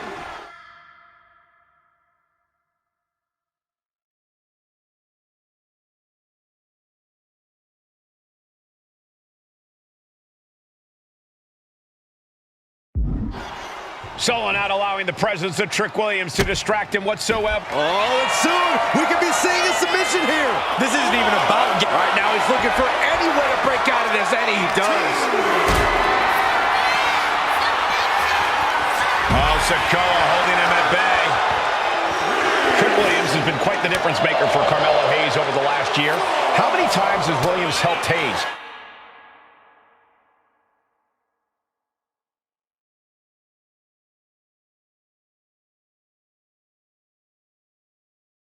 And save that North American title. Yeah, but 10 days ago, Solo Sikoa did the same thing for Roman Reigns when he attacked Drew McIntyre at Clash at the Castle. Sikoa has blood on his hands, too. Got to be a tough situation for Carmelo Hayes here. He's up against an opponent he could never have planned for. Oh, but there's a clear strategy, Cole. Solo Sikoa has an injury to his left knee. Solo had a brutal Falls Count Anywhere match last month here at NXT, and he just faced Drew McIntyre on SmackDown just a few days ago. It's very unlikely that Solo's knee is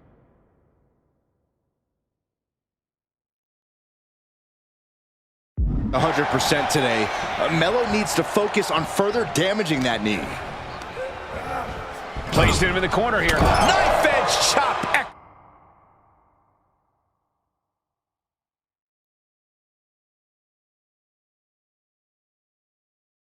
Going. Big uppercut rocks the jaw of Carmelo Hayes. Ripped out of the corner. Looking to put him away, and now Trick Williams up on the apron, causing a distraction. Trick paying dividends. Ooh. First 48. And that could be the turning point for the North American champion.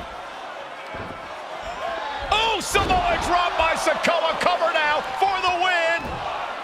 Hayes kicks it too. And Williams once again on the apron.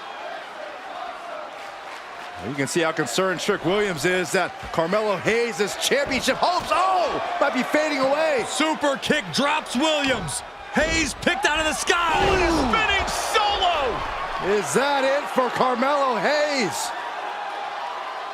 Trick is out.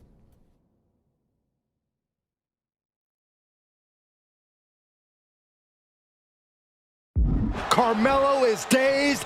Here's your chance. Winding up. Boom! Samoan spike. We might see a new champion crown. What the?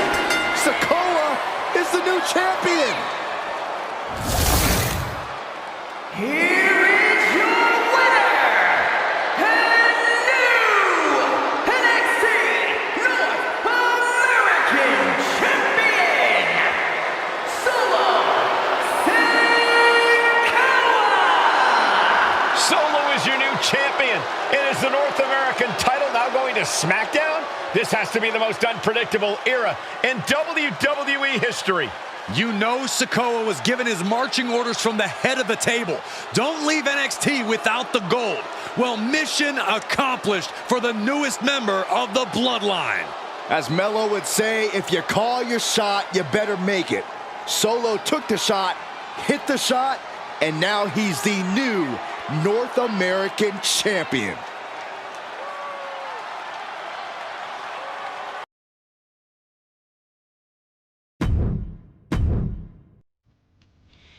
I ain't doing this one. We can have all the fun we want with these video games and this showcase and these fantasy matchups like Afa and Sika versus Bubba Ray and Diva. I'm not doing shtick about Roman Reigns and Seth Rollins. That's a little too volatile. And it's way too personal for Roman Reigns. Roman Reigns and Seth Rollins came up together in the Shield. And Seth Rollins took it upon himself to disband the Shield by blindsiding Roman Reigns with a chair. At WrestleMania 31, Roman Reigns, in the main event of WrestleMania, was about to win the WWE title when Seth Rollins cashed in Money in the Bank and stole the main event, the match, and the title from Roman Reigns. Roman Reigns lost the undisputed championship after almost 4 years, the greatest title reign of all time, to Cody Rhodes. Not because Cody Rhodes was the better man, but because Seth Rollins was right there. And the seduction, the bloodlust that Roman Reigns had for that moment of revenge was too much for Roman Reigns to give up. And for the first time in Roman Reigns' life, he took his eye off the ball for that much time and smashed Seth Rollins with a chair, the same way Seth did a decade earlier to Roman. And that moment gave Cody Rhodes all he needed to end the most historic title reign in WWE history. I'm supposed to do shtick about Roman Reigns versus Seth Rollins for a showcase? I mean, it's smart, because the next time Roman Reigns steps into the ring with Seth Rollins will be the last time Seth Rollins steps into a ring.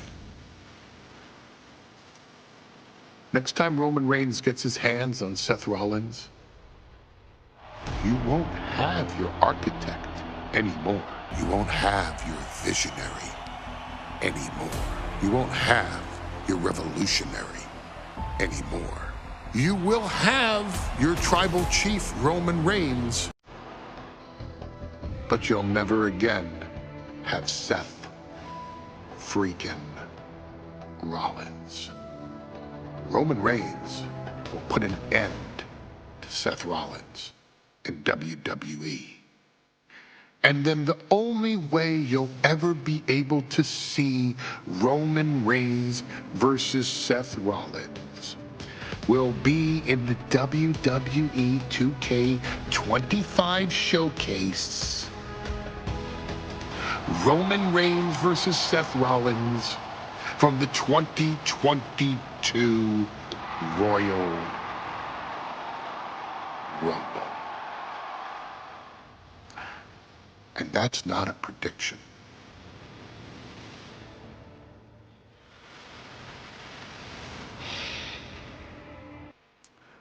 That's a spoiler.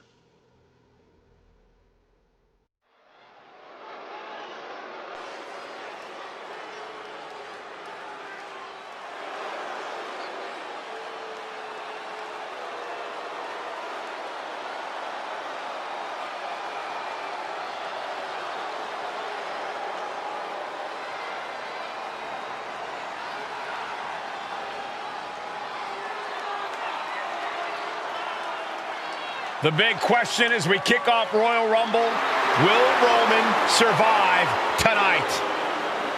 Well, the man who's walking down the aisle here in front of 44,000 plus is the greatest champion of all time, transcending the business. And tonight, it's personal.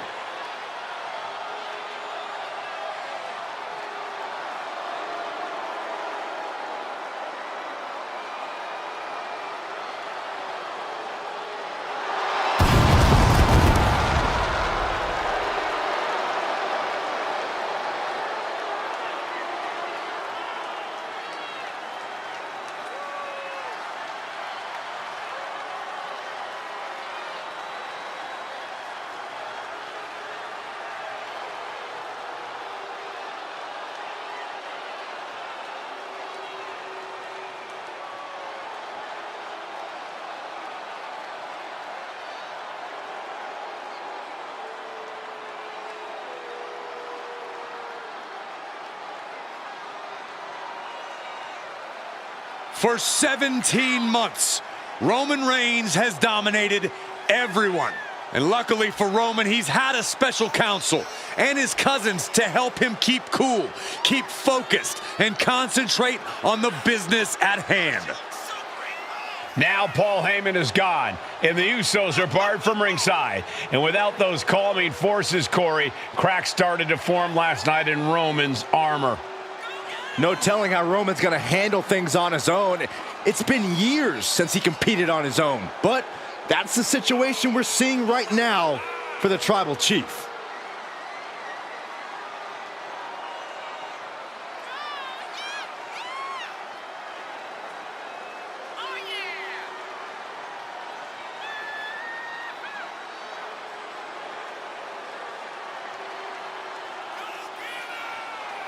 In recent weeks, Seth Rollins touched on the one thing that Roman Reigns has not been able to get over: the dissolution of the Shield at the hands of Seth Rollins. Roman Reigns is a loyal man, a family man, and what Seth Rollins did to his family was cowardly in the eyes of the head of the table, the Tribal Chief, the man who is blessed by the gods of sports entertainment.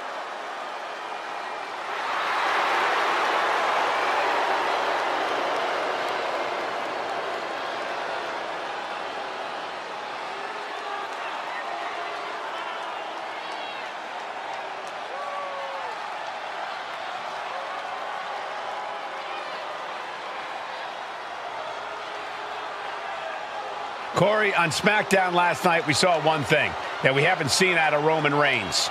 We saw Roman Reigns lose his cool.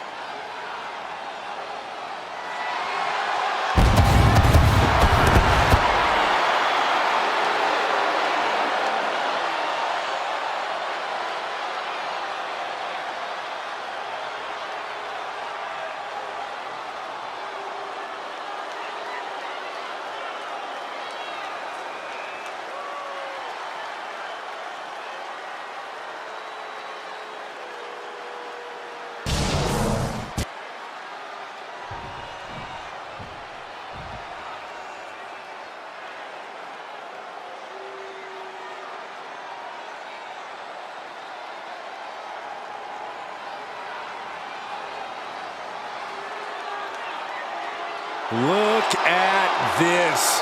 Even more mind games from Rollins. As we heard that music pop right there, the Shield, you can't help but have a little nostalgia. You can't help but think back to the glory days of when the Shield would go to town, beating everybody down. Until that man right there, Seth freaking Rollins, decided to tear it apart. Seth Rollins says he knows Roman Reigns so well. He knows how to prey on the insecurities of the Universal Champion. He knew there was one thing that Reigns will never get over, and that is that Seth Rollins chose to end the Shield. The infamous blow to the back of Roman Reigns with a steel chair many years ago, which broke up perhaps the greatest faction in WWE history. Well, tonight, Rollins will use that to get in the head of the champ and win the Universal title.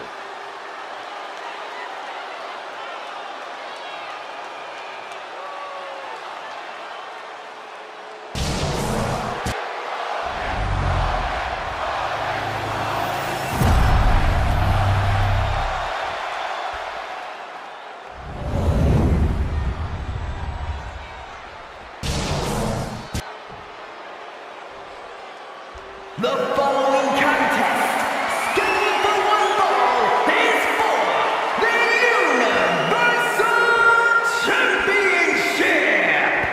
Introducing the challenger from Davenport, Iowa, weighing in at 217 pounds, Seth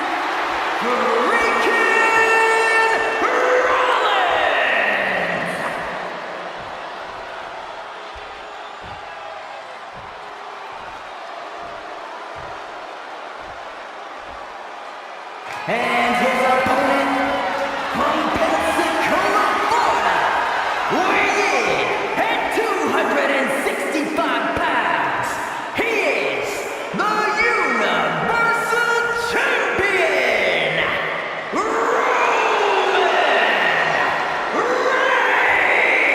Reigns!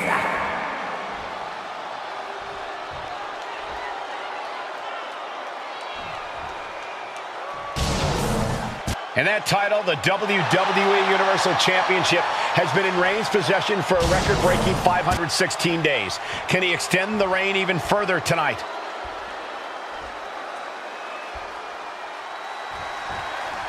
Bell rings and the WWE Universal title is on the line. Roman Reigns over 500 days as Universal Champion, but nobody has been in his head like his old brother-in-arms, Seth Rollins. Well, Seth freaking Rollins tore that brotherhood apart 8 years ago, and we can now see that the Tribal Chief never truly recovered from that night. Well, speaking of family, the Usos have been banned from ringside, and last month, Roman fired Heyman from the Bloodline. So right now, the head of the table needs to win without any allies by his side. Even before Seth put his gear on, he came into this match with a clear-cut advantage. You're right, Cole. 1 week ago on SmackDown, Seth Rollins and Kevin Owens defeated the Usos. As a result, Jimmy and Jay are barred from ringside. It was an all-or-nothing move, as Rollins would have lost his title opportunity had that match gone the other way. It just proves that Seth freaking Rollins will take every freaking risk to win. You want to wear your Shield gear? You want to play mind games with the head of the table, Seth? This is what you get. Be prepared for the wrath of the Tribal Chief. Just cranking the head. Oh, a nasty stop to finish it off. Bang! Crucial counter there. And the wise man, Paul Heyman, will be at ringside for a championship match tonight, just not this one. And that's just sickening to me, Cole. Reigns had just cause for firing the wise man, and now Paul's right back with his old client. Heyman has zero loyalty to the Bloodline. Okay, Corey, did you forget the fact that Roman attacked Heyman? Anyway, Reigns just needs to forget all of that tonight.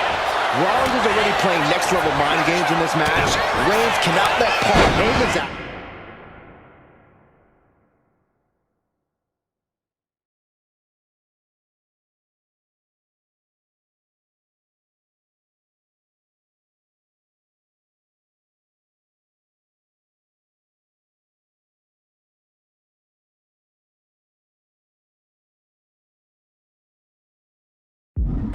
Effective. Momentum has pivoted towards Roman. And you can see Seth is being run into the ground by Roman.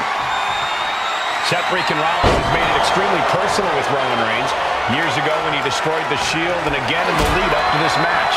And if I'm Roman, I'm taking all that aggression and ending this quickly. Go full force and incapacitate Rollins ASAP, because the longer Reigns fights with all his rage, the more potential he has to make a tactical error. Setting up for something here. All the way down. Gentlemen, for 17 months, Roman Reigns has dominated. He had special counsel and cousins to help him stay in control, to keep his cool, to concentrate on the business at hand. But now Paul Heyman is gone, and the Usos are barred from ringside. Without those calming forces, cracks have started to show. Every comment Rollins has made about their past cuts deeper. Every mind game breaks Roman's spirit even further. This might be the toughest physical battle the Tribal Chief has faced, but it definitely is his toughest mental battle. Thrown out of ringside and back to the mat. Blast off! Rollins getting worked on here. The power and rage of the Tribal Chief is just overwhelming Rollins here. Superman punch! Absolutely laid Rollins out. And now Reigns can finally overcome his former Shield brother. Bam! By Reigns!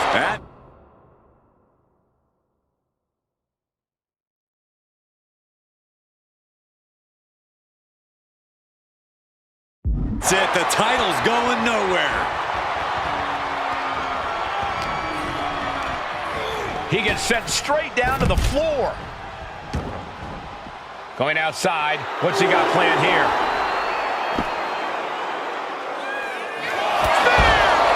Reigns! That is how a true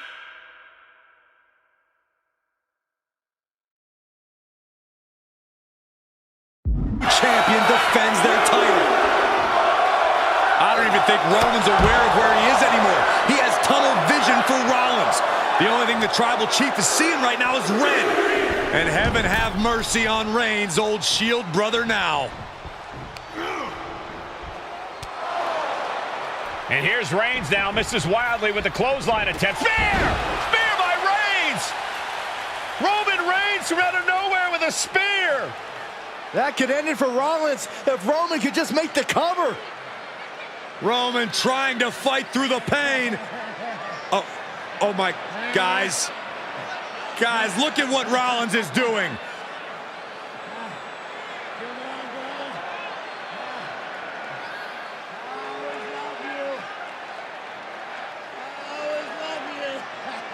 After all these two have been through, Rollins wants that Shield fist bump. Reigns shaking it off as Rollins continues to try to play mind games.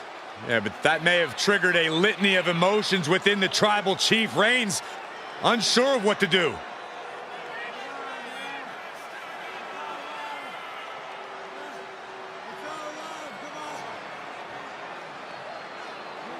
Roman Reigns determining what to do now. Will he slay his former brother?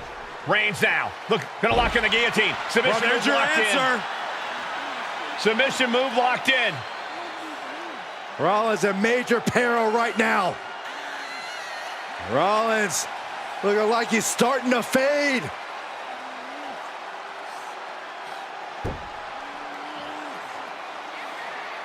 Seth trying desperately to make it to the bottom rope. I'm not sure he can make it, Corey. Trying to make it to the rope to force some sort of break. Seth trying to hang on. How can he do this here?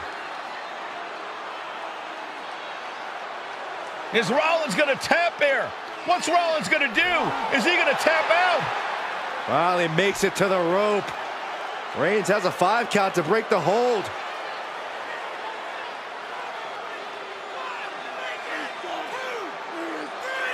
And Reigns breaks the hold here. Roman breaks the hold, and this match continues.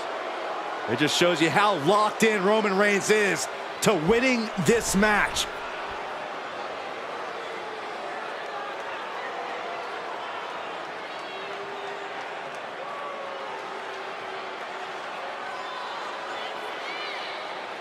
Rollins just motionless.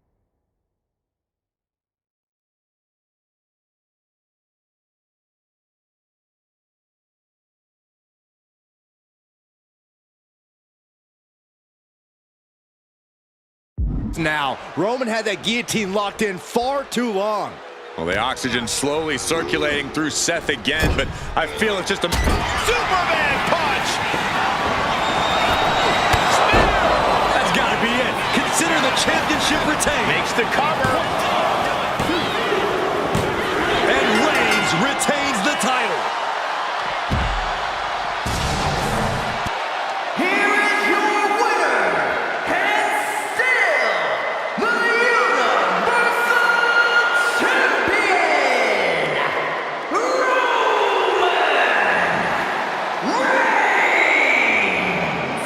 Roman Reigns has finally done it. Finally earned that title defense against Seth Rollins.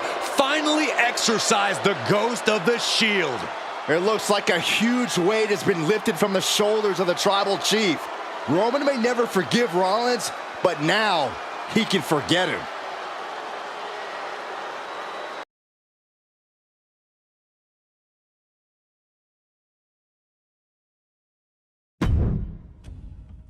I'm the last guy to knock a revolution.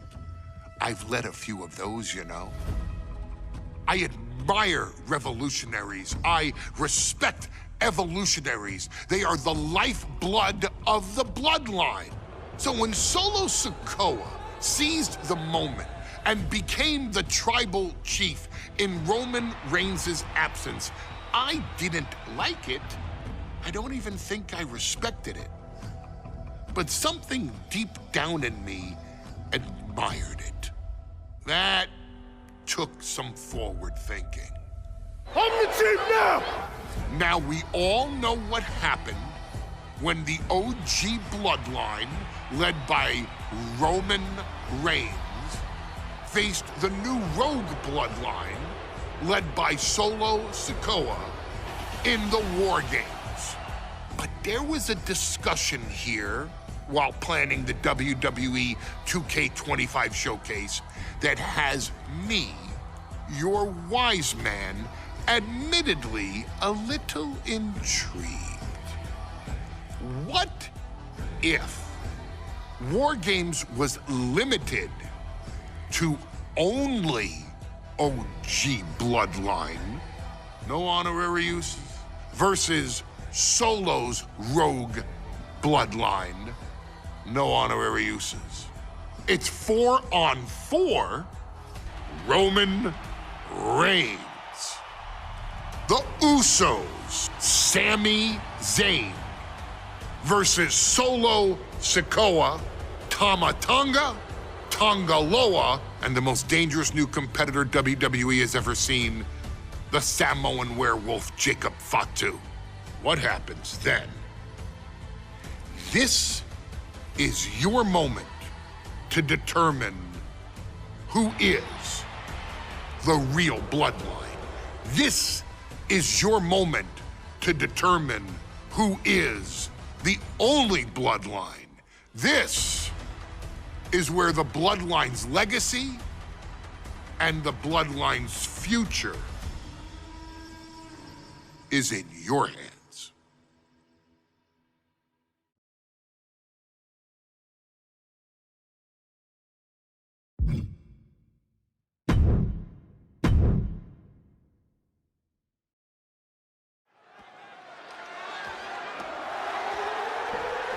The following contest is the men's War Games match. The rules of the match are as follows. 2 teams will be contained in separate cages, with 1 member of each team starting the match. At regular intervals, alternating members from each team will be released to enter the match. The team with the advantage will be the first to have a member released into the match. Once all competitors have entered, War Games officially begins. The match can be won by pinfall or submission. Exiting the cage will result in a forfeit. And now, let the War Games begin!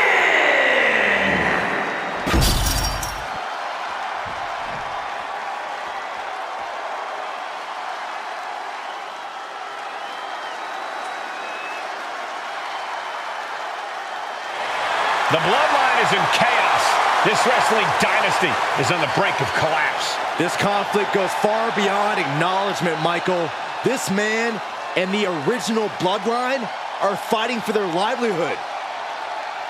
Introducing first, from San Francisco, California, weighing in at 242 pounds, main event, Jey Uso! This man and the rest of the original bloodline is under attack. The new bloodline will do whatever it takes to wipe out the old guard. But this man and the rest of his crew will not go down without a fight. This is a power struggle that could not be contained by a traditional 20-by-20 ring. He's ready to bring the heavy fire to the new bloodline.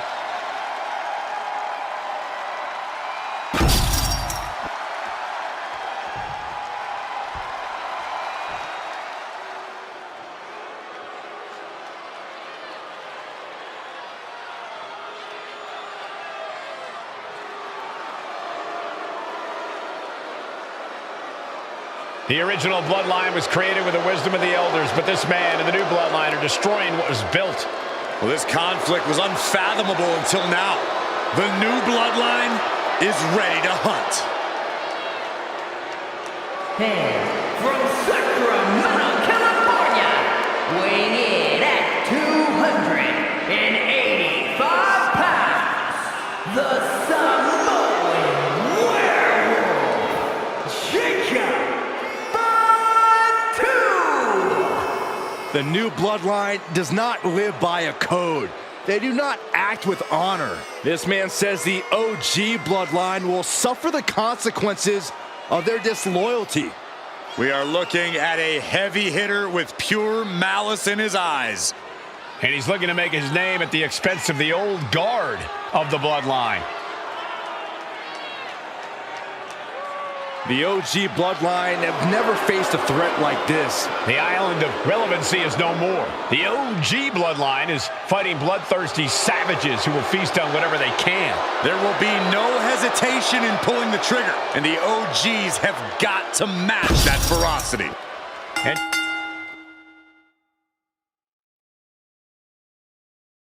gentlemen, it is time for Bloodline War Games. Roman Reigns, the Usos, and Sami Zayn versus Solo Sikoa, Tama Tonga Loa, and Jacob Fatu.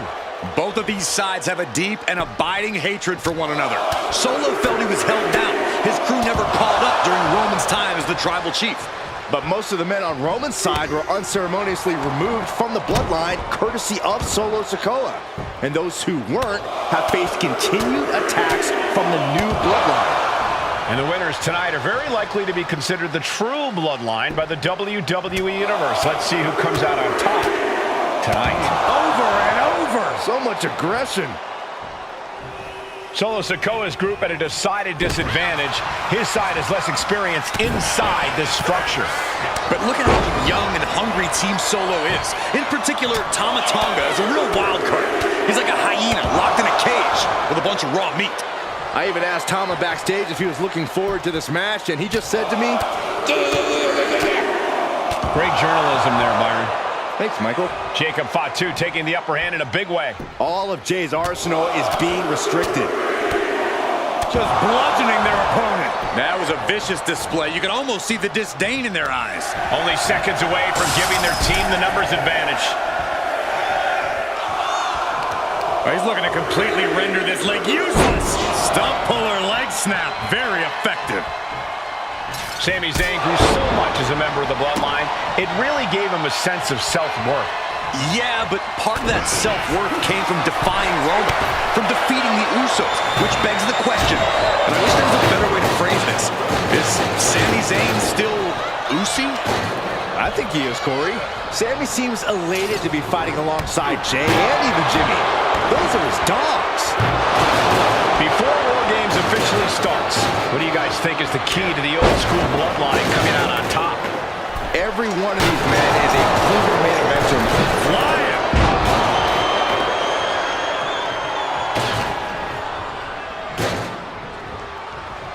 Oh, man! Gotta be a bit tough for Jay to stand up amongst this team. Some close allies, but some enemies he's yet to forgive. We've seen the wars that Jay has waged with his cousin Roman, with his brother Jimmy, but he needs to put that aside tonight. And Jay has the title wins and big victories that earned him the main event moniker. But soaring! Ooh! And he's going to the top.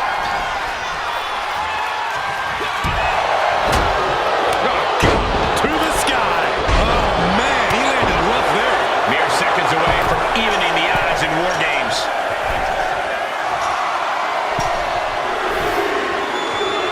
The dangerous intentions in mind, standing at the top of the cage. This War Game. No. Good gravy. From the peak of the steel cage, can you imagine the force of that landing?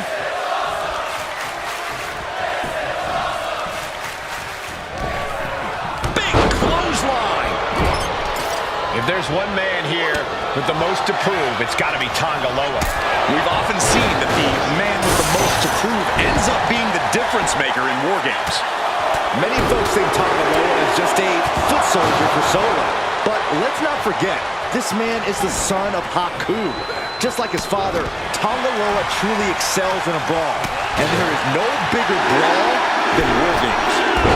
Gets out of dodge. Super kick. Ouch. That's using your head. Headbutt. Over. So much aggression. 8 men in this war, but one seems to be fighting his own internal battle. That man, Jimmy Uso. He's take off. Oh, man. We've got a numbers advantage incoming as the countdown is about to run out.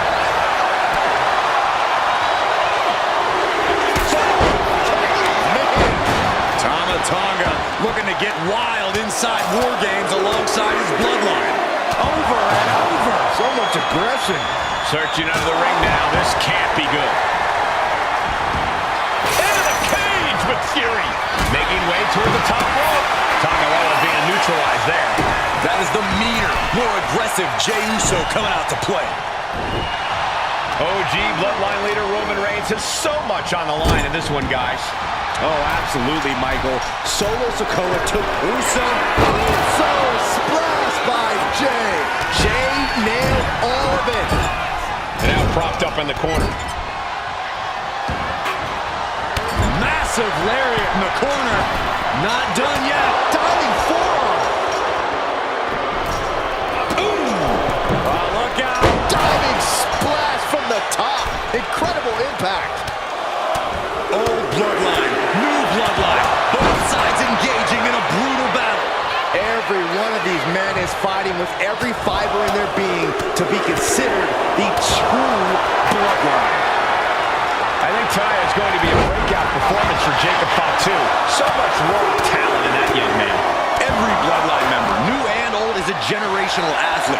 But Jacob seems to be a step ahead of every one of these men at times.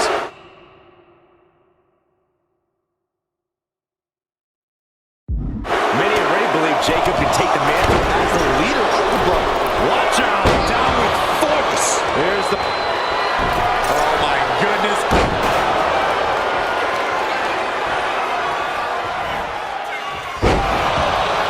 Zayn held close. And they're not going to this one without a little backup in their corner. Will Sammy recover? Oh my goodness. The moonsault. Did Jacob Fatu get enough of it? That'll turn your lights out. Solo Sikoa, leader of the new bloodline, has called himself the head of the table.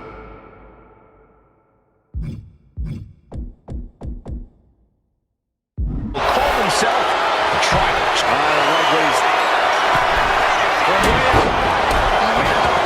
Numbers are up to even, but not before he brings in a little backup from the outside. What height, what impact. That was take off.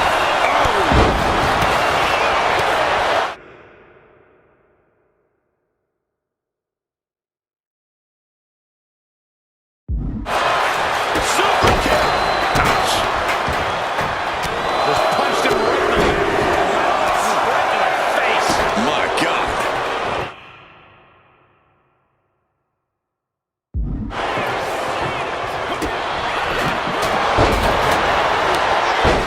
The entire WWE Universe is on their absolute barn burner. And what a throw that was. Setting up for something here. Big slam. Countdown underway. The odds of it to no longer be even.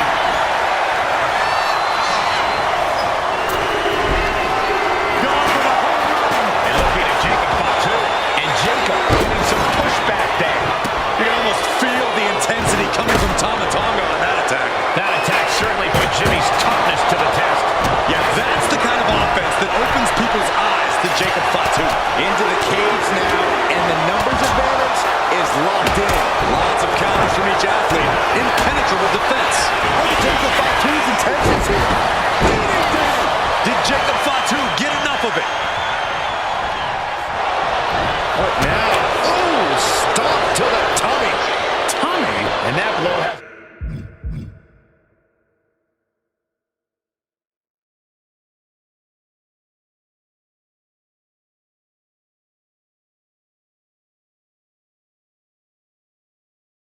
wavering. This arena has come unglued. You can feel the foundation shifting with every turn in the match.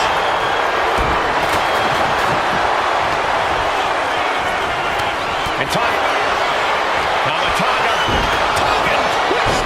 Jimmy with a cause for alarm.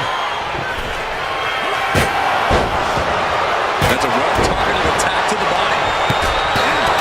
Bang right in the face. Oh, entering even more dangerous territory. Scaling the up high.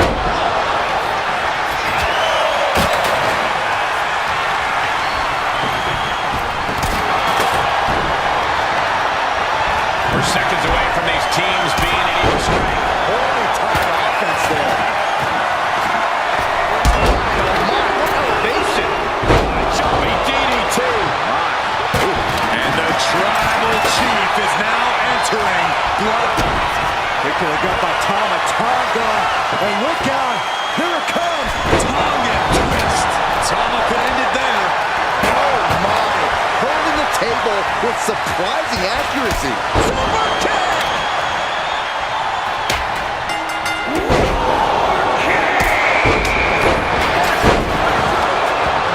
No more messing around.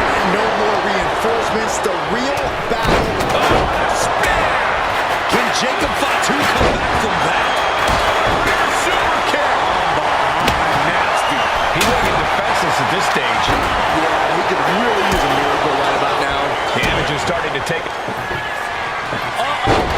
Capitalizing on Sikoa's mistake.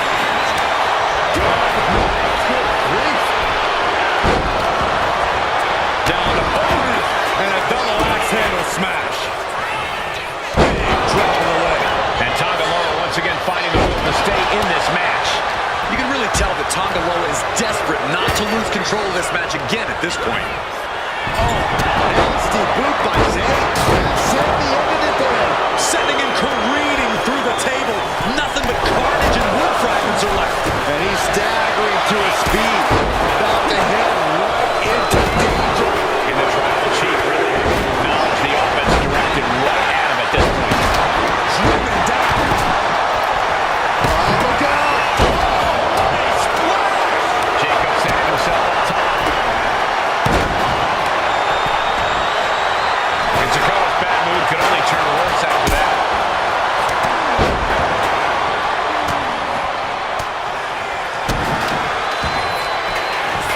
Big boot. Going for the cover. He might just... Solo can end this now. He knows the goal is to win the match, right? Yeah, what's he doing? Strong forearm. Counters. Oh, look at this here, guys. Look at this. He's just getting into dangerous waters here. At this point in the match, there's no time to recover. The damage is done. And now Tonga. Oh, did you hear that? Look at this. This can't be good. Rearing way back. Solid spike. May have just vanquished Reigns.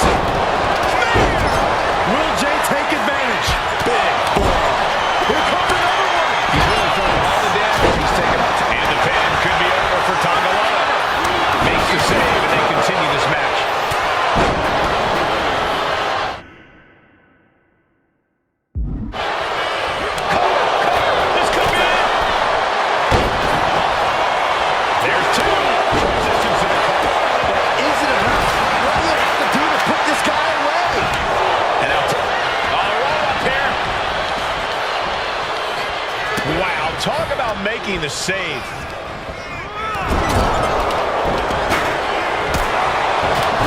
the shoulders and a slam. He's looking for yet another exclamation. DDT! Jacob about to end this fight.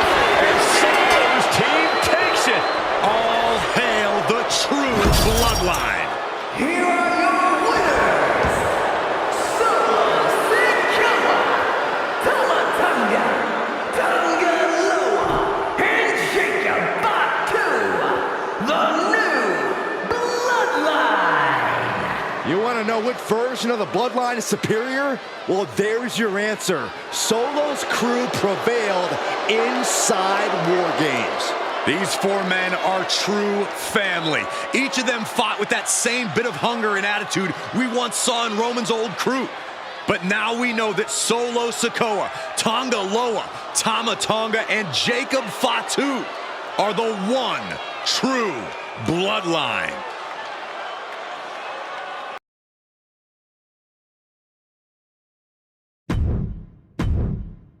Okay, a little bit out of character for your wise man, but that was a little bit difficult for me to watch. Seeing this family splinter into two groups, fighting against each other, it breaks my dark heart. But they're all grown men, and you settled the issue. Now let's give Solo credit. Forming Team Solo was, of course, his usual backup of Tama Tonga and Tonga Loa, the sons of Haku, feared as one of the baddest men to ever walk planet Earth. Along with them, the Samoan werewolf, Jacob Fatu, son of Tama, also known as TK All Day, the Tonga Kid, another fearsome competitor from WWE's golden era. But did you know that Haku and Tama once comprised one of WWE's most impressive tag teams? Haku had been considered family by the Dynasty for years on end, and his teaming with Tama, brother of Rikishi, solidified this for eternity. The Islanders were a formidable test for any tag team in WWE in the late 1980s, competing against teams like the Hart Foundation and the British Bulldogs. Initially fan favorites, the two would embrace a more hard-nosed approach and even teamed up with WWE Hall of Famer Bobby the Brain Heenan, finding even more success. The team flawlessly merged aerial excellence, martial arts mastery, and some good old-fashioned Islander grit. Perhaps their most infamous moment saw them actually dog-nap Matilda, mascot of the British Bulldogs, showing that they were willing to do literally anything to throw opponents off their game. Both men are still revered today as two of the real legit tough guys in the industry, names that instill fear simply upon mention, and they absolutely taught their children well. Tama Tonga and Tonga Loa both love to slowly brutalize an opponent in the traditional Haku style, while Jacob Fatu hurls his body at opponents from all angles with reckless abandon, much like Islander Tama in his TK All Day heyday. For their inclusion in the 2K25 showcase, we find the Islanders in a dream match, taking on another team that has mastered the air, ground fighting, and has their own brand of swag that keeps opponents guessing at all times. Ladies and gentlemen, I'm talking about the Street Profits. Montez Ford and Angelo Dawkins have put together one hell of a run in WWE, and the perennial tag team champions are going to find themselves in an unfamiliar setting, taking on Haku and Tama in a best 2 out of 3 falls match. Anyone can sneak a win out, but Haku and Tama often competed in this type of match to fully demonstrate the superiority to their opponents. And you can bet that they're out to do the same thing to Angelo and Tez. So get out there and showcase the tag team mastery that the Islanders used to terrorize their opponents. Lift your party cups and take one last sip for the Street Profits. And don't worry, no one will hold you responsible for the damage you and the Islanders caused them. Because I assure you, the Islanders can handle the smoke.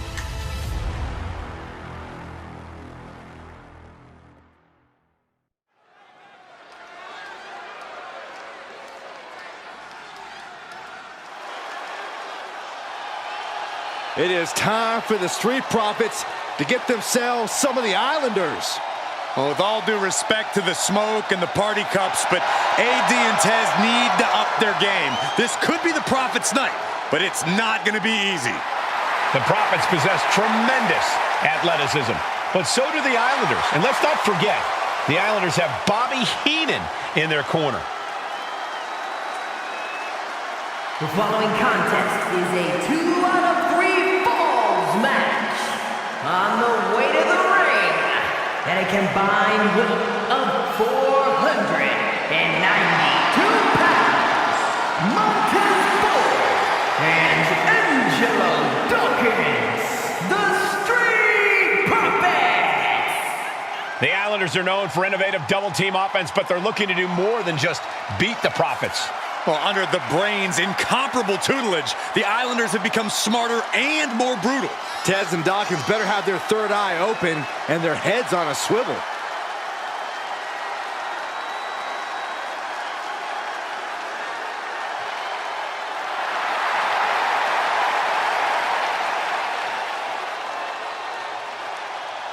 I expect to see expert-level tag teamwork from both the Profits and the Islanders, with supreme athleticism from all 4 competitors. What this match could boil down to, guys, is which team picks up the first pinfall. It's not going to take long for chaos to rule. The Profits and the Islanders are ready to see who is the best tag team on Earth.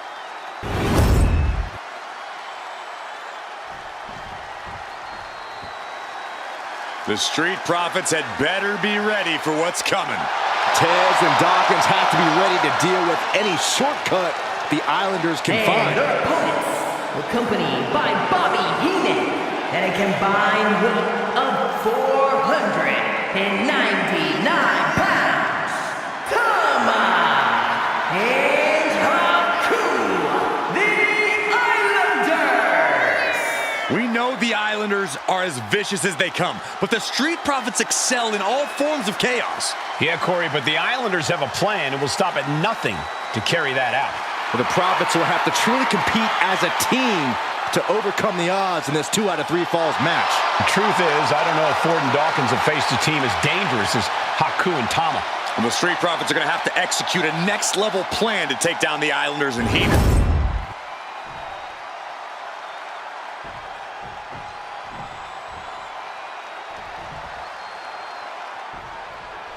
Yeah.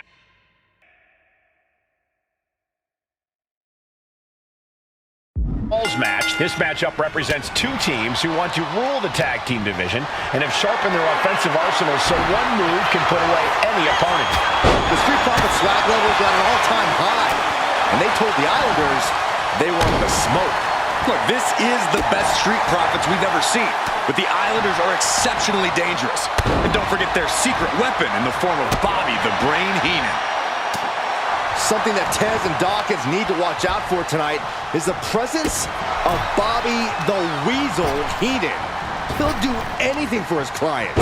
Don't you dare disparage the Brain, Saxton. Heenan is indeed a wise man who has quickly brought the Islanders up the ranks. They'll be tag champions in no time. 2 out of 3 falls matches are a unique test. Corey, break it down for us. What's going through the Profits' minds here? Well, Tez and Dawkins cannot allow themselves to get frustrated, because if you lose your cool, you lose your focus, and you start to make mistakes.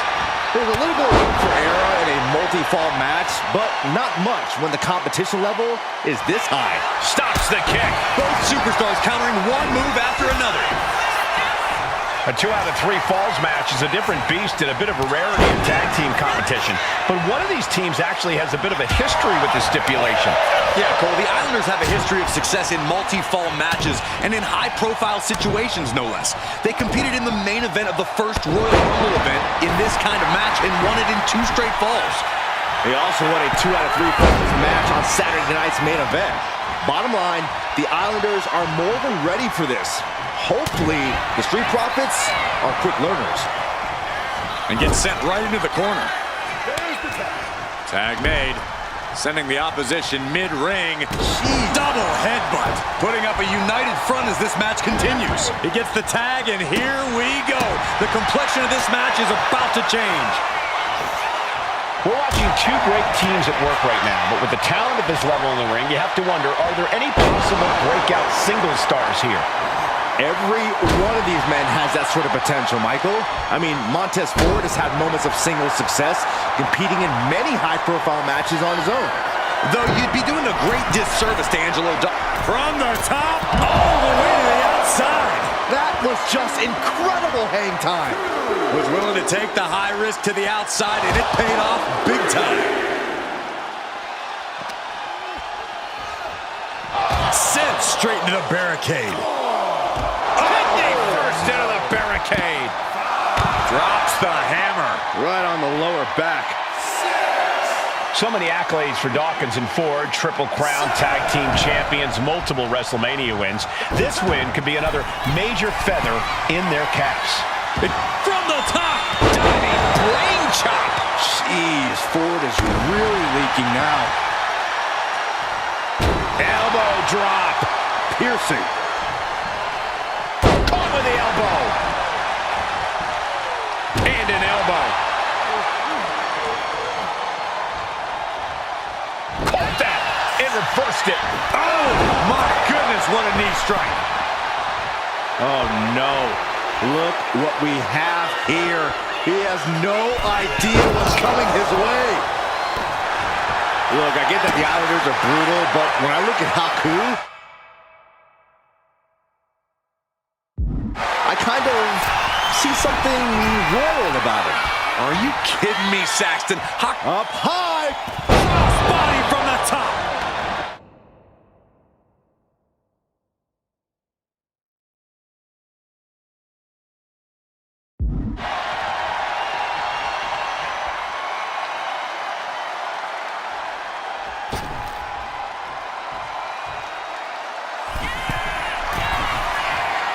From the top! Diving headbutt! Takes another trip to the skies, and it pays off once again. Flying! Uh-oh. Man, he landed rough there.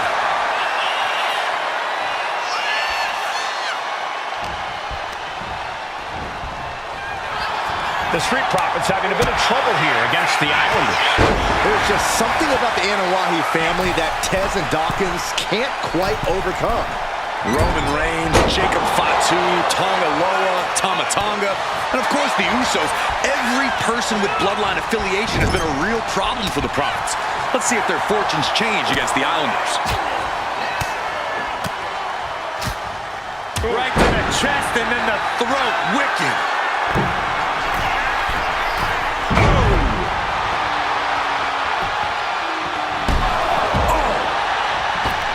He's looking to go high risk from the top rope. From the top. Diving headbutt.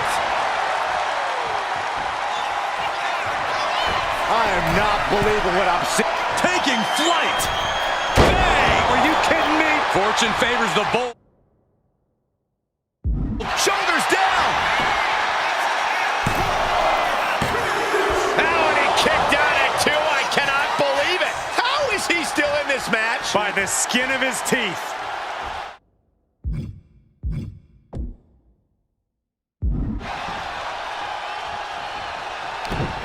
Great response to Tama there. This is a big night for the Street Profits. Their party cups are filled to the brim tonight. I took a sniff of it, and it nearly knocked me out. Does he have him here? No, he gets the shoulder up. Both competitors digging deep into their well to keep this match going. He just flipped the script there.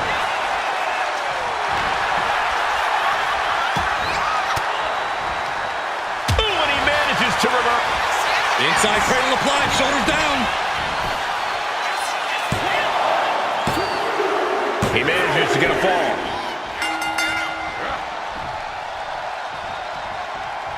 And makes the tag to their partner. Oh, what a boot to the face! Shoulders down!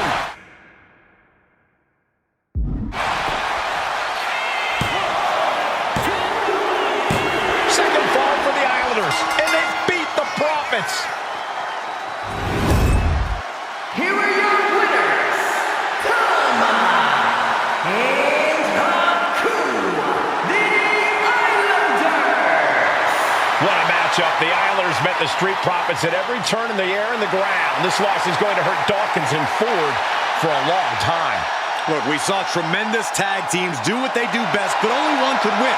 And the Islanders stepped up and got the job done. Tama and Haku just proved they're the best tag team of any era.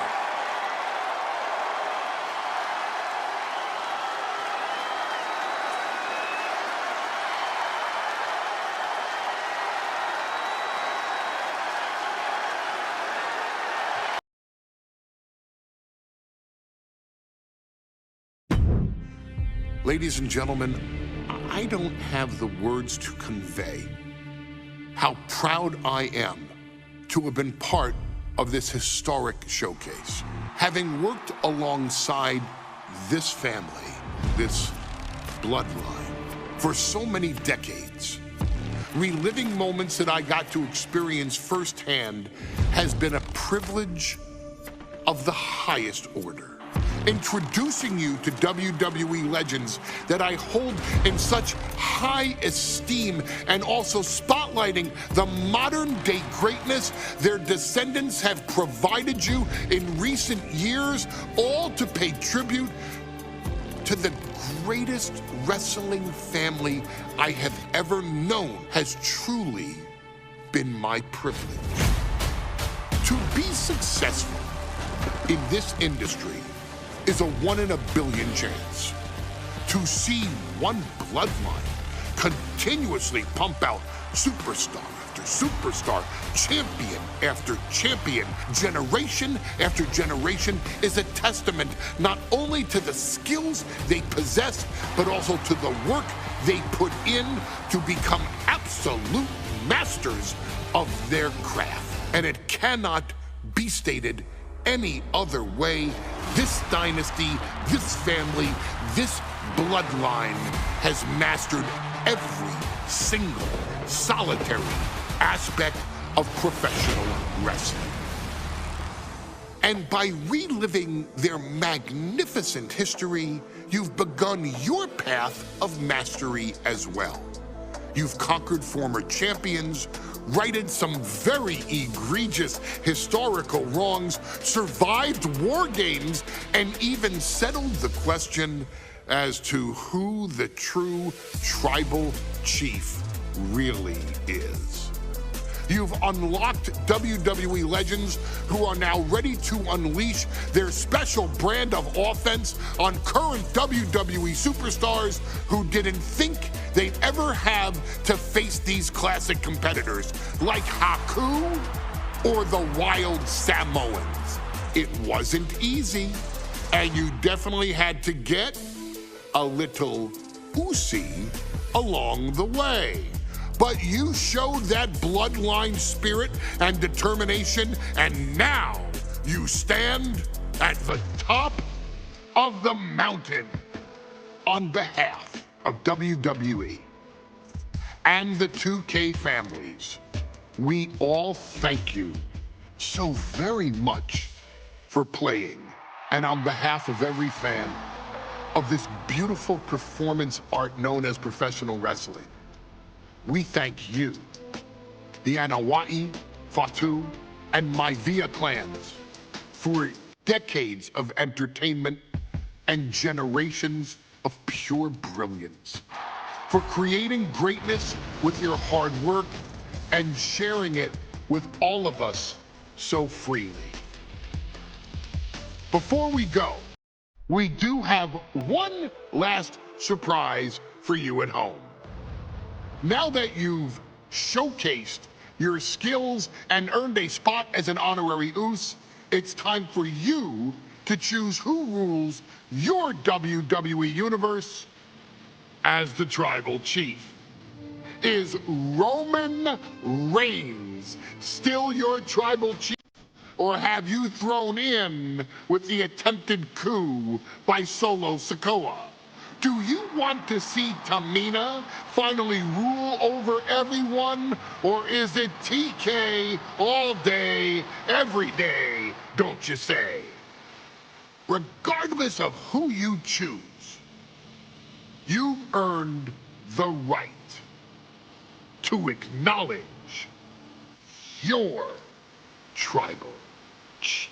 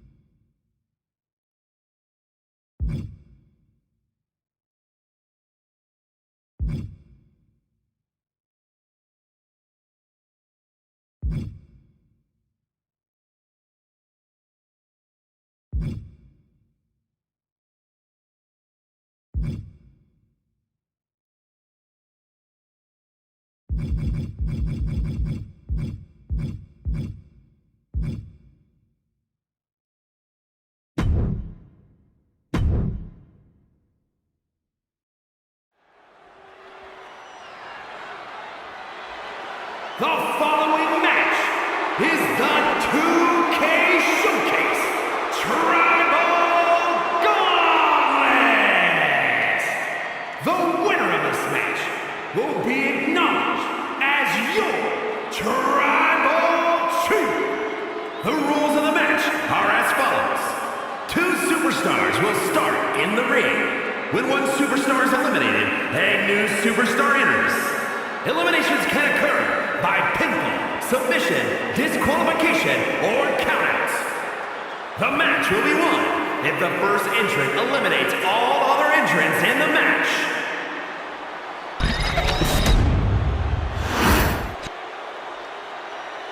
The Bloodline Gauntlet match begins here, gentlemen, with our first entrant. A superstar with a daunting challenge ahead. And from the Isle of Samoa, weighing in at 350 pounds, the Samoan Bulldozer, UMAGA! Grinding your way through the Bloodline? One of the biggest dynasties in history? Is it even possible? Well, it's highly improbable, but nothing's impossible in WWE.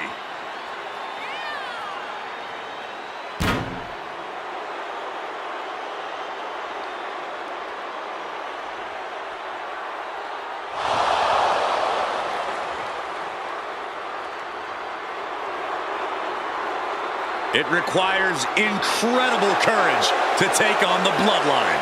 And there's no tougher challenge than taking on the entire Bloodline in a gauntlet match. Can't imagine what's going on inside this superstar's head.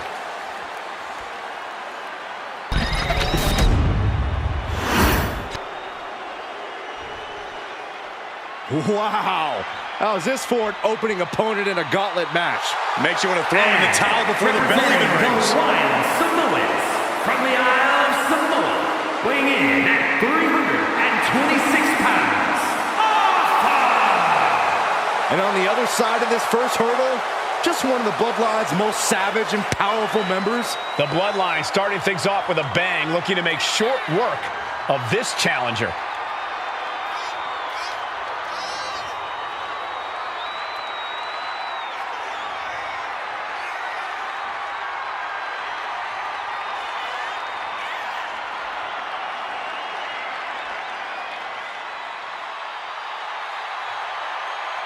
This is where it begins, the ultimate gauntlet challenge against the full might of the Bloodline. Win or loss, this is an historic undertaking.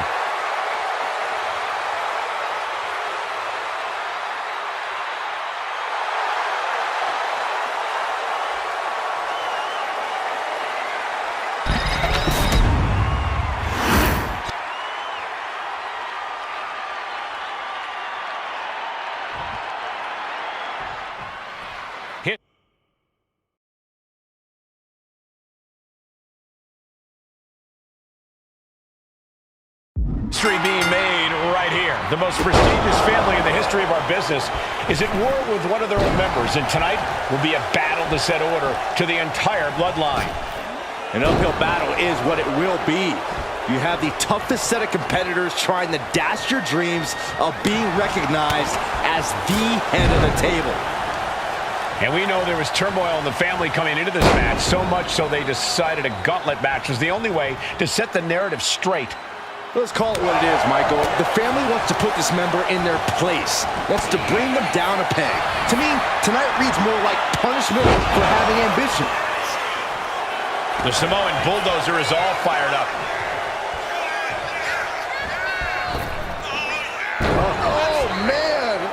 A completely relentless attack from Umaga. Umaga is determined right now. Super kick! Here we go with that.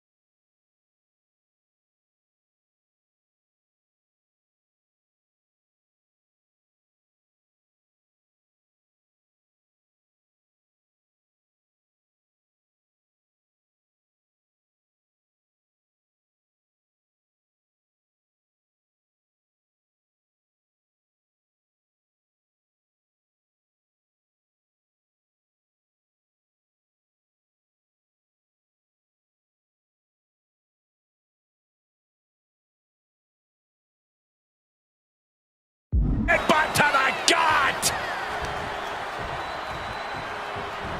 Ooh, whoa! And we know the lineup we are seeing tonight is exceptionally talented. Each one is capable of taking anybody to their breaking point. Yeah, but I think our prime challenger has a chip on their shoulder. Nice takedown, stacked for the pin. Here's the cover. Gets his shoulder up before the 2 count. These men knew this match was going to be hard fought. Umaga! Watch the power of Umaga. Is it enough? The cover! 2 kicks out. Obviously still has some fight left. This'll do it. Umaga! Samoan spike! Umaga can be looking to end this. The cover! He got him. Oh, it's been knocked out of the gauntlet. Man, it's so hectic. I don't remember where we are in the entrant order, but we have an insane amount of clashes on tap. Ah, this is interesting. Jacob Fatu getting in on this gauntlet action.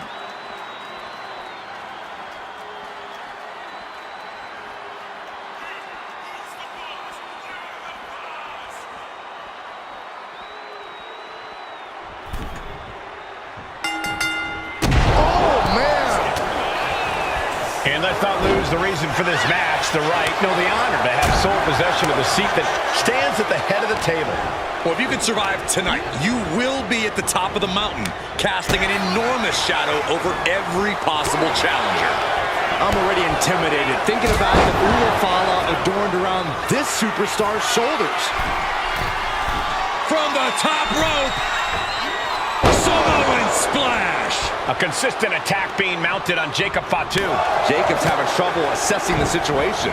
Turns that away.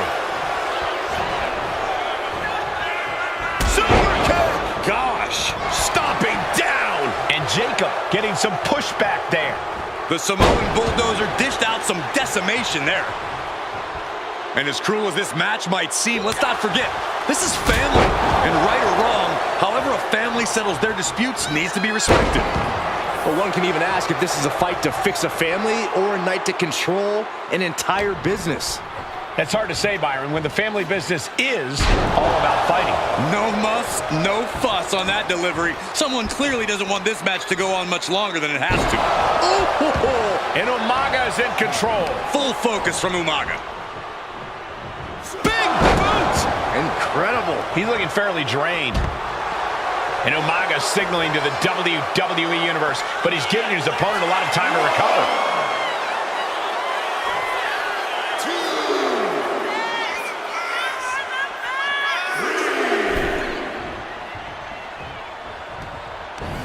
Good Lord! Pop-up Samoan drop. Cover! There's 2. Forces the shoulder up after 2. How in the world did he kick out? Listen. Uh-oh. It knew what was coming there. And he only stays down for a 1 count. If that won't beat him, I'm not sure anything will. Umaga with a retaliation. A consistent attack being mounted on. Here we go. It's popping off. Boom. So much pride, so much resiliency on display. Just teeing off with that fight forever vibe. Each exchange just sapping the energy from these two. Oh, man. You can feel the contact, and so does the WWE Universe. Boom. Toe-to-toe, treating each other like hell. And now these two just pummeling the hell out of each other. He's looking defenseless, and that'll end this exchange right there. Good Lord, watch the power of Umaga. Cover! 2 kicks out. He still has life. So close. That could have been it. Here it comes. Oh, Samoan spike. Jacob Fatu's got a problem here. It's all over for Jacob Fatu. No match for the gauntlet. Conservation is key here as we still have a lot of entrants still waiting. This is interesting. Fatu getting in on this gauntlet action.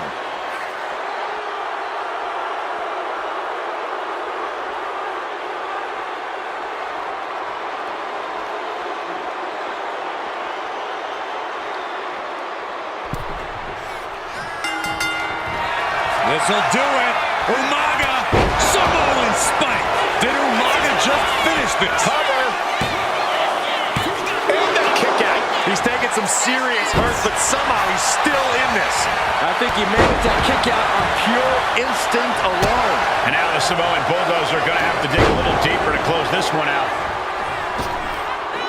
Oh, my God.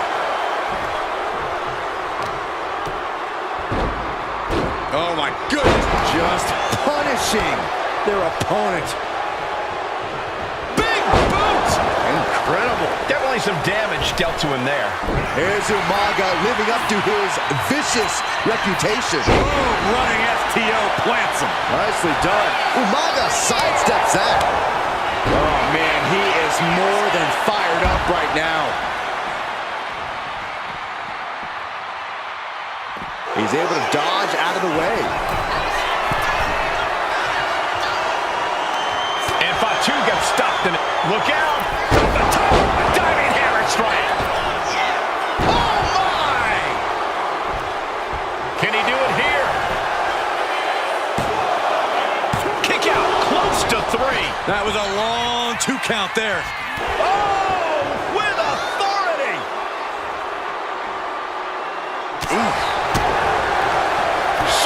Clothesline.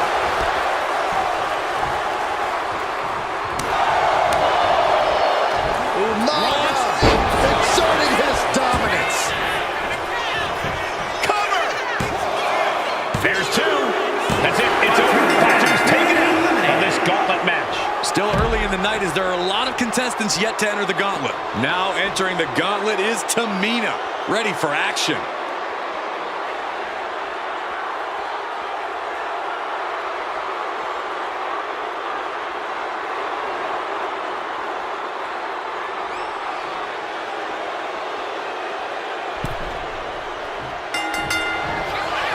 Here it comes! Samoan spike! Tamina's in crisis mode. Shoulders are down. Almost had her, but she gets the shoulder up. Just when you think it's the end, she stays alive. What amazing resilience. Is this the start of a comeback? And now the Samoan Bulldozer are going to have to dig a little deeper to close this one out. We knew this was going to be brutal, but didn't imagine carnage like this. Oh, I guarantee no one had this on their bingo card. Will he get on with it already? This is a fight.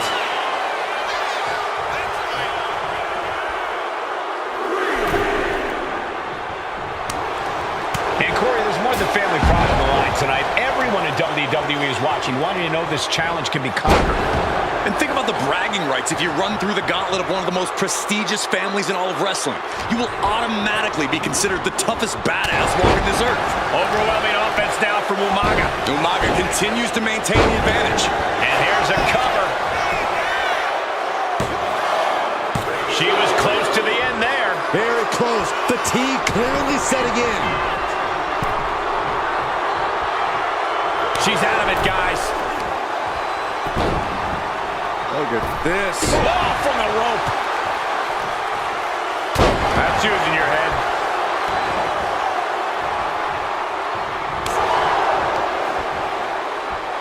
Swinging the elbow to halt the offense. Uh-oh. Samoan drop. Is it enough here? A kick out before 3. Able to squeeze that shoulder out. So close. She countered that into her own offense. Oh!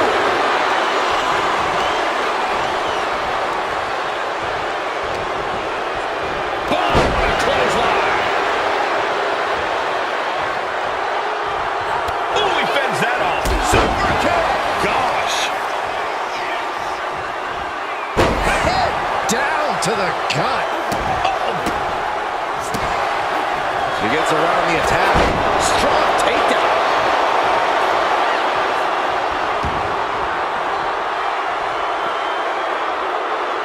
Oh, and fights back.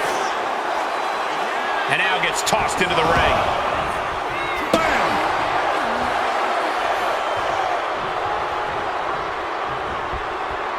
Oh, answered back by any means. Here it comes. Samoan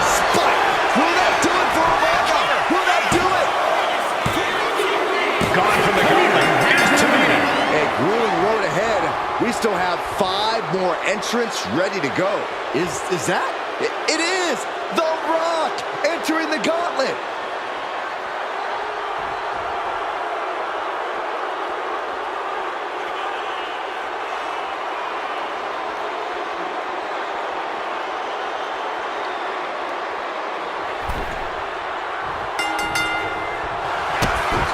Kick right to the knee. This could be it here, guys. Wrapping him up. Look at this. Makes the cover. Shoulders down. The ref barely started the count. Into the DDT. What a match. What a match. And stays one step ahead. What a drop kick. And a disorienting blow to the head there. Clothesline in the corner. Look at this, just unloading. And a stomp to the gut. And I don't know how much longer this can continue. Yeah, I don't know how much longer a good defense will even matter at this point. Oh my gosh.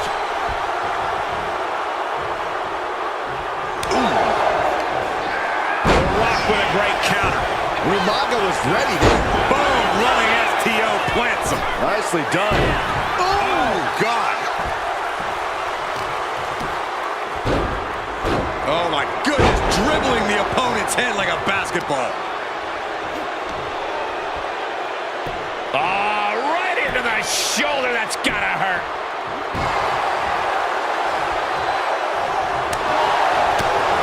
Super kick. Gosh. And the Rock is being handled here. An unfamiliar spot for the Great One. Oh, what a clothesline. Forcefully delivered. Cover here. Is it enough? Quick shoulder up. Doesn't bode well if you still can't get more than a 1 count by now. These two are clearly fired up, going blow for blow. The Rock left an opening for the counter. The fight is on, and it's furious.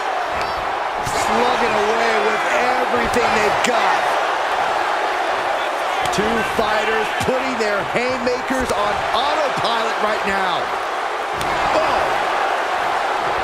WWE Universe appreciating these athletes. And he goes for the pin.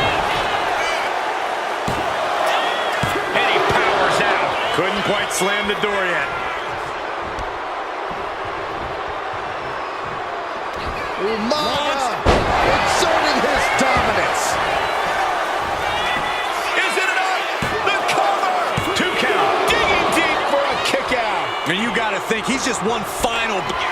This'll do it. Umaga. Samoan spike. There won't be any coming back for the Rock now.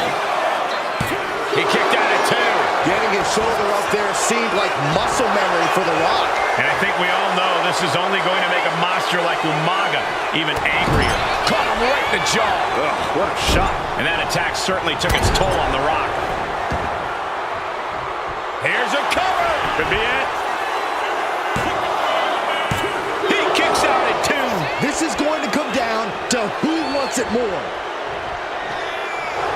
Nice takedown. Stack them up. Hold on. Trying to steal one here. He may get the 3 count right here. This is it. His arm shot on the mat before 1. Wow. He's able to counter that. A clothesline. Just end this now. Oh, he's playing possum. And still in this. He just won't give up. Boom. Devastating kick. Great ring awareness saved him. What a punch. Series of counters here. Who will finally capitalize? Boom. Running STO plants him. Nicely done. Umaga. Pop-up Samoan drop. Cover. 2. And that's it for the Rock. Eliminated from this match. Plenty of entrants left to go here. 4 in total. The Gauntlet's next entrant is Haku.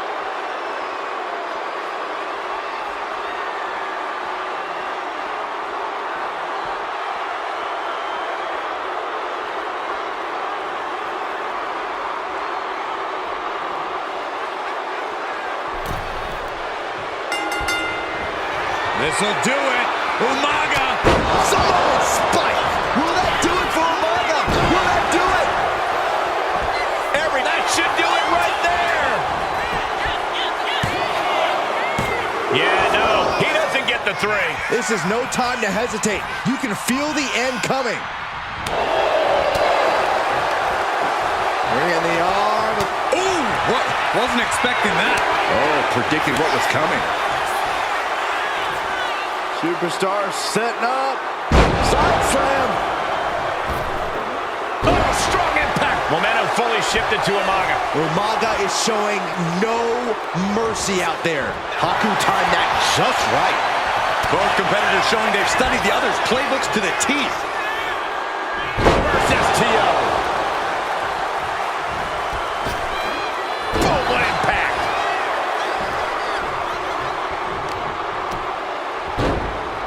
Oh my goodness. Just punishing their opponent. He's going for the pin. This could be it. Fights out at 2. Somehow, some way, he is still in this. Oh, quick way to respond with a reversal. And Haku's on the downside of things now. And Haku needs to find an opening fast. Umaga! Watch the power of Umaga. Cover! 2. Time's up for Haku. No longer running the gauntlet. Yeah, but we still have 3 more entrants in the wings.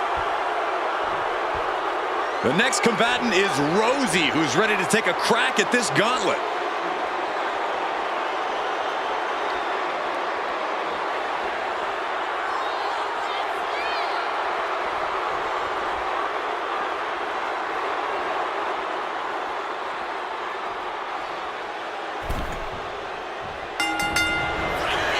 Here it comes!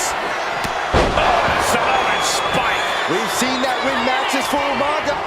This'll do it. Umaga! Samoan spike! Umaga can be looking to end this. Looking for the pin. Oh, kicks out, kicks out. I do not know how they got up from that. Operating on pure instinct and adrenaline right now. And now the Samoan Bulldozer are going to have to dig a little deeper to close this one out. He's able to beat a 2 count. No time to waste being shocked. You've got to maintain pressure. These two trading one blow after another. Neither competitor is backing down. Back and forth, neither one giving up any ground.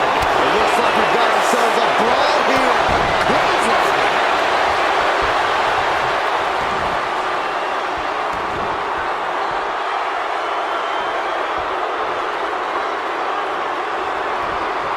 Counter from Umaga.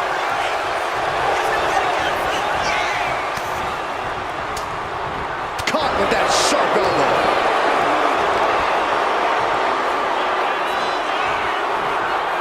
Earth-shaking power slam.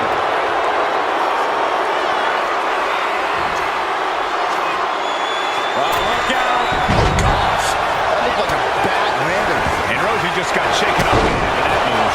The power of Umaga getting the better of his opponent on that one.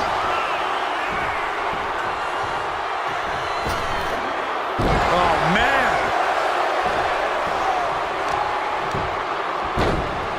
Oh, my goodness. Dribbling the opponent's head like a basketball. He's headed to the top now. You saw that one coming. And that prevents Rosey's attack. Oh, he cuts it off. Watching. Diving hammer strike into the cover. Rosey's out of here. From this gauntlet match. They are out of here, but we still have 2 more participants hoping to run the gauntlet.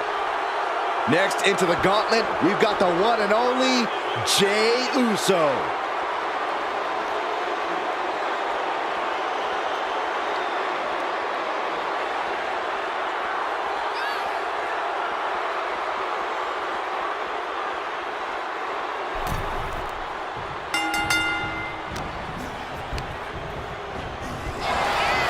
As we get deeper into this war for the head of the table, the WWE Universe has gained hope.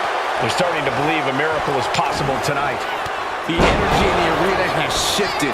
Members of the Bloodline may have expected things to be over, but This'll do it.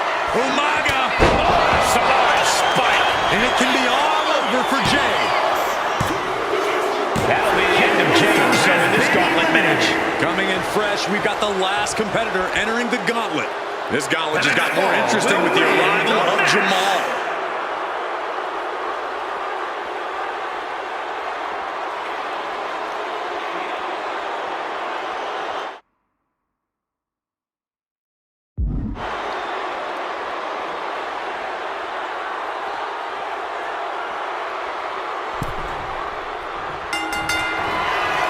Here it comes! Samoans! Into the pin. Can he get him here? Makes the cover. He stays alive. He stays alive. Wow, looks like this book has a couple more chapters in it. We might be seeing a whole saga written tonight. And now the Samoan Bulldogs are going to have to dig a little deeper to close this one out. One final.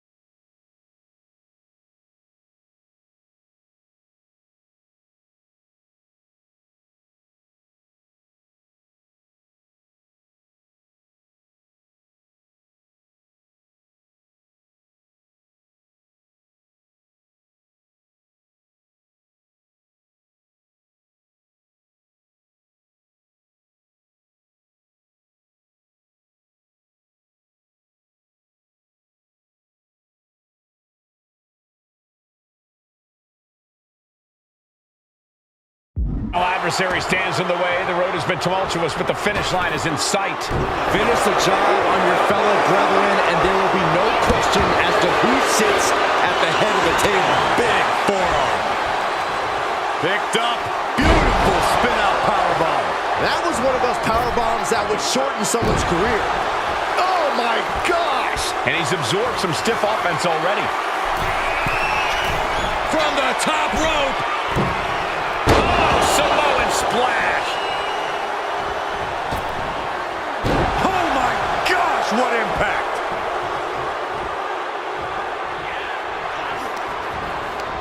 Manages to land a big headbutt. Then a thunderous forearm to follow. Oh, and he gets discarded out of the ring.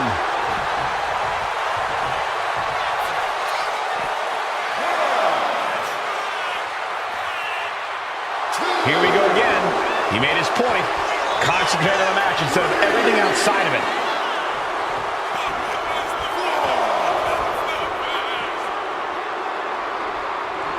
Spinning heel kick. That amount of size hitting you could really rock you.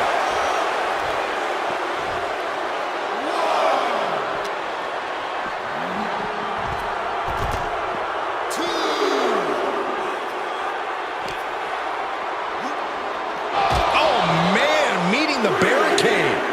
Oh, knee first into the barricade. Uses the edge of the knee. And he slides him back to the mat. Umaga heads up. This is from the top rope. Oh, Samoan splash. It seems like this match is becoming something of an uphill battle for him.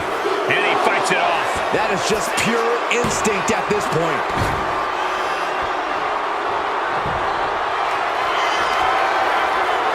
Up across the shoulder. What a Samoan driver! Now attempts the cover. Can he keep him down? And into the cover. Can't even start the count. Better hold up on the victory parade. That was the home run shot that got robbed at the fence. Nice takedown. Stack them up. Goes for the wrist. And the shoulders are down. And the cover. Umaga wins it.